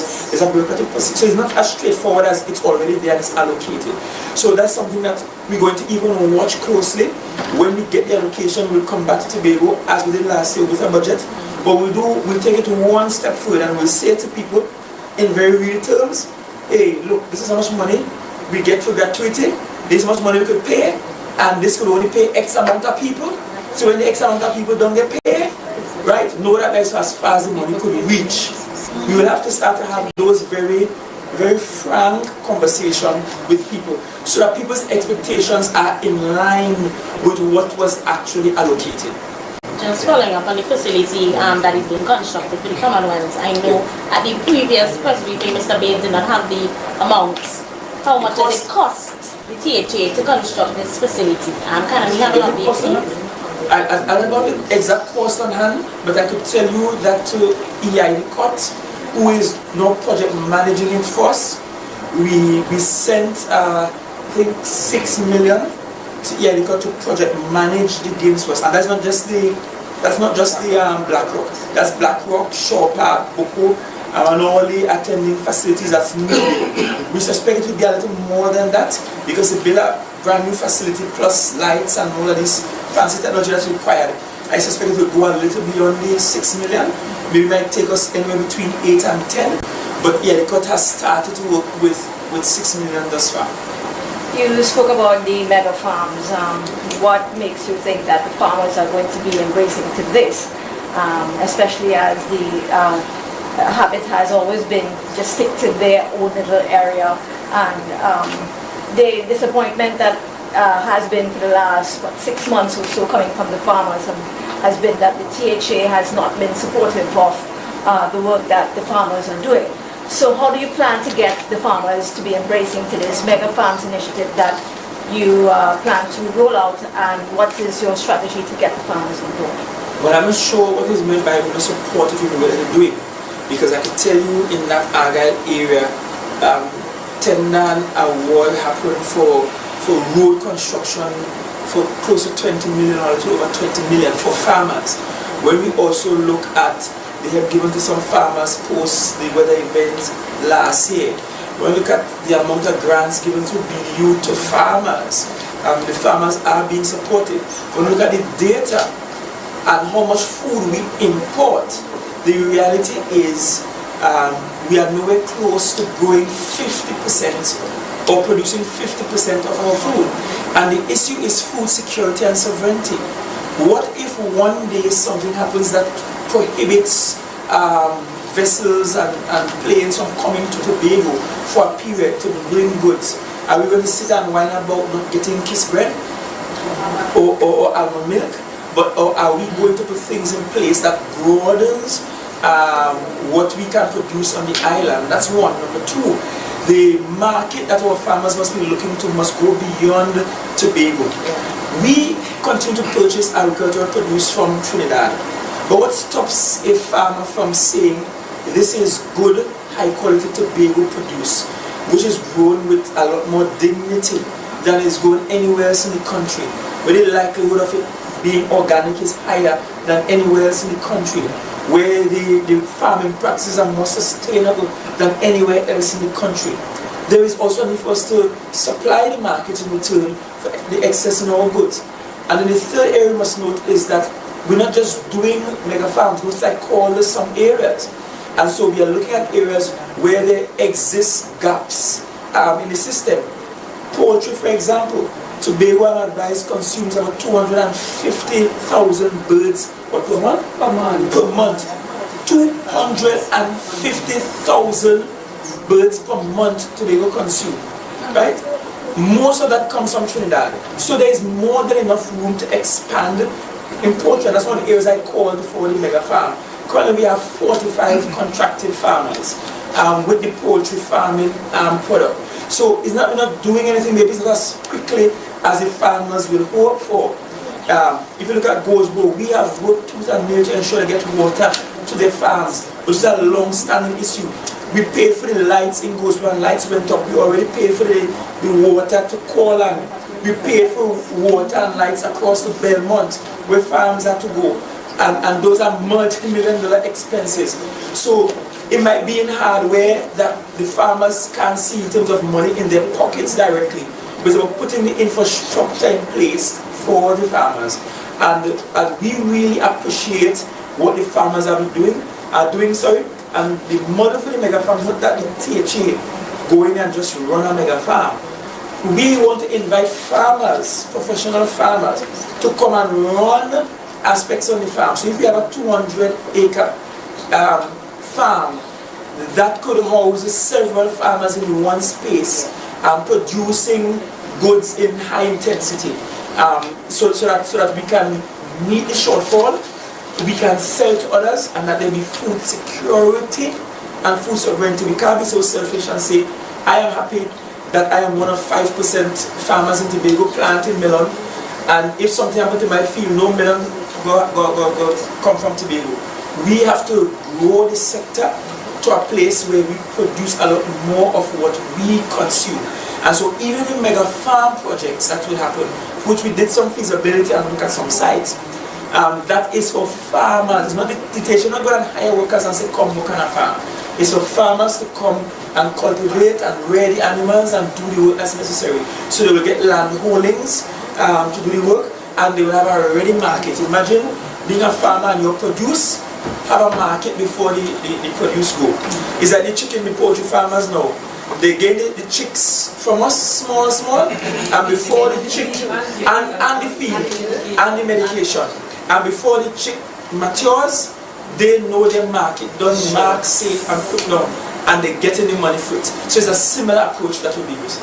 Another thing that stands out is the fact that And also, the Secretary just pointed out we're supporting 500 home gardens, which is in keeping with Tobago's tradition of subsistence farming, where everybody plant up their backyard and then sell the excess food. That also helps in the food security and sovereignty plan of the island. Another thing that stands out is you mentioned something about the COVID-19 sort of recovery for businesses. Did that come out of businesses complaining that they're still struggling to survive after COVID? And what sort of research or statistical data you did to find out how many businesses are suffering still? Well, yes, it came out of studies with them. In fact, you may recall that sometime last year we were exploring a loan revolving program whereby we put up at least $60 million to be revolved around the businesses so that they can get some cash flow. We haven't moved as yet because part of the challenge, as I pointed out in the presentation, is that they had more than cash flow problems. They had cash flow problems. Some of them have problems paying off their banks, as in they have debts that they can't service. Some have problems with payroll.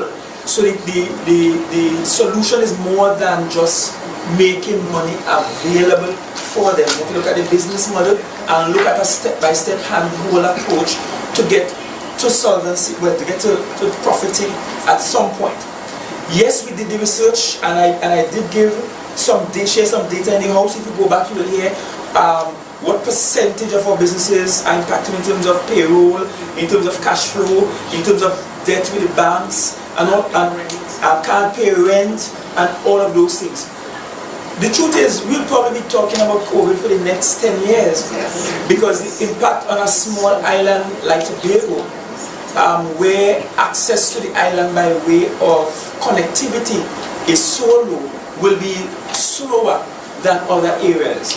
You would appreciate that in some of the Caribbean islands where planes are just crisscrossing each other to the tarmac, will have a better chance at recovering faster than we would.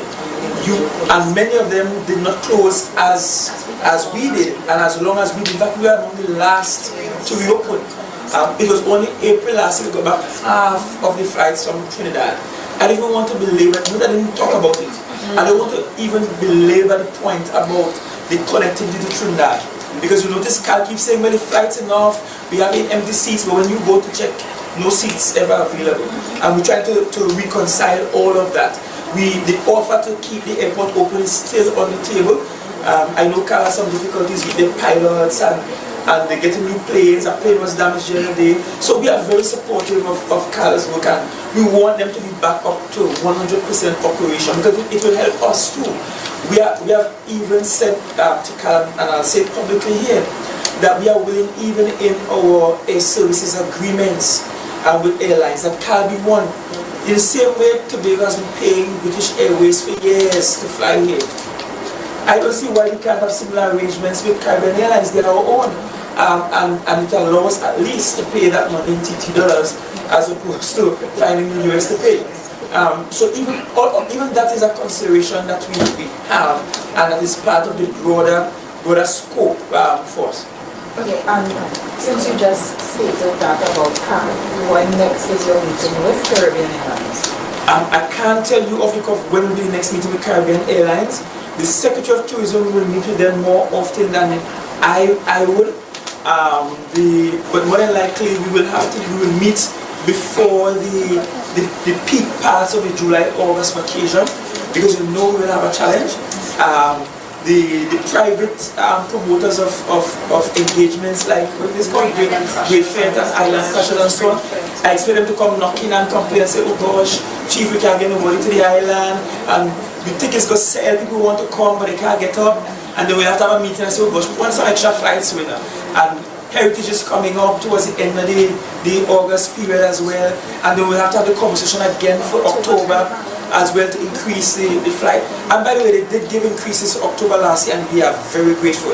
They put that on the record, they did give increases in the flights in October last year, and we are grateful. But we need to to coalesce the resources and move more affirmatively on this matter, I think. No service sector can work without the movement of people, and that's a key indicator for tourism. Mr. Chief Secretary, just two questions. Yes. The PNM has called for you to step down in light of the audio recording being investigated by police. Wanted your view on that, and also threats. I know at the public briefing on the 16th of June, you said that threats were made against you, your family, and secretaries. We contacted the police, and the police stated that they have no reports from you on that. What's your view? Did you make any reports? Well, more than that, reports were made by individual secretaries, 1. 2, I got interviewed sometime earlier this year by someone sent from Special Branch. I raised some of the matters. What the police wouldn't have in their possession will be the most recent documentary evidence that I have. That is what they perhaps don't have. But this is a long-standing issue. But more than that though, PNM would have loved it if I stepped down from as early as December 7th, 2021. So it's not, I mean, and I'm sure you ain't seen that wants the Prime Minister to step down too, and everybody to step down. So I see that's part of the push, and it's powerfully caused, it's part of the politics, is their right to say whatever they need to say. But more than that though, I was very clear in pointing out the circumstances under which those conversations were being held. I haven't listened to it totally, but I understand there's a longer version. Over 8 minutes. Over 8 minutes. Over 8 minutes. I just continue to focus on the governance of the island. To be honest, because that matter in my mind has been addressed quite clearly and fully to this point. And of course, as I said in that briefing, as leader of the island government of Tobago, there are always things that you wish you can see and show that you just have to keep measuring yourself, because the security of the state as a whole is perhaps more important than our own egos and our desire to be proven right. It's unfortunate, but it's just part of the responsibility that comes along with the job. Perhaps someday in the future, when I am retired and I write my memoir, you get to see some of the dark underbellies that I just could not share with you. Mr. Chief Secretary, yes. How close is the THA to getting Mantelodge sold and Scarborough Secondary relocated? Right, so Mantelodge, we can't confirm whether it will be sold or not. It's a request for proposals. One of the, it should have gone out already. Which went out on Friday, sorry. So it's a request for proposals, which means that people can bring a proposal either for lease, operate, and or for outright purchase. So I can't see at this point it will be sold, right? And in order for us to consider selling it, we'll have to be at the right price. In operation as we speak? No, it's under management as we speak, so it's not in operation. One of the other things that is going to happen as part of the build-out is that Mantelodge is going to become a facility to also be used by THTI for their internships, regardless of who manages it. Sanctuary is concerned, I can tell you up front, we are not taking the approach of taking hard-earned monies to build out Sanctuary. That would be very, very costly. So Sanctuary will go to the market as is for people to give proposals for what they can do for the facility. I know that there might be some who might be interested in purchasing, some who are interested in varying the use from a hotel to other things, but we are open to the proposals. Open tender, anybody could make a proposal from anywhere in the world, including Tobagonians and people in the diaspora. In fact, people from the diaspora have reached out to me via Mantelodge to say, look, I am living in X place and me and my family, we have the means, we want to manage Mantelodge. And I keep saying to everybody, when the RFP comes out, you just make your proposal, have it reviewed, and may the best one win. In terms of Scarborough Secondary, let me give you some updates. Well, I think I announced sometime at the last town hall meeting that the location is moving from across the road in Bacalet to the other side of the road behind the health center. The THL owns a little over 29 acres of land on a gentle incline just behind the health center there. and the stakeholders who visited the site, what the land agreed is there. So that's one, the stakeholders agreed with the site. Number two, all the survey works completed. And you know that takes some time for us, but all the survey works have been completed there. Number three, the Executive Council via an Executive Council minute already confirmed and proportioned the land to Scarborough Secondary. So sometime soon they'll put up a nice sign saying the proposed new home for Scarborough Secondary School. One of the things right now we have a team working out the scope so we can put out a tender for designers to come and design the school for us. So that should go out for tender soon, perhaps by next week or so, because they've been working on it for a little while. And to prepare the scope, what the team has been doing is that they've been checking in with the stakeholders in the school, the stakeholders from education, listening to the experts from education saying, well, a new school in 2023 should have these kinds of engagement, looking at CXC offerings, looking at the need for technical vocational studies on the island, and the people organizing the scope, led by Ms. Powder, Nikisha Powder from Out of Infrastructure, who is an architect. They are also exploring the possibility of having either preschool or primary school as part of the estate as well, because there is a need for both preschool and primary school in this catchment area to take care of some of the numbers, because all the schools we have in the urban areas are bursting at the seams, and there's a need for some additional schools in those regards. Two other questions. Health got the most, if I'm not mistaken, the biggest allocation. Yes. Now the reason, and this is the second year health is getting the biggest allocation, and that is because it's not because she's my deputy chief secretary, but it's because when you look at what we have to do outside of COVID, when you look at the problems people face when they get to the hospital, you go to Scarborough, you can't get imaging services done.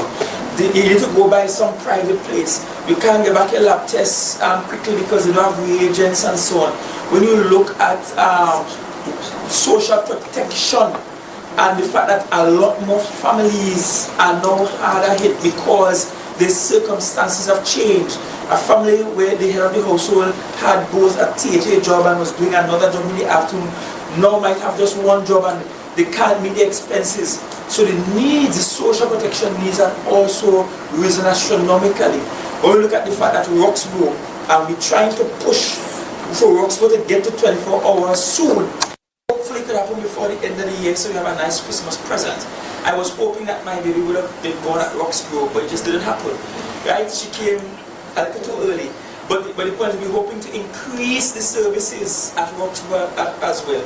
We spoke about Canaan, trying to move Canaan to 24 hours so that less people wanting to go to the hospital.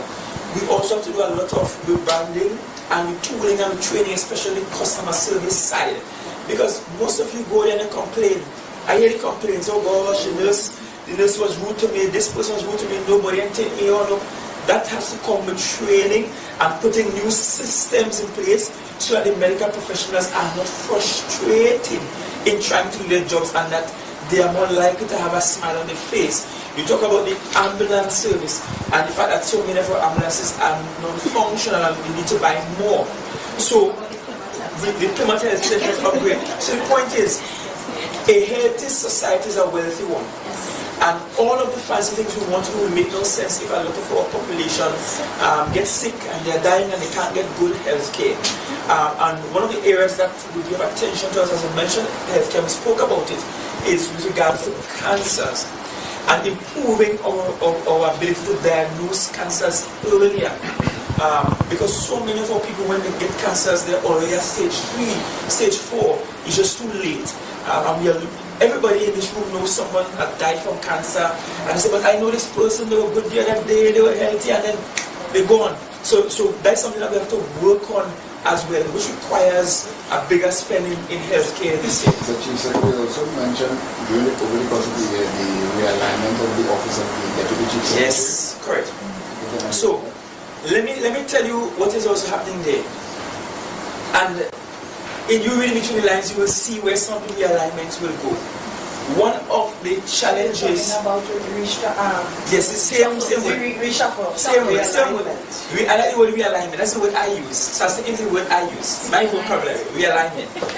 one of the challenges that I'm faced with now is that, and this is just giving you a hint, one of the areas that I've been looking at realigning includes the division of finance, which I now hold, which will allow me to be Chief Secretary alone and to take command of some of the other pressing areas for the island, because I'm stretched wide.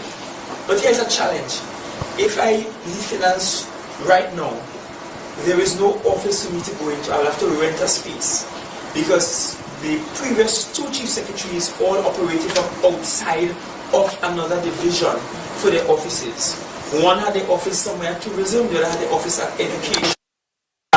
So it's been a while since we had a Chief Secretary that stands alone. And so we are pushing really hard to complete the works at Collar Hall. We are nearing there. I'm certain that within a month or so, we should be able to move staff back into there. And that will be able to allow for an even smoother transition. Because the last thing I want to do is to go and rent a place to have an office, and we have a space at Collar Hall that's being completed. So there are some actual logistical things that have delayed me beyond what I wanted, but yes, that will still happen, and there will be some pleasant surprises too. And my final question, yourself and the Prime Minister have been hugging the headlines. Well, the both of us lead the only two executives that operate in the country. One of them is the executive that runs the country that's Trinidad and Tobago, and the other is the executive that runs the island called Tobago. So as leader of as leaders of the only two executives that operate and codified by the Constitution, because the Constitution enshrines the position of Chief Secretary, Presiding Officer, the Legislature, the Executive Council, and the THA as an institution. So as the two legitimate leaders of the only two real meaningful executives in the country, I don't find that to be surprising. Am I disappointed? Perhaps, because perhaps the naive family thought that we could really work together, notwithstanding the differences in objectives. But I've grown to realize that their desire to hold on to power in another place might be impacting their viewpoint, the point of view on Tobago. And the truth is, I just want Tobago to continue to hold on to the little autonomy it has and develop. And I'll tell you this, I will be friends with anyone, I will smile with anyone, I will knock glass with anyone, but I will never agree with anyone who wishes to reduce the Tobago House of Assembly to a county council and to reduce operations of the THA. So it's at that juncture where I will always draw a line and where there will always be a rift. And it doesn't matter who is in the chair, whether it's Dr. Rowley or someone else. Anybody that does what he and his government that seeks to do will get a similar response, quite forcefully so, from me. But you will also notice that I have been very intermittent in how I respond, meaning that I ain't trying as soon as something pops off to jump out and rush back. I tell you, take me time, sometimes some days, almost a month. I will take me time, a week, 2 weeks, because I am 3 weeks. 3 weeks. No, I'm taking my time because I'm also hoping in the taking of time, it will help to diffuse some of the things, so that by the time I come and speak, I am not as angry as I was when I first saw it. And of course, when I come, I just come with the facts there and let the chips fall where they be. It is just what it is. But it's unfortunate that we hugging the headlines, as you said, is unfortunate. I have nothing against the gentleman personally. In terms of professionally and his professional politics, that's where we have an issue. So the relations are pretty much on par and perfect. I'm not saying that either. I'm not saying that either. So the last conversations we have had was about June 6th or someplace there, when I was checking up on what's happening with the installation of a chief ad with him, and that's our last conversation. But I don't know if people thought that the Prime Minister and I spoke every day, we spoke every week. That has never been the case. So that has never been the case. We speak as is needed, and I will say if there is a need for us to speak, we will speak. And certainly, given his posturing, I'm so happy that I've done more than speaking that so many times. I've actually written to him, because then I have in black and white the communication between us. But I think Section 31 of the Act, the THA Act, requires that there be regular or frequent dialogue between the Chief Secretary and the Prime Minister, and I'm still open to that, notwithstanding. Since coming into office, the country has witnessed a whirlpool of changes. Every day seems to be something different. What would you say now that you're pretty much comfortable in the Chief Secretary's seat is your biggest challenge that you face, especially that you're going through a whirlpool of changes, and the island is also looking at your whirlpool of changes and wondering, well, what? And you've gotten Tobago speaking and speaking very loudly. Well, more than the whirlpool of changes, Tobagonians I think are looking on and appreciating the stable, level-headed responses and leadership amidst the whirlwind of changes. There will be changes. Let's be quite honest. Many people want the jobs that we have, and so it should be expected that there will be a constant fight and a constant backlash and a constant noise making. But I assure you that we will contribute as less to the noise as is possible. We'll be purposeful in reducing how much we respond to some of these things, but some of these things really makes little to no sense. Other slander also occurs in this space. If I have to go through and respond to every one of it, then I wouldn't have time to do the people's job that I am doing. But more than that, I wish to continue to reassure to the Tobagonians that we will be doing very little to contribute to the general apathy towards politics that people might have. Because we really and truly just want to continue doing the government's work, the people's work, and we continue to do that notwithstanding. We have not responded to all the critics, we have not responded to all of the things out there, notwithstanding some of them being just not true, but we just keep focused and keep governance going. And when we publish later this week the list of achievements, you will see how much we have been doing for the people of Tobago while people were just there making noise. And your biggest challenge? My biggest challenge? Well, no, my biggest challenge since becoming Chief Secretary is perhaps more of a personal one, in that being Chief Secretary and also Secretary of Finance means that my days are longer than most people. The only day I have a short day is Friday, and that's because I keep a Sabbath and I go home early, and then I take time off and rest on Saturday, whole day, and then most times as sunset Saturday I'm gone again. And so the biggest challenge for me would be more a personal nature and has nothing to do with the governance itself, and has to do with how do I manage a young family that started as a family literally some days after being inaugurated, and within the first year of being a family, having a young baby and managing all of that in the mix. You know, so that's something for me to consider and work out personally, because that's not the island's fault, that's not Tobago's, that's my personal management of time and all of the requirements.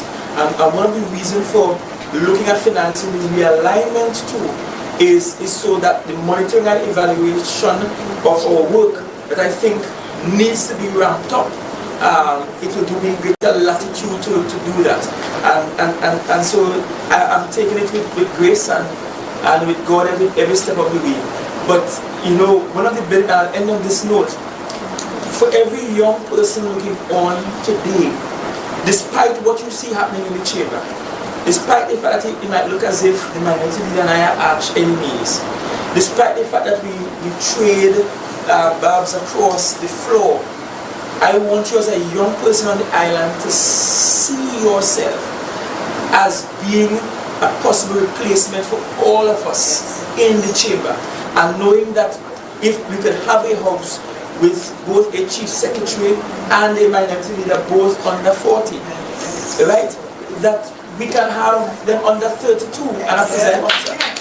And so, see yourself as part of a policy whereby Tobago, being the greatest little island on the planet, is an island where young people can self-actualize, where you can live out your fullest dream.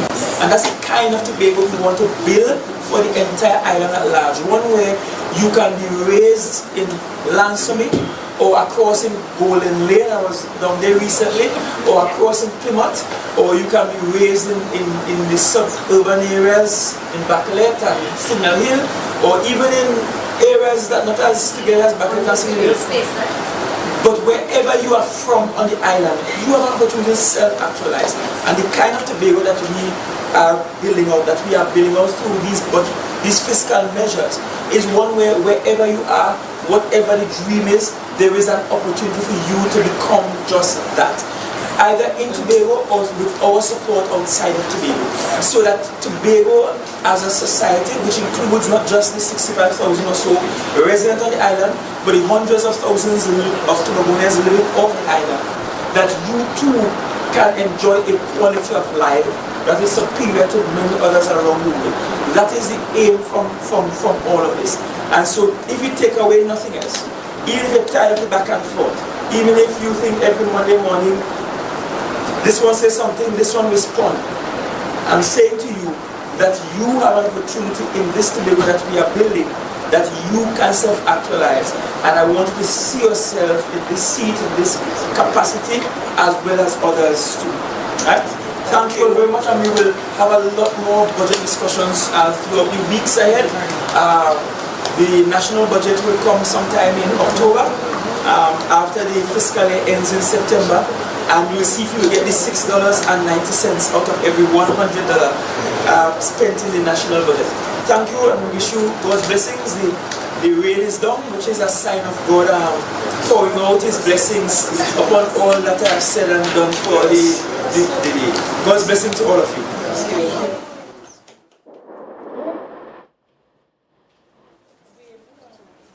Go ahead. And there you have it, extensive press conference from the Chief Secretary surrounded by his administration.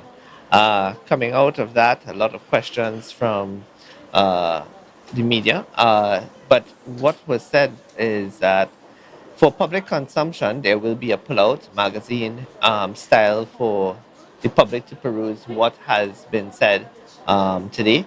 There is going to be payment of contracts after the completion of the audit, and there is a need. He's adamant that there's a need for taxes to be paid by corporate entities in Tobago, because there's a misconception that Tobago does not contribute a great deal to the national economy. You know, there's also he said, you know, he wants young people, and this is very, very important, that whilst there is that tension that exists between both the ministry, both himself and the Prime Minister, and there's tension between him and the minority leader, he said it's not personal, it's very much with regard to the professional behavior of all entities.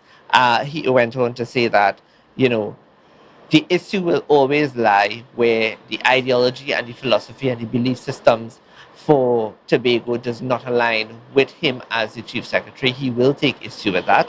And he wants young people to know that he wants to create a Tobago whereby young people can self-actualize and fulfill their dreams here on the island. Mr. James, what were your thoughts with regard to, you know, the Chief Secretary's comments and his reporting to the media? Right, and I'm happy he focused on revenue sharing, which is all right to those hydrocarbons that are right in smack in Tobago's waters. Trinidadians will have to come to terms with the fact that they were told significant lies over the years, whereby it has been pushed into society that Tobago doesn't have anything. They are now getting the truth that over the years, Tobago's economy has been set up to be dependent on Trinidad, that Tobago, as I said a while ago, doesn't have anything. So we want to just cut to the minority leader for a few minutes. The Tobagonians are living a complete nightmare. You're hearing achievements such as they would have raised social support assistance from 500 to 1,000. But I'm sure all of you can attest to the number of persons still finding it very difficult to provide basic food items for their family. As a matter of fact, just this morning, I had 2 single mothers call me, telling me about situations where they applied to the Division of Health and they are unable to receive food support. So then I asked the question, what is the sense of raising this food support if the persons who really need the support cannot get the support? I also said Tobagonians are living a nightmare because when you look at the situation where so many promises were made, both on the campaign trail and during the last fiscal package, and yet when you tick off the boxes, many of those promises remain unfulfilled. Take, for instance, the ex gratia. Tobagonians voted, many of them, thousands, voted for an ex gratia of $10,000. And even after telling us that they would pay this ex gratia December of last year, we come to another budget presentation and not one word on that budget, on that ex gratia. And the question is, how can we as Tobagonians truthfully trust a man that just cannot hold true to his word? What the Chief Secretary purports to be and what the Chief Secretary actually does are 2 completely different things. As we speak right now, we are hearing the Chief Secretary over and over making mention about corruption of the past administration. But at the same time, there's an audio recording where this very same Chief Secretary is plotting, conspiring to defraud the state of public funds for personal and political interests. You're hearing the Chief Secretary in his presentation today, after going on social media disrespectfully so, to tell the Prime Minister, stay out of Tobago's business, is now in the chamber saying, well, we want you to mind our... How could you really trust this man? It seems like the Chief Secretary has multiple personality, because what the person that speaks at one point and this person that speaks at another point seems to be 2 completely different persons. And it is in that regard I want to remind the Chief Secretary, whereas a fiscal policy might have some good things in it, there are 3 key factors that treats with development. One is political stability. And when you look at this current administration, they came in as PDP, they then declared themselves independent, and then they tried to hijack the Tobago House of Assembly under a new party name that no one voted for. So at this point in time, there's political chaos and instability, because even they do not seem to know who they really are. Because at this point, we don't know if they are independents or if they are belonging to this new party that they call themselves the Tobago People's Party. The other issue, the other key factor is public trust and confidence.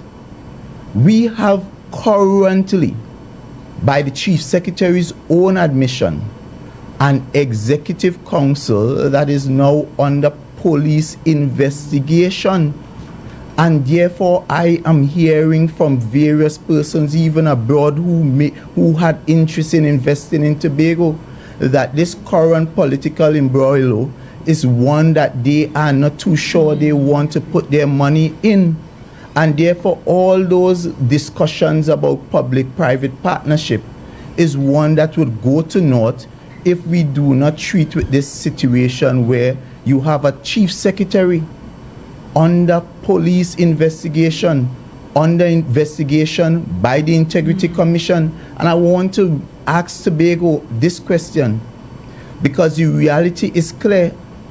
At any day now, at any point in time, the reality is we may very well wake up one morning and hear that our senior political officer, the most senior officer in Tobago, has been arrested, because that is the reality in front of us at this time.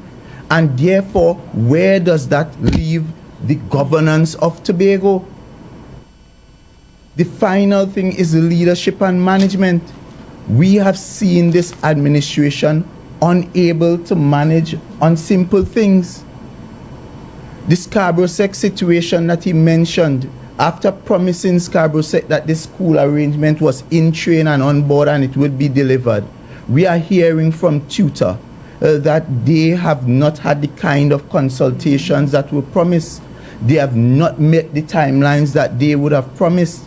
And therefore, yet again, this is a classic example of this sweet mouth chief secretary mamagaing people, but at the same time delivering nothing.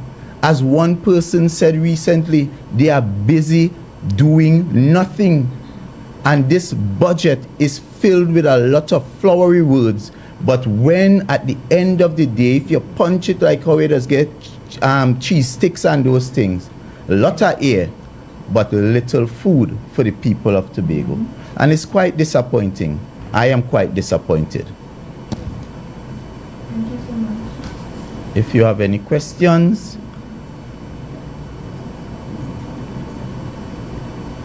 Just one thing. Sure. We noted that again, the Chief Secretary would have requested 6.9%, but he has not last year, well, for the last fiscal period, they did not receive it. What are your views on him now requesting this percent of the fiscal package?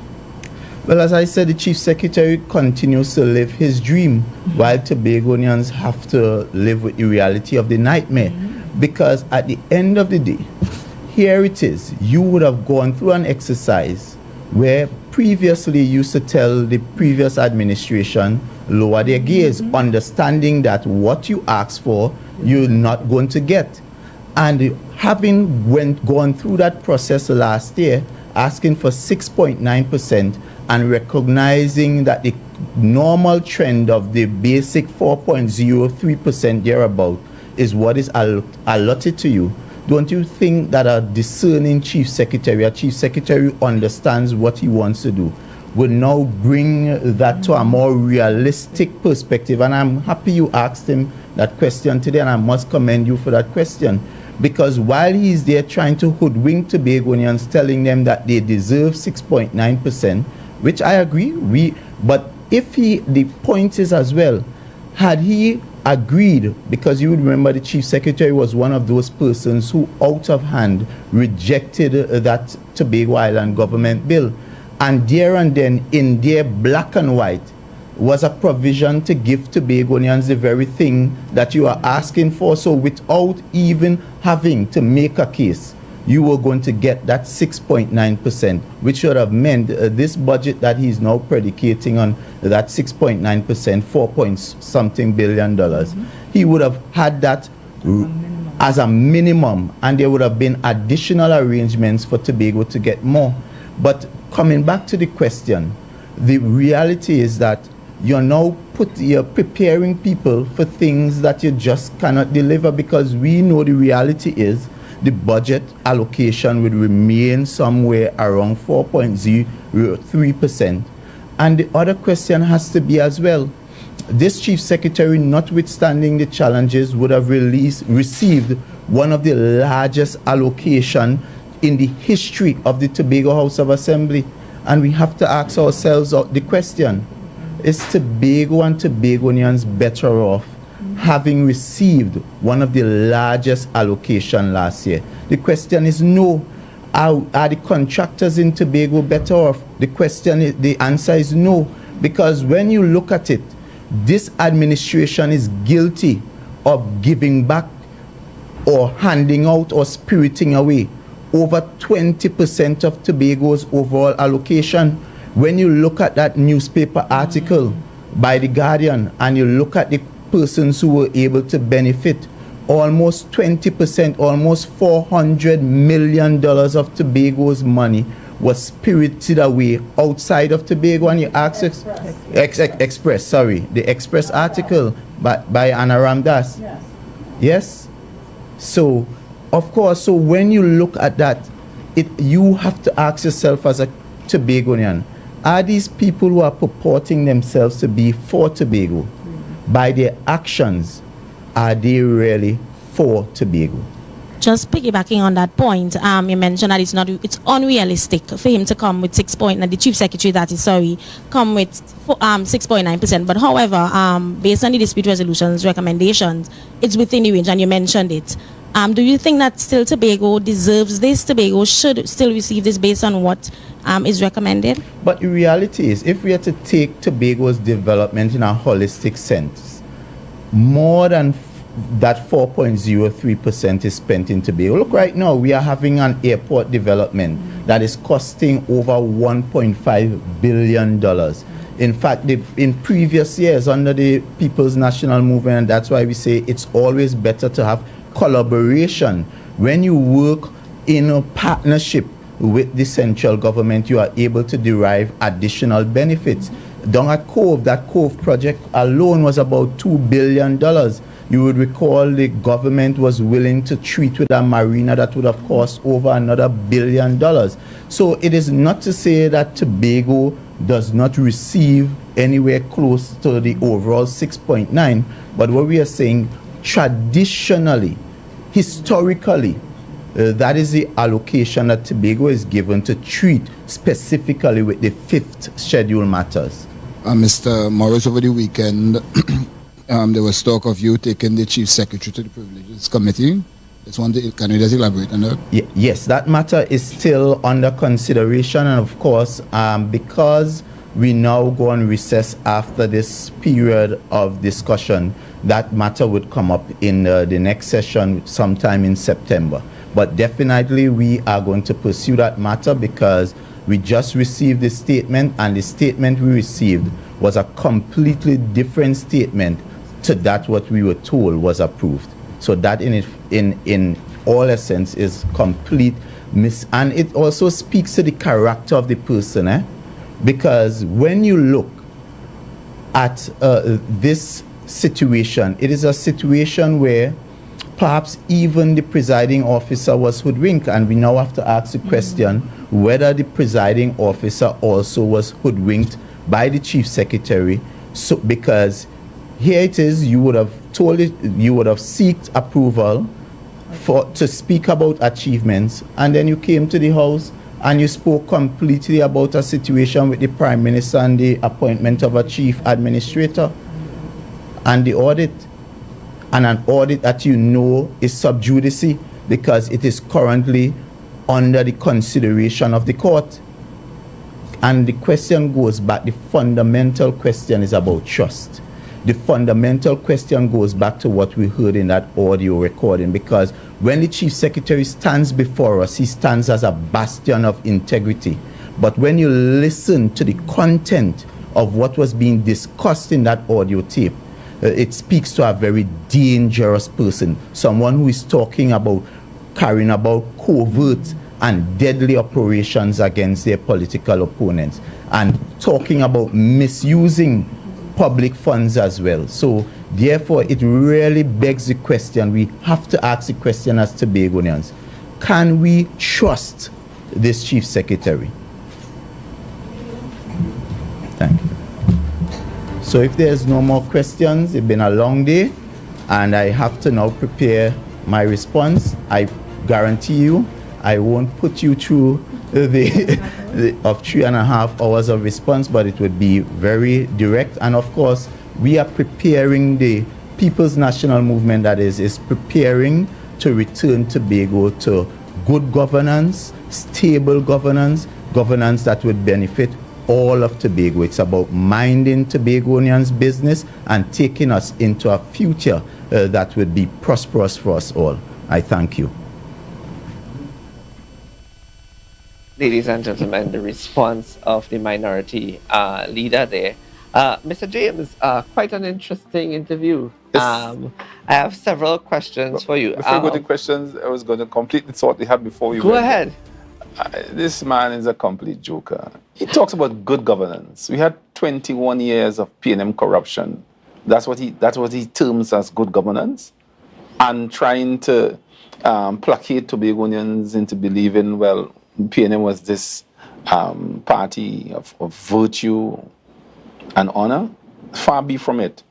The fact of the matter, what I am seeing happening in this fiscal year, Shane, and I would support the Chief Secretary if he does, I think until we have the constitutional reform or the new bill completely scrapped and reworked, in the meantime, I would suggest that he goes back to the Dispute Resolution Commission to get, even, and that's before the Minister of Finance comes with his budget in October, end of September, October, to ensure or with a view towards us getting a better financial arrangement. Certainly, the Development and Trust of Tobago speaks to that. Certainly, Tobago emerging as that great little island, best little island on planet Earth. I think in order for us to achieve that, the aspirations of the young people who are coming up, and their aspirations are damned at the coastline, as we say. Is a phrase my brother used to speak of.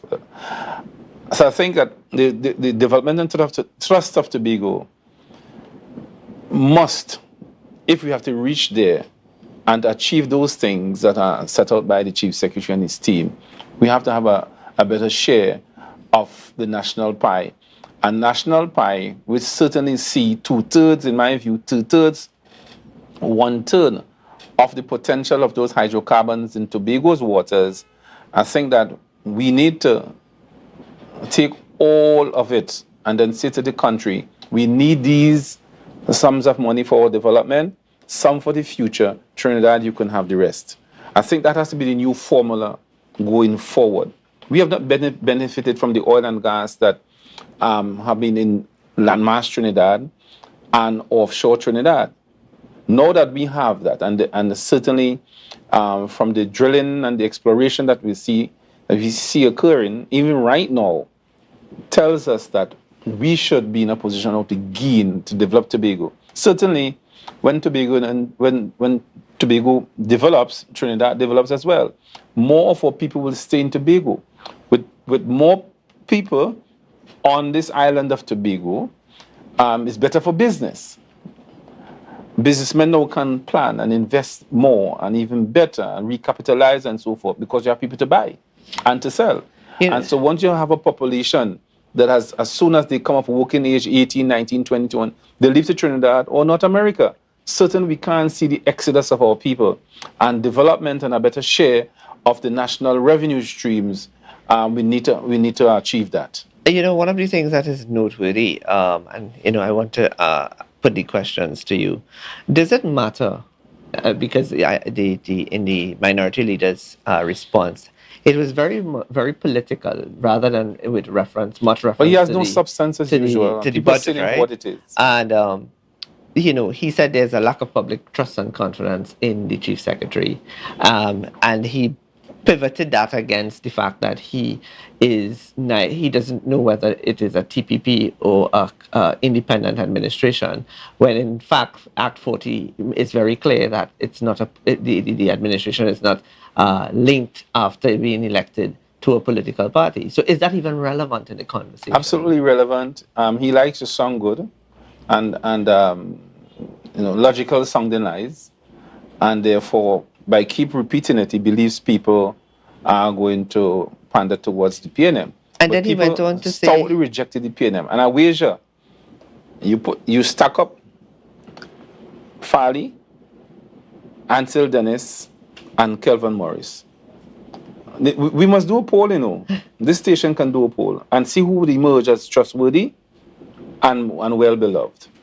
And he says as well that he has received information from several persons outside of Trinidad that because of the imbroglio that's currently going on, Shane, that's a lot. I heard him. That's a lot of foolishness, and he doesn't recognize that as a budding and political aspirant who wants to be chief secretary.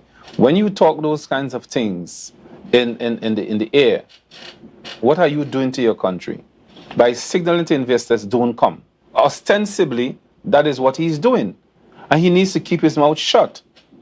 And whether or not he comes to power or the chief secretary is there, and chief secretary said openly, we certainly need investment.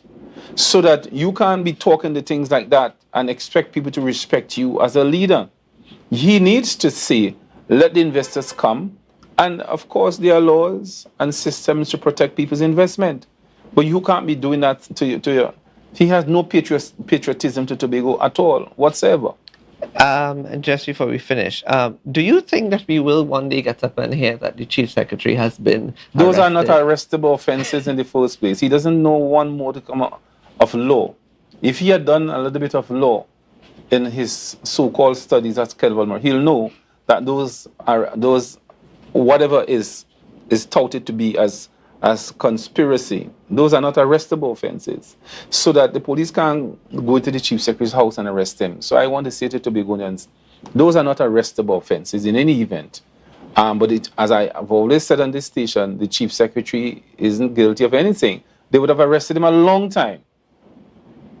So I suspect, as we close, that this fiscal year is going to be a year of significant litigation. I'll tell you the areas of where the EMA is concerned, going back to the Dispute Resolution Commission and licensing issues, generally speaking.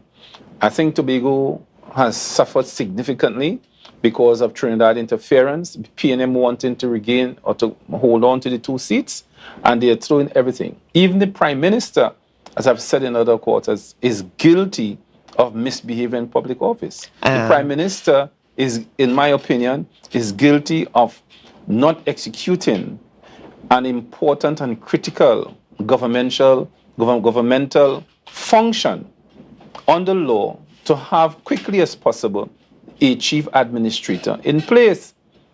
And I've said here about a week and a half ago that the Prime Minister is guilty of flatly lying to the population, to the nation, misleading them when he in fact knows the truth. And the fact that he has, because you want to tell me that, and he's misleading the nation when it comes to the Constitution, we have a quorum. I know law is an imperfect thing and is opinion based at the most, except settled in where something is settled in law. Mm-hmm. But you can't say to the nation that the Public Service Commission must operate with a deputy chairman. Yeah. All the law says is that you have a chairman, a deputy chairman, not less than 2 others, and not more than 4 others, making it 6. But doesn't speak to the fact that it says not less than 2. It means your quorum is 4, in my opinion, right? But doesn't say literally that you cannot operate without a deputy chairman.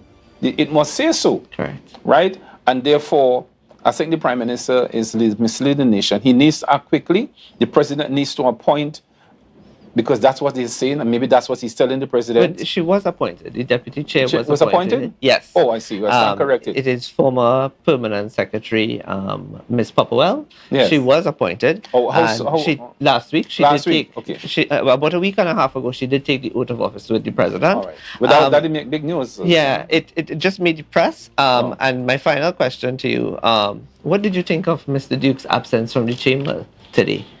He has nothing to offer. He's trying out his political stakes in Port of Spain. He's going to lose so badly. And Roxborough doesn't want him. He marched from the top of his constituency to the bottom of his constituency.